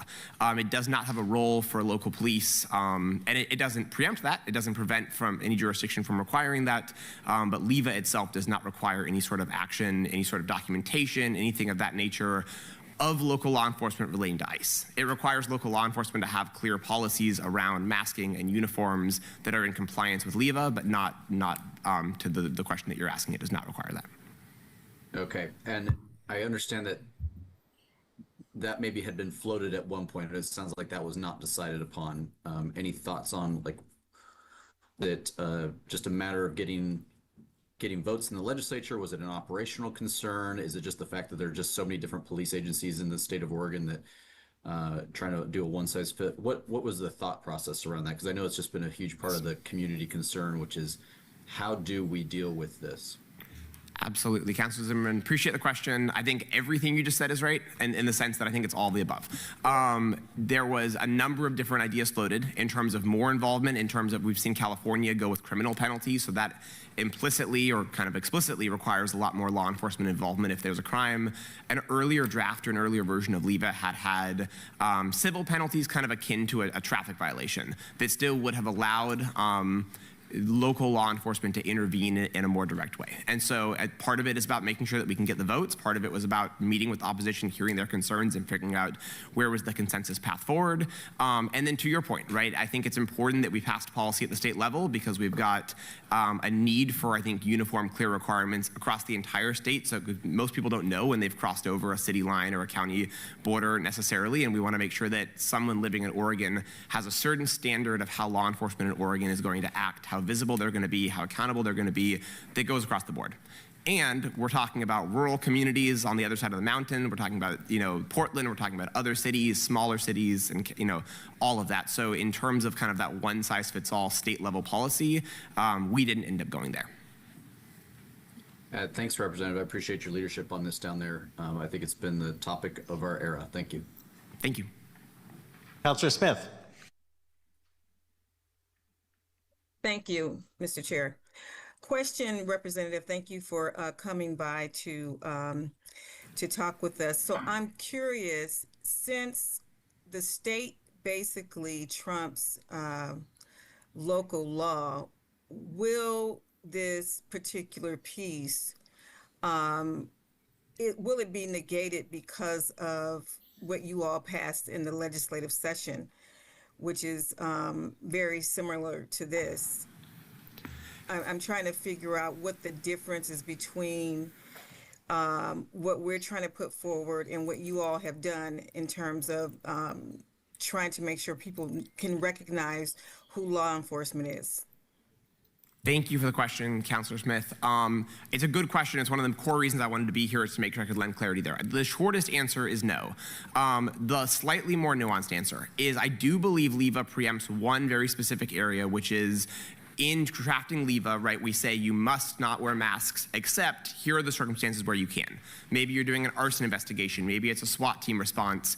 Maybe it is, temperatures that are negative 10 degrees. And so we laid out a number of exceptions. In the preemption language, we're really clear that we do not preempt local governments. That was a real moment of negotiation, and we were really clear on that. I think everyone passed it clear-eyed that we were not preempting local governments. But local governments can go further in what they require. They can go further, I think, in what kind of accountability metrics they have or what kind of duty to investigate there is. But they cannot change what those exemptions to masking are. Similar with uniforms. So with uniforms, you must wear a uniform except if you are an undercover officer, et cetera. So I don't believe that a city if LEVA goes into law, and it's awaiting a governor's signature, but I expect it will get it. When it goes into law, I do not believe it preempts what the city is trying to do here, other than those exceptions that LEVA includes must be included at the city level. This is maybe speaking even one step further. I think that the exceptions which are also baked into this, the language is slightly different, and there's some room to argue whether those are kind of one-to-one or not. My instinct as a court would probably rule that anything that is less of an exception than LEVA provides would be kind of read to comply with LEVA. So I don't think it would be preempted, but I do think a court might read the exceptions in the city law to comply with the exceptions that are already within our state law. And just like you have taken a clear line to what is federal and what is local law enforcement, I'm just concerned that we're going to be asking the Portland Police to do a little bit more than what you're talking about, because I don't think yours has anything to do with that. And I'm concerned that we're being a little bit too granular in how we're looking at this. And I appreciate what you all have done, but I'm just trying to make sure that we're within our rights and what we're able to do, and not trying to be preempted by the state. Thank you so much, Counselor. And just so briefly, but I think there's a legal question and there's a policy question. On the legal side, I think we were really clear when we crafted LEVA that but for those exceptions that I just mentioned, we're not preempting locals from deciding what's best for their own communities. The policy question I completely leave up to you all. I think that that's not my role to weigh in on. But on the legal side, we were really clear that we were not preempting. Oh, okay. I thought you were here because you were in support of the current policy. I felt it was really important for me to make sure that the story of LEVA was told, the choices and the distinctions that we made, the lines that we drew around what was preempted and what weren't preempted. But no, Counselor, I've my personal capacity, I might have beliefs, but I feel like I'm here as a state representative that worked on a state law and wanted to make sure that I'm not telling you all what to do for the city, but I want to make sure that I am really, really clear. Yes, I don't have any problem with that at all. Yeah, totally. I just thought that you were coming to testify to be in support of Councillor Canal's mask, and I think we all have lots and lots of work to do, and I just want to make sure that if there's something that's already, I think LEVA really kind of took care of everything, and it took care of what's required by the state. And I don't want to be jumping all over your bill, but I just think that you all took care of it. I don't think we really need this bill right now.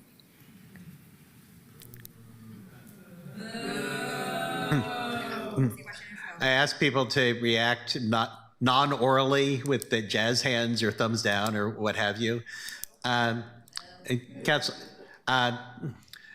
Councillor Smith, can we move on?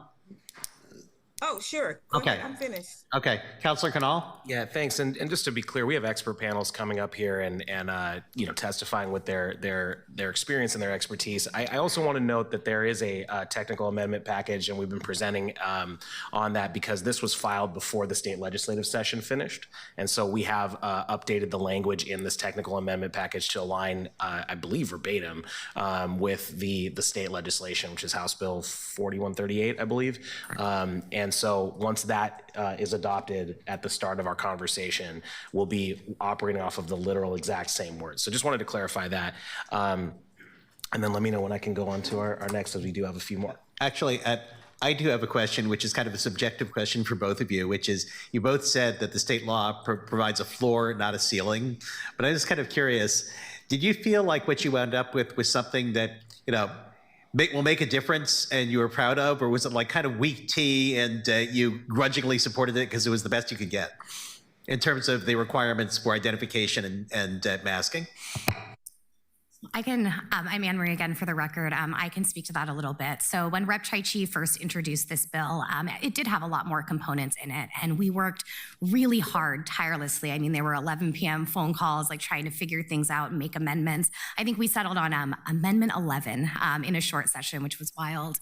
And every step of the way, we looked at community. We looked at our partners at the ACLU. We looked at immigrant communities that are doing this work every day. And we finally decided that, you know what, we needed to get something across the finish line.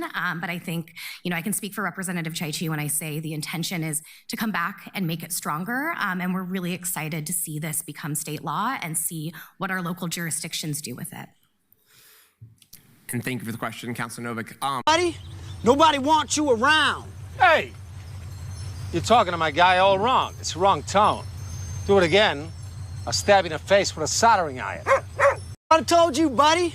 Nobody wants you around. Hey, you're talking to my guy all wrong. It's the wrong tone. Do it again, I'll stab you in the face with a soldering iron. One vote. We occasionally still do have some folks try to vote twice. In Oklahoma, I'm sure that happens in other states as well, where they will do a request for a mail-in ballot. They'll mail it in with a notary and verify that it's them, and then on election day, they'll too. Come near me, and I'll mace you too. Well, I'm not coming near your ugly ass. Oh, bear mace? Yeah, that's not legal. No, it says bad guy. I know, but that's bear mace. That's not legal. Standing here? I'm the bad guy because I'm standing here. You mace women. I don't mace women. Yeah, you do. You must be thinking of. You must be thinking of somebody else. One more time, and I'm gonna mace you. All right, cool. See you later. I'll be watching. Make sure you're a fucking all right person to be around women. Fucking weirdo. Sure. Well, you can talk to my mom and my sister about that.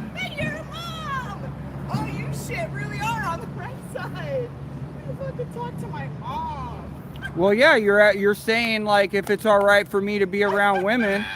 Well, why don't you ask my mom that question, you dumbass? Well, what's her address? Maybe she wants to get me. Of course you want my address because you guys dox people. Who's you guys? You and your friends, your Antifa friends. Who's you guys? You and your Antifa friends. I'm not Antifa, bitch. I'm a fucking You're close enough. I'm a Dutch store You're close enough. And yeah, well, you don't deserve it. You don't deserve anything. That's your opinion. You're right, and I'm entitled to my opinion.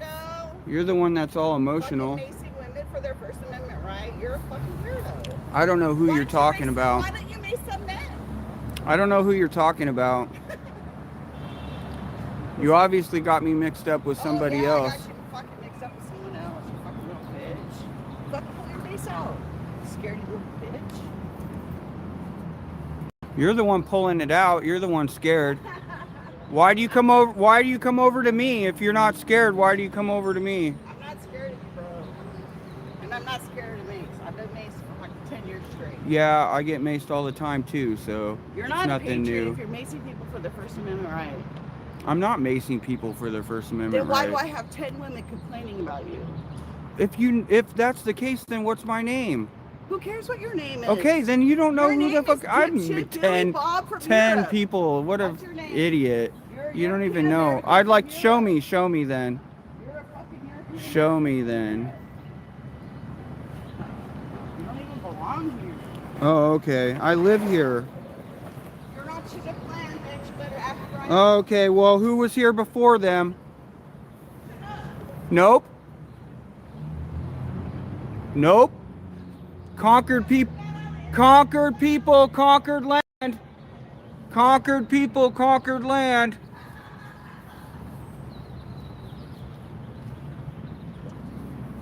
What a dumb bitch.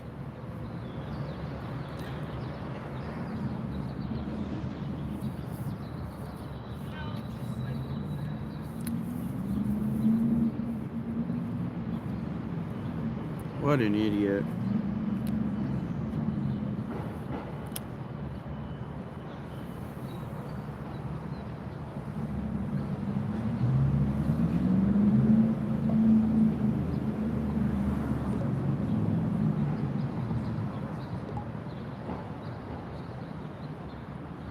What's up, Share Bear?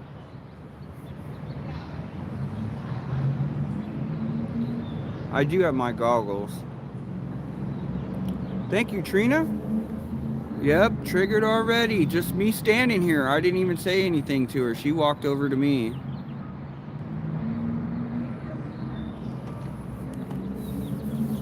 Idiot.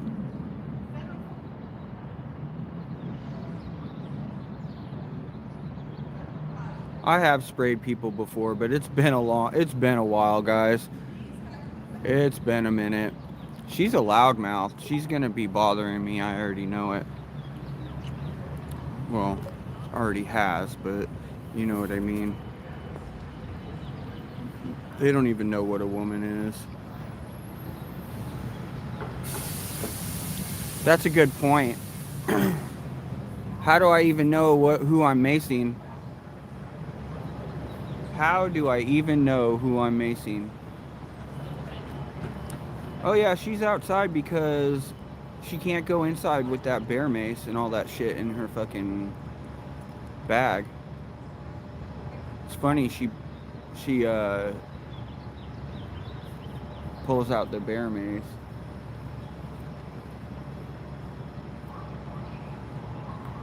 Sure, a lot of dudes with boobs around here. Oh, here comes Foompa Loompa. Foompa Loompa doopity doop. I have a Foompa bigger than you.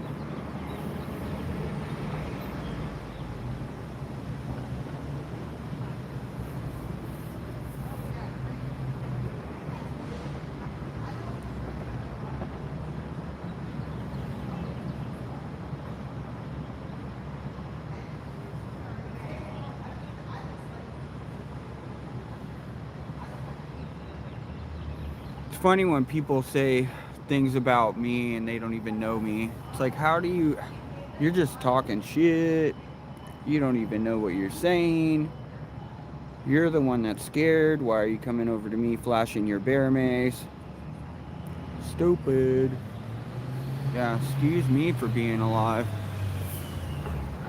What's it gonna be? Rock pocket.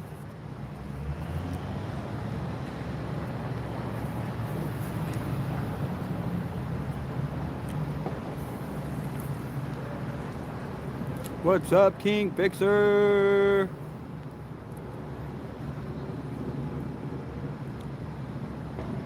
Yeah, not once.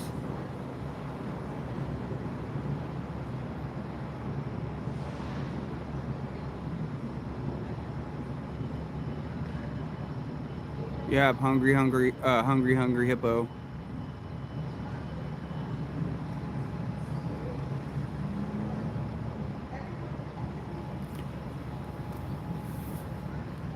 Not to mention, I can't tell who a man or a woman is around here. Who knows who the hell is getting maced? I'm still not convinced Molly is a female. It's become so difficult now. I'm gonna need DNA tests from everybody.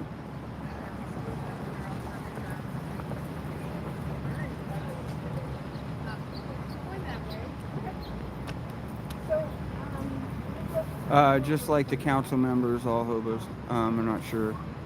Isn't bear mace illegal? Yeah, bear mace is illegal. Doubt it. Do I already have In the city limits. Only crime is being straight, sober, and pro-police, right? See you tomorrow. Mace containers larger than 4 fluid. Yep. I wouldn't want to collect any of their DNA, right? That's risky business.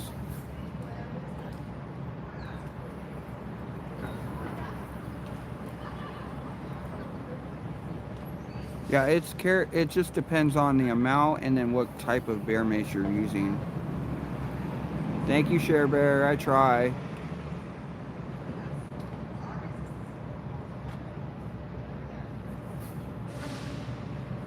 Oh, I know. I've got my eyes on those SSRI eyes. No worries. I'm cool, calm, and collected. And I'm also, oh Lord in heaven, what the hell is that?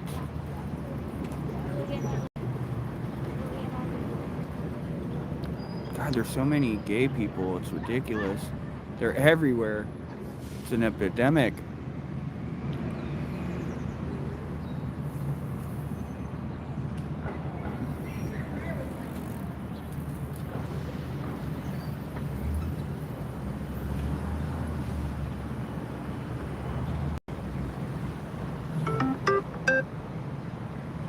Yep. Alright guys, please hit that like button for me. It doesn't cost anything. And it helps support my channel. I really appreciate you guys. Thank you for tuning in. Just waiting for that moment. It will be coming soon where they're all gonna be all mad. The teachers are gonna be mad because they're not gonna get their way.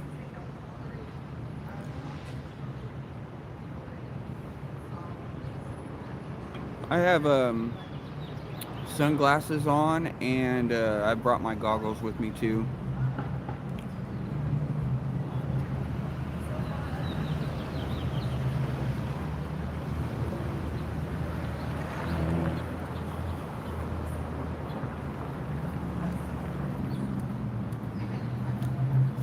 Boompa loompa doopy dee doop. My boomp is bigger than you.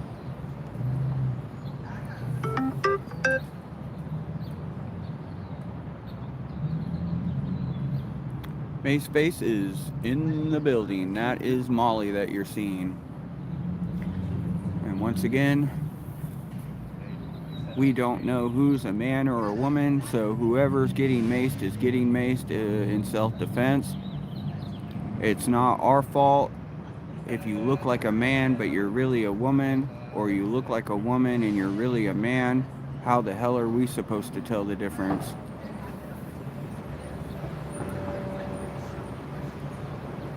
Share Bear, thank you so much. Thanks for being you. Aw, Share Bear. That's so cute. Thank you so much. Share Bear is so adorable, guys. She always says the best things ever. She's so nice. I really appreciate that. The world we live in now is kind of crazy. To get nice comments like that really helped me out. It's not every day. Well, it is every day for me, but not every day for everybody to deal with these emotional freaks, unless you work in a psych ward. It's definitely worse than this, but it's definitely in some kind of level similar. Is Cly in the house? Climactics. What's up, buddy? What's up, Cly? We got the usual suspects out here, and then some of them inside. We got a small group outside and a bigger group inside. Climactics, climactics, climactics. Nan Lou's in the house. Everybody say hi to Nan Lou. Yep, tonight's show's coming up soon. Climatics TV. He's gonna have Town Hall Tuesday at 5 p.m. on Climatics channel on YouTube. Climatics TV. Town Hall Tuesdays, 5 p.m. Make sure to check it out. Always a good time. That last one though, I was falling asleep. It's kind of a long episode, but it's all good. Zach X is really cool. I really enjoy it. Just getting sleepy that last one. Eyes wide open. Thank you for all you do, MAGA all the way. That's right. MAGA all the way. MAGA all the way. MAGA all the way. Yeah, the gas station lady. Yeah, we run across based people. It's just, yeah, you're right. Ultra. He's in a different, I'm telling you, different states. Even though we are in a liberal state, or I should say city, cities in Portland,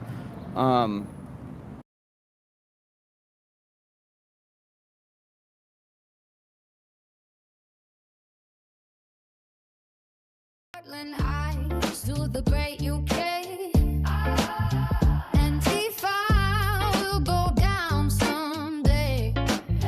No mess, no fear. We speak our truth as we watch this wasted youth. We stand as one. Though paths may bend, the lives destroy, but we will mend. Facts over feelings, and you will see the truth about biology. Hooty hoo.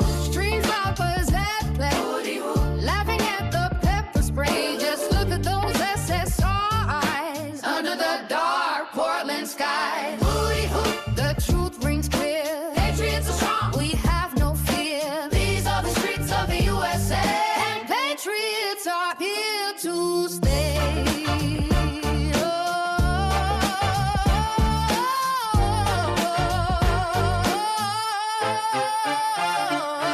If you choose our flag to burn, be expelled and don't return. They yell at us to show their face, then whine and cry when sprayed with mace.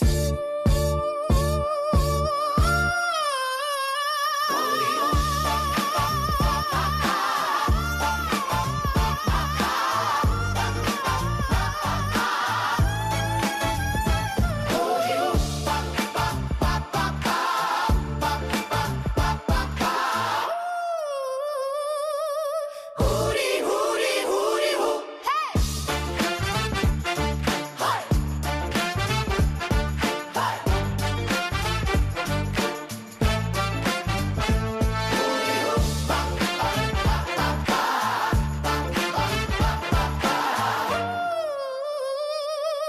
Hooty, hooty, hooty, hoo. Hey! Hooty, hoo. Streams of present play. Every young pepper spray. They yell at ice to show their face and whine and cry when sprayed with mace. bucket list.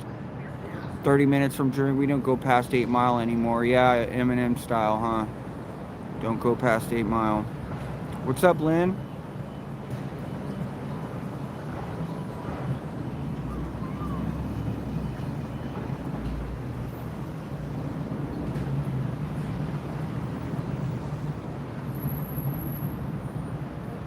Yeah, people don't want to go around Detroit, it looks like.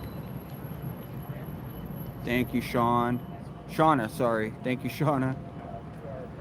An SEIU member and U.S. citizen was driving alone in Salem when she was followed and boxed in by unmarked vehicles with no plates. 4 masked individuals wearing police approached her, and when she didn't respond immediately, they shattered her window, dragged her out, and left her injured after finding her passport. Maria suffered a concussion, a torn rotator cuff, and bruised ribs. And when she called local police, she was told to call FBI. No help, no investigation. No one in our community should experience this kind of fear or uncertainty about who's detaining them, or in Maria's case, injuring them. The state's new Law Enforcement Visibility Act is a strong start, but local governments can go further. This ordinance ensures officers cannot conceal their identities, requires visible ID, and gives local police the ability to verify anyone claiming federal authority and document encounters when it's unclear who's detaining someone. These are simple, common sense protections that are urgently needed. Secret policing has no place in our democracy. And on behalf of our members like Maria and communities we serve, I urge you to vote yes on this ordinance. Thank you. Good afternoon, councilors. My name is Alyssa Walker-Keller, and I'm the coordinator at PIRC, the Portland Immigrant Rights Coalition. I'm here today to share our support for the Right to Know Who's Policing You ordinance. We are grateful to Councilor Canal and his team for inviting PIRC and other partners in this room to be a part of the review process for the ordinance. Our perspective has been formed by the on-the-ground observations and more than 20,000 phone calls to our hotline since the last year from people looking for resources in Oregon and reporting possible ICE activity.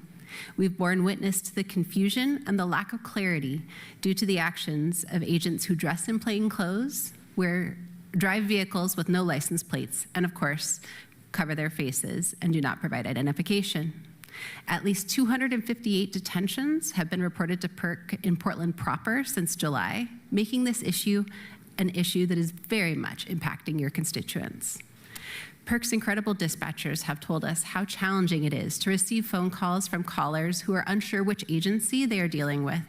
Many hotline calls involve unmarked suspicious vehicles and people, and this uncertainty results in lost time. They shared that police verifying whether someone is a federal agent may help with imposters, like those who were reportedly interrogating young people on the max early last year. And most importantly, it would be helpful to answer the questions of the loved ones left behind. Minutes often mean the difference between transport out of state and access to legal counsel.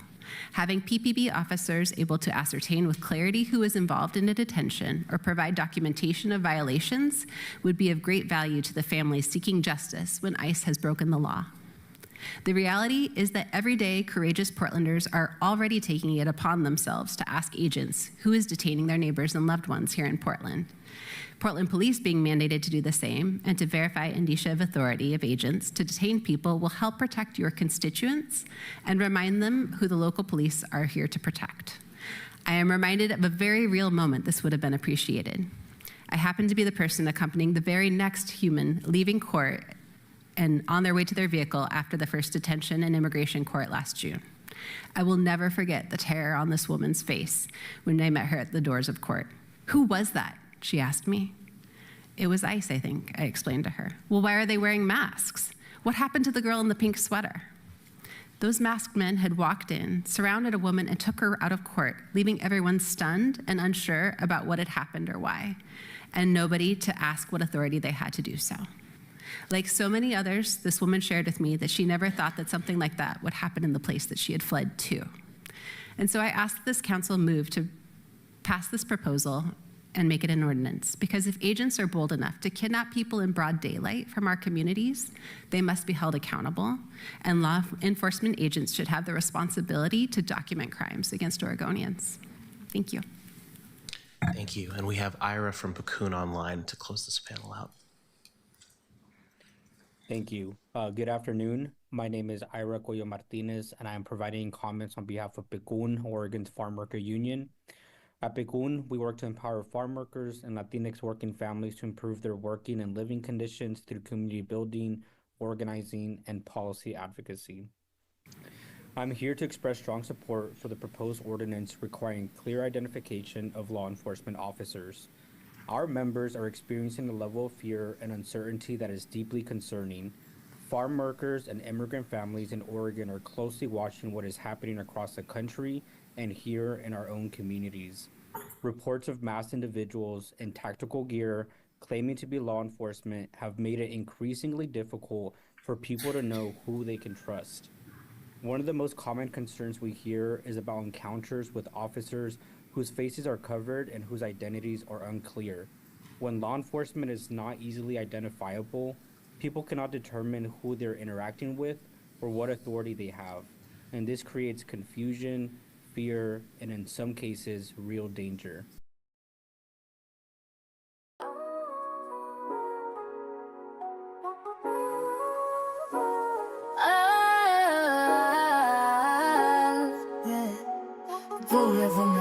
Okay, yeah. Cameras on, it's that hood troop vibe. Woody in the chat, poppin' Patriot pride.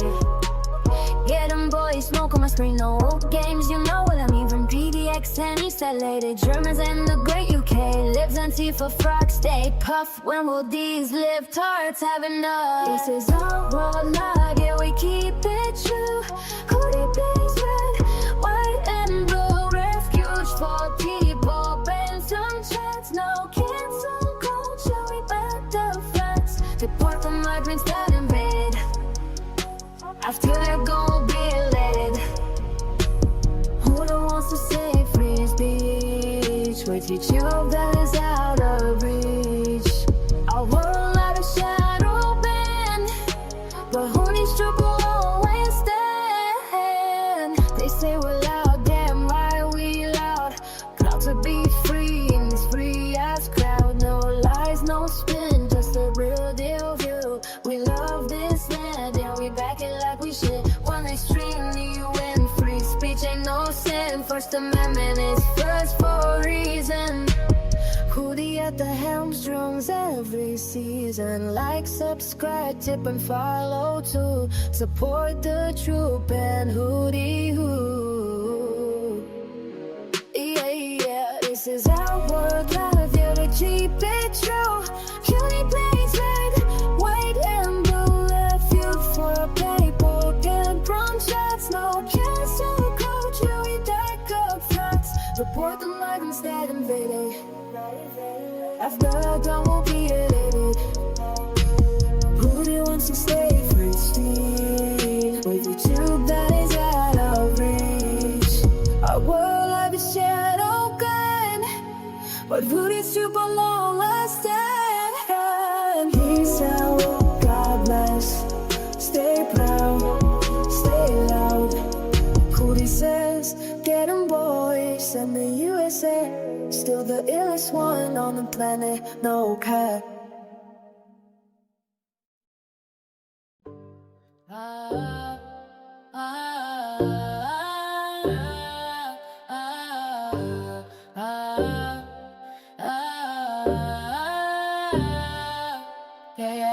Yo, cameras on, it's that who true vibe.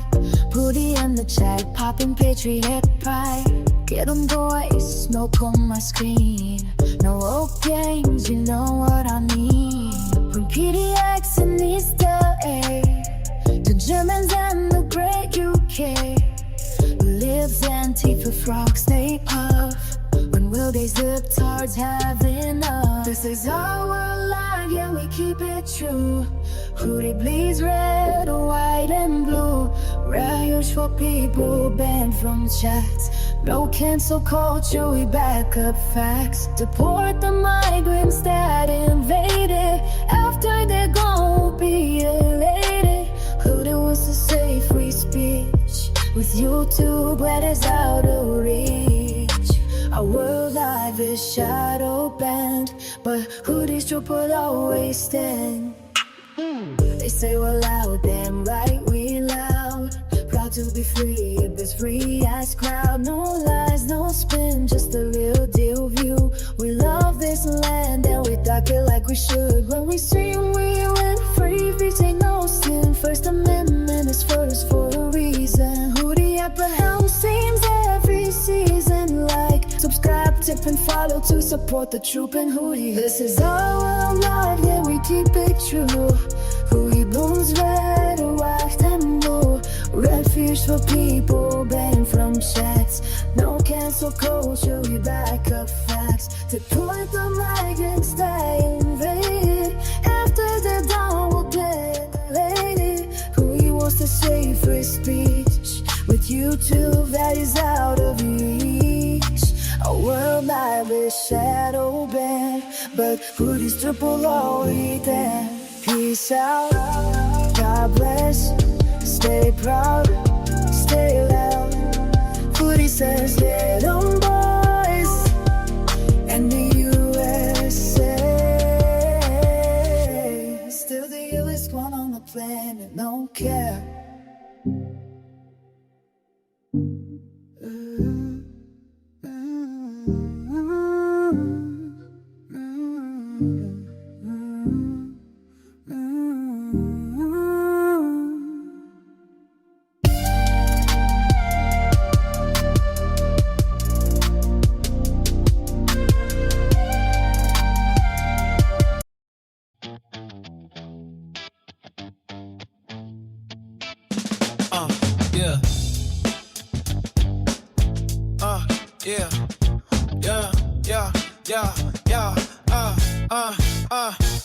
From PortlandICE to the great UK, Anti-Fall will go down someday. No mask, no fear, we speak our truth as we watch this wasted youth. We stand as one, though past may bend. The libs destroy, but we will mend. Facts over feelings, and you will see the truth about biology. Woody hoo, screams lovers at play, laughing at the pepper spray. Just look at those SSRIs under the dark Portland skies. Woody hoo, the truth rings clear. Patriots are strong, we have no fear. These are the streets of the USA, and patriots are here to stay. Ooh, if you choose our flag to burn,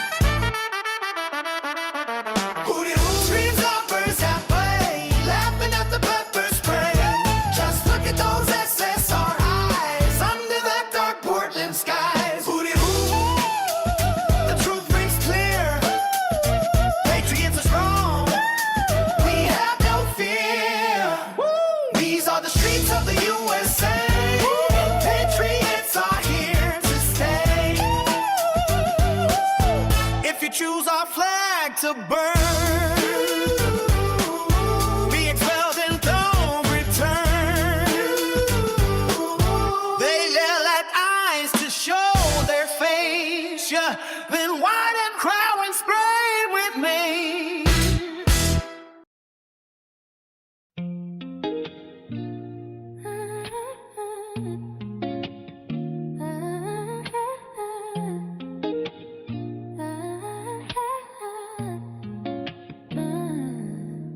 Yo, cameras on, it's that Hoochoo vibe. Booty in the chat, poppin' patriot pride. Yeah, them boys smoke on the screen. No, whoa, game. You know what I mean. Hey. From PDX and East LA to Germans at the great UK. Lips, anti-fuck, raw, stay puff. When will these lip toss that be enough? This is our world, like, yeah, we keep it true. Cootie blaze red, white and blue. Refuge for people, man from chats. No cancel culture, we back up facts. Deport the migrants that invaded. After they're gone, we'll be elated. Who do you wants to say free speech? The meeting that's in, oh, what's up, Ace Love? You and your different names. I appreciate you. I see you in my chats all the time. And I know that you super chat too, so I appreciate you. Thank you, Ace Love. Pam from Texas from the win. I can't, man, next time I see Pam, I gotta remember to bring up Pam from Texas, so I can tell her that that she sucks, but Pam from Texas is way better, exponentially better. I know, guys, the merch is taking a minute, but it's coming. It's coming, guys. It just takes forever. The shipping just takes forever.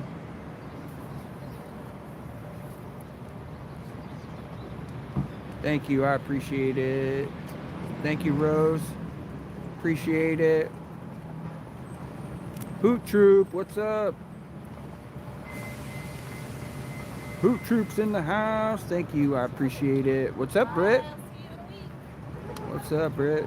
0F's Brewing. sir. We got a member.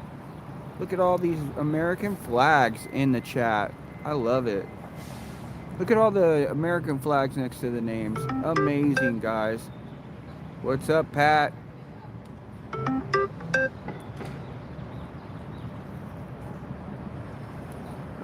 Yeah, you can call me Pam, just don't call me Pam Tifa. Arkansas up in here. What's up? The broken easel?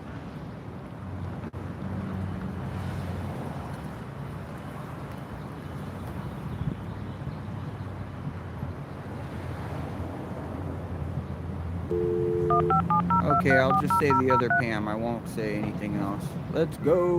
What's up? What's up, Aussie Helen? Look at that, Australian. Is that Australia? Yeah, Australian flag. Happy St. Patrick's Day from Shamrock, Texas. Ah, nice. Ginger, yes. Just joined YouTube and thanks to start watching you. I've been watching you on my husband's stream since October. We both follow. Good job. Thank you, Southern Girl. That's awesome. What a story. I love that. I love that. Yep, I got plenty of videos out there now, and now that I got the laptop, I can produce more side videos and shorts and things like that, so it's fun. My favorite thing is the lives, though.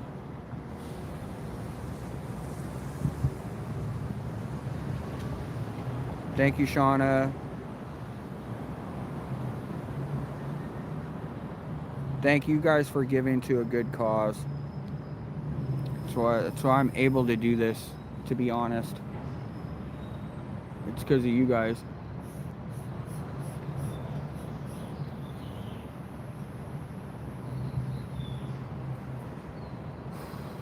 Because of you guys, I'm able to be out here. So I owe my gratitude and my thanks and my time for you guys. I try to, when I get DMs and comments, I try to respond as much as I can to everybody and be a part of their lives, more than just the filming. So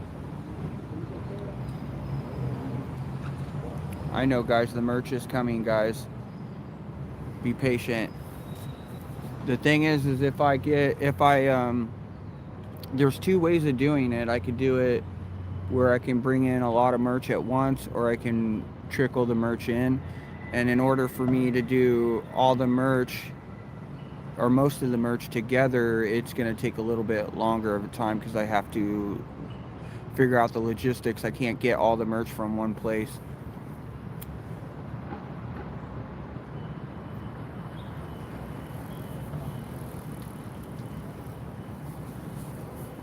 What do you guys got for me? Anyone got any questions while we're waiting? Oh, I also put trans women are retarded men.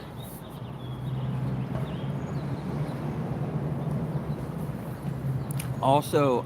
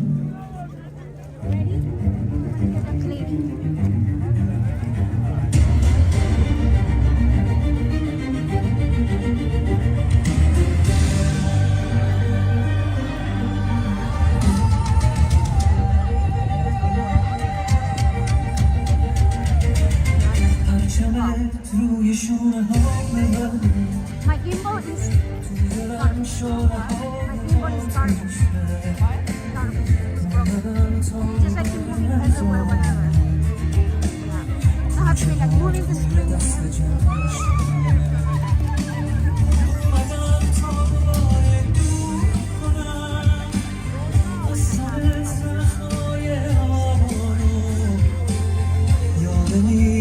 There was two little kids that were awesome. They were dancing, two little kids. Oh yeah? Like one of them was like maybe 4 or 5 years old. When he would drive around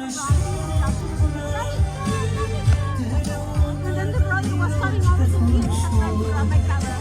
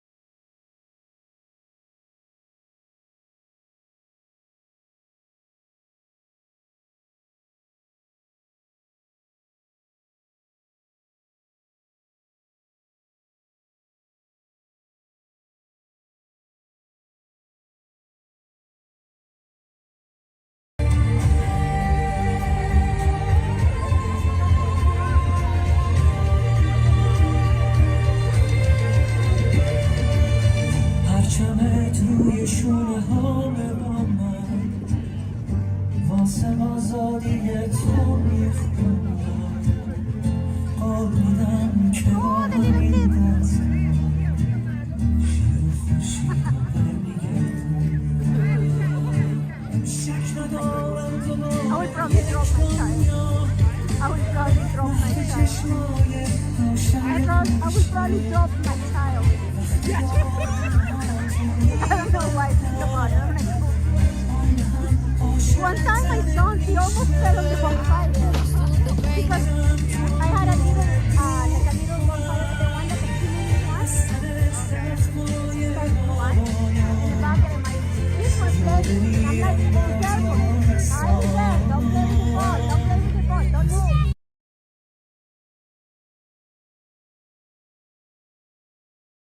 From PortlandICE to the great UK,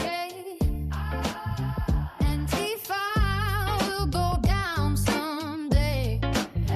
No mask, no fear, we speak our truth as we watch this wasted youth. We stand as one, the paths may bend, the lives destroyed, but we will mend. Facts over feelings, and you will see the truth about biology.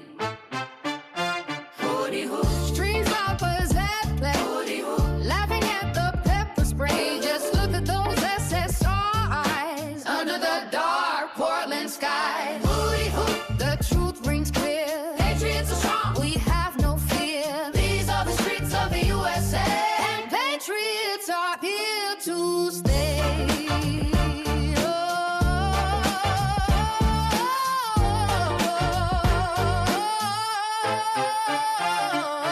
If you choose our flag to burn, be expelled and don't return. They yell at us to show their face, then whine and cry when sprayed with mace.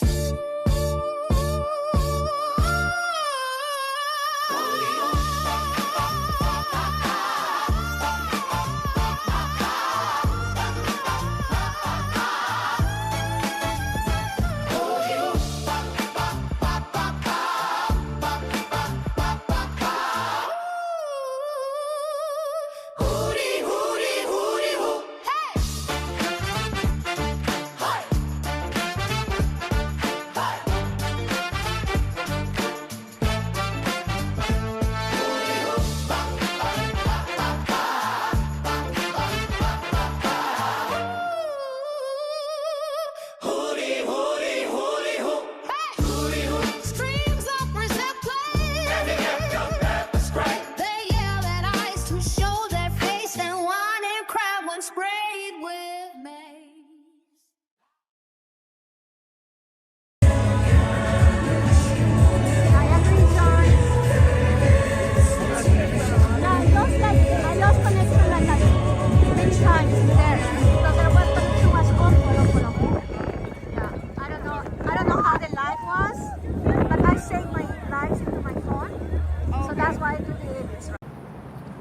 Latifah across the streets.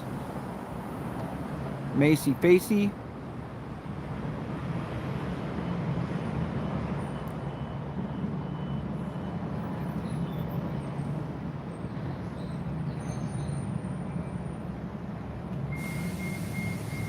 Mace was crying earlier.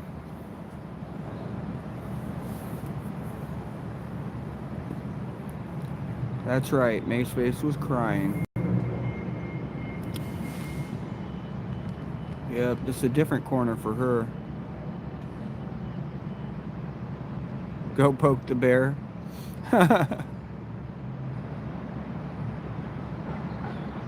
Yeah, she has this guy, I want to say he looks Mexican. I don't know. I'm not sure what ethnicity he is.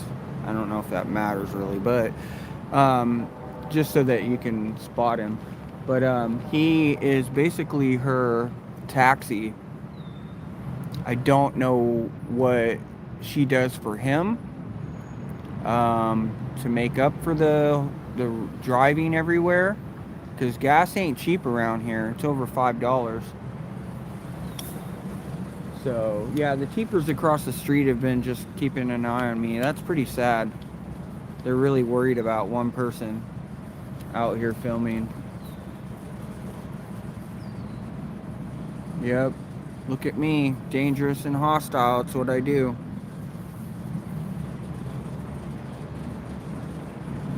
Dangerous. Watch out. Oh shit. Watch out, guys. So dangerous.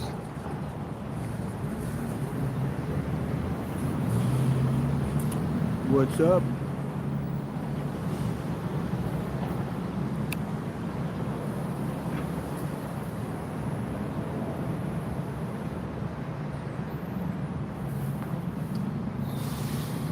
I got my man Tink in here. What's up, Tinkerton? Everybody say hi to the man, the myth, and the legend, Tinkerton.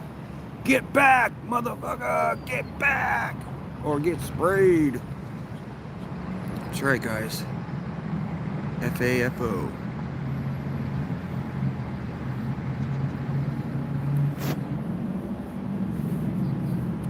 Yeah, this is the 2 gram.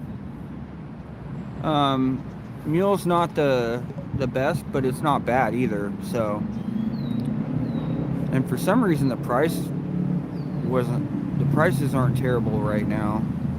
So, go with the 2 gram. I buy everything off Amazon. No, I don't. I don't get it on Amazon.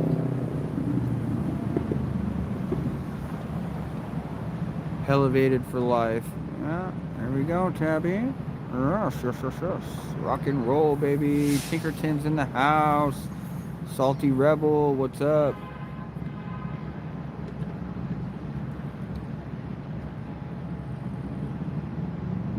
All right, Mr. Bill.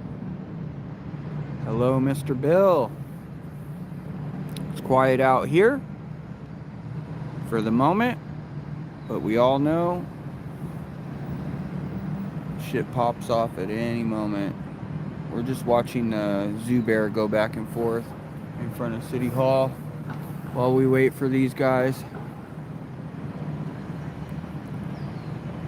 What I'm thinking, there's 2 things that can happen. Either at the end of it, they're gonna cause a big old scene and make a huge mess in there, and then they're all gonna have to get escorted out. Excuse me.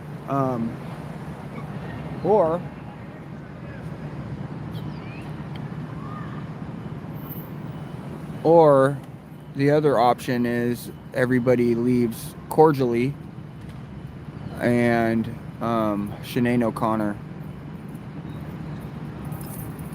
Sorry, that's my ADD brain. Everybody will go out peacefully and they'll just leave disappointed. So those are the two things.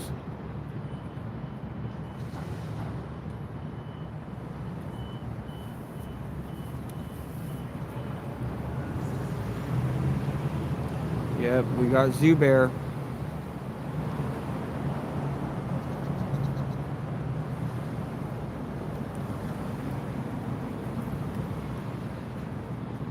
So either they're gonna come out, yeah, maybe if I can bribe her with some donuts.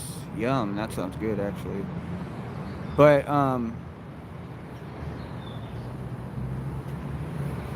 two things, like I said, they're either gonna walk out disappointed cordially and be all pissed off, like the Tiefers love to be. They're always so angry. Actually wrote the state policy. This local one will not break the accord, and I want to be very clear about that they are complementary policies. That's why they are being proposed. I also, frankly, heard some contradictory testimony as far as was there time for the police union to give feedback, or was there not? Because there was talk about extensively emailing back and forth with Councillor Canal's office, which I think I am aware of and did happen as far as negotiating the policy. We've also heard this issue in committee twice now. This is going to be the third time that we're going over this policy with edits made to accommodate the state policy. And I assure you, to the members of the public watching this, that if a policy did nothing, then there wouldn't be law enforcement opposition to it. The reason that this matters is because it will have an impact for our immigrant communities. We have limited time at this committee, and I suspect that with all of the testimony, we will not get to a vote today, let alone to extensively go through all of the amendments that were brought forward last minute. I am curious, colleagues, if you were contacted at all by the head of the police union in the past few weeks regarding this policy and what was discussed, if so.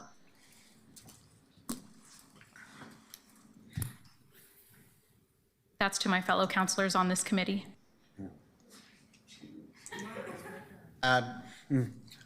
Particularly over the past few days, I have had some conversations with people in law enforcement, including DCA Kazi and Chief Day and Chief Hughes and Sergeant Smouts and a variety of other people.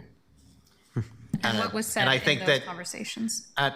Counselor, I don't think, if we're calling in retired sergeants from Clackamas County to opine on this measure, I don't think that it's untoward to talk to serving sergeants in the Portland Police Bureau about this measure. And I would like to get on to public testimony. Councillor Canal.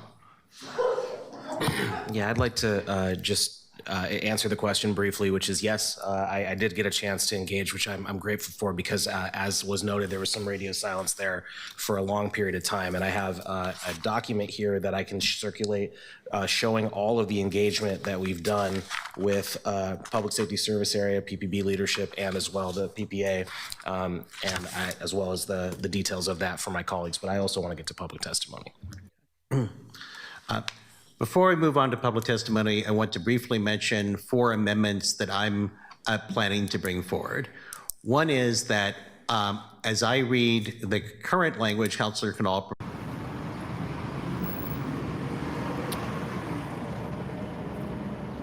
Did you know what retarded... I'm sorry, I was paying attention to something else. Did you know? Yes, I do know. Trans women are retarded men.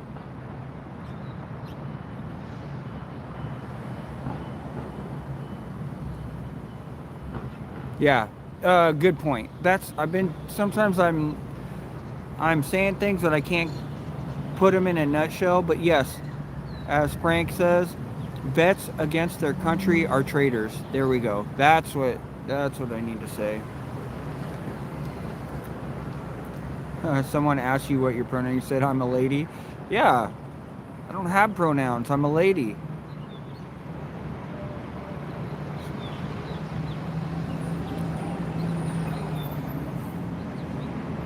Yeah, unfortunately, the one that threw water on us at the Iranian flag wave the other Sunday, unfortunately, there was no good angles, and that person ran away.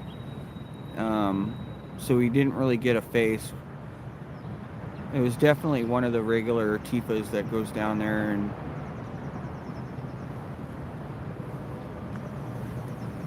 What's up, Fiona?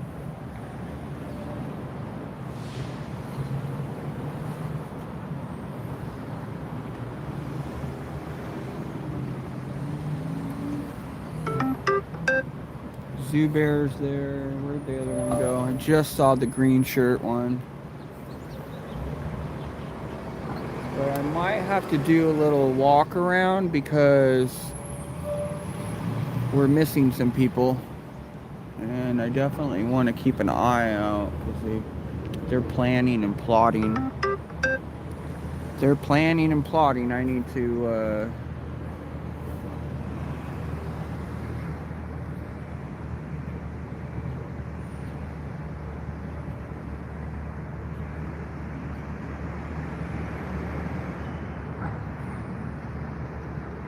I'm just reading messages real quick, guys. Hold on.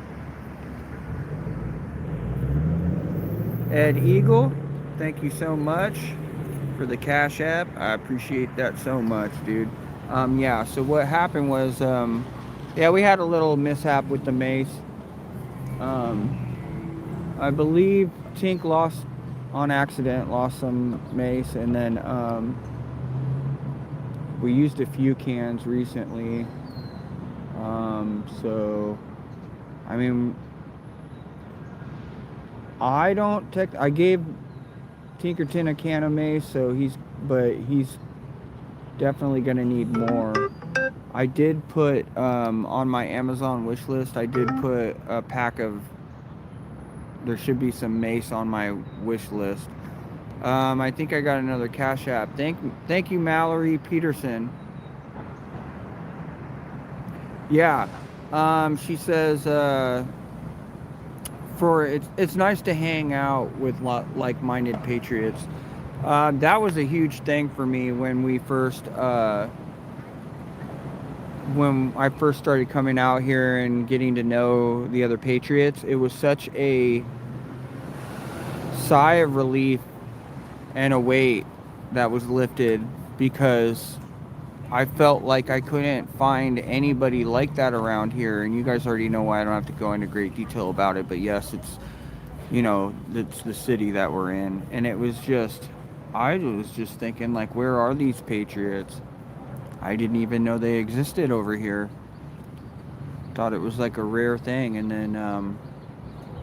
then finding people locally, and then starting to record and do YouTube and all that, then all of a sudden there's like thousands of people that I can now communicate with that are on the same wavelength and have the same principles and morals and beliefs. Quite amazing. Yep, a big old community, and I love it. I love it. All ages. All ages. I see older patriots and I'm like, how amazing is that? Someone not only was able to live as long as they're living, because it's a tough world we live in, and so that's why we should respect our elders. They've gone through a lot to get to where they are, and then on top of it, they're a patriot. They've been fighting for their country their whole life. Wow. Yep, that's enough to get me happy about respecting my elders and showing them that, for sure. And then I'm just kind of strolling around because I want to keep an eye on anybody that might be lingering around the block.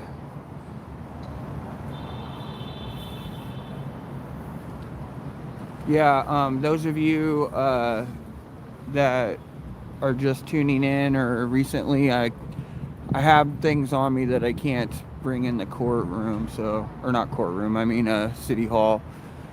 So, yeah, oh gosh, there's another one. What the f is that? That is a man trying to be a woman.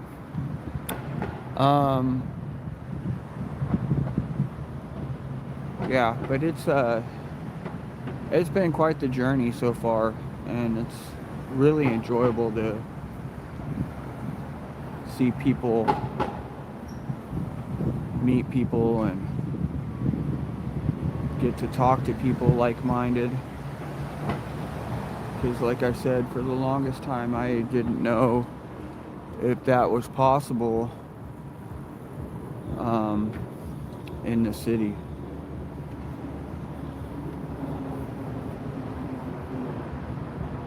Yeah, I don't know where those freaking Keefers went.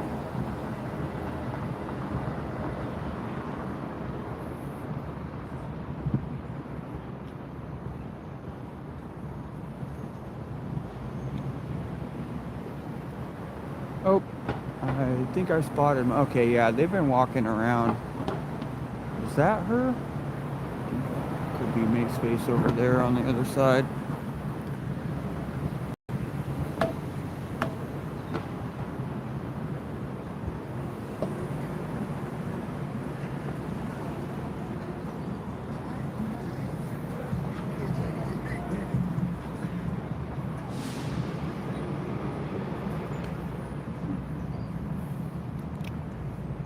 Alright, let me look at the chat real quick.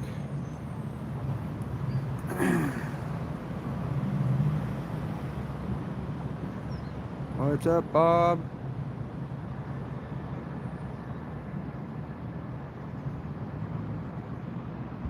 Yeah, good friends are hard to find.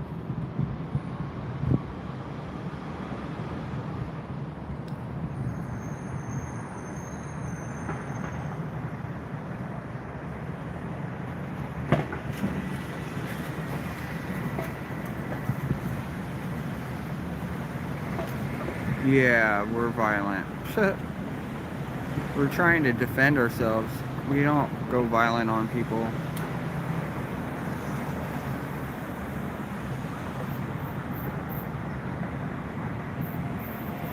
Thank you, Tinkerton.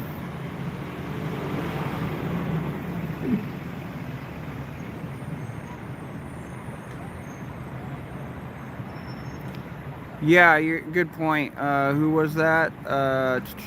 Pissed off Canuck? Probably gonna go smoke their meth. You're right. They need to go smoke drugs. I guarantee you they're gonna pop up again.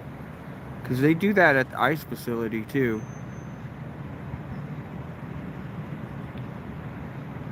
Scuba Steve. I have a 5-minute clip of you, Chris, and I down at ICE the other night. It's hilarious. Please, I would love to see that clip. Hilarious is right up my alley. Portland has a park on every block. Yeah, sometimes.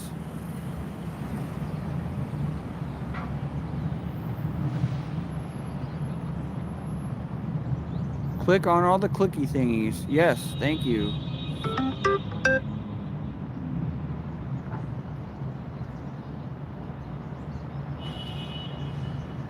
If there was somebody else here, I would have definitely went in, but I just can't go in by myself. What's up, Natina?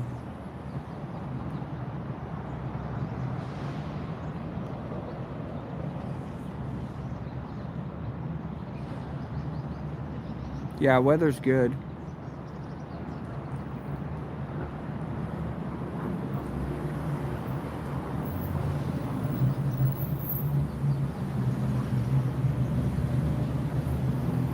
Oh my god.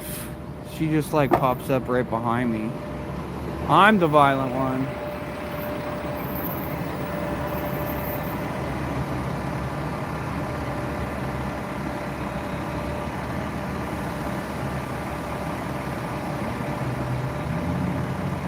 See, they are creeping around here. What fucking weirdos. Yeah, Girl Scout cookies. Yeah, I think it was a respawn location.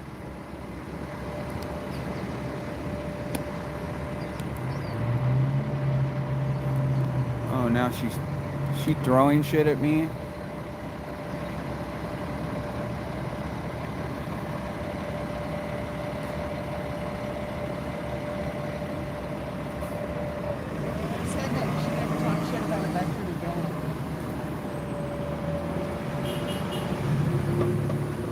That bitch threw a pine cone at me. It didn't hit me. But whatever. whatever. She said you shouldn't talk shit about a veteran again or something. I don't give a what she thinks. They fail to understand that when they talk about me or whatever words that they say, I don't give a flying F. I really don't. I've tried. You think I've been out here for months and not tried to communicate peacefully with these people? There is no peace with evil. It's a simple good and evil situation, okay? And it's a yes or no. They don't live like that. They live where everything could be a maybe, or will go down someday. No mess, no fear. We speak our truth as we watch this wasted youth. We stand as one. The paths may bend, the lives destroy, but we will mend. Facts over feelings, and you will see the truth about biology. Hooty hoo. Street robbers at play. Hooty hoo. Laughing at the pepper spray. Just look at those SSR eyes under the dark Portland sky. Hooty hoo. The truth rings clear. Patriots are strong. We have no fear. These are the streets of the USA. And patriots are here to stay.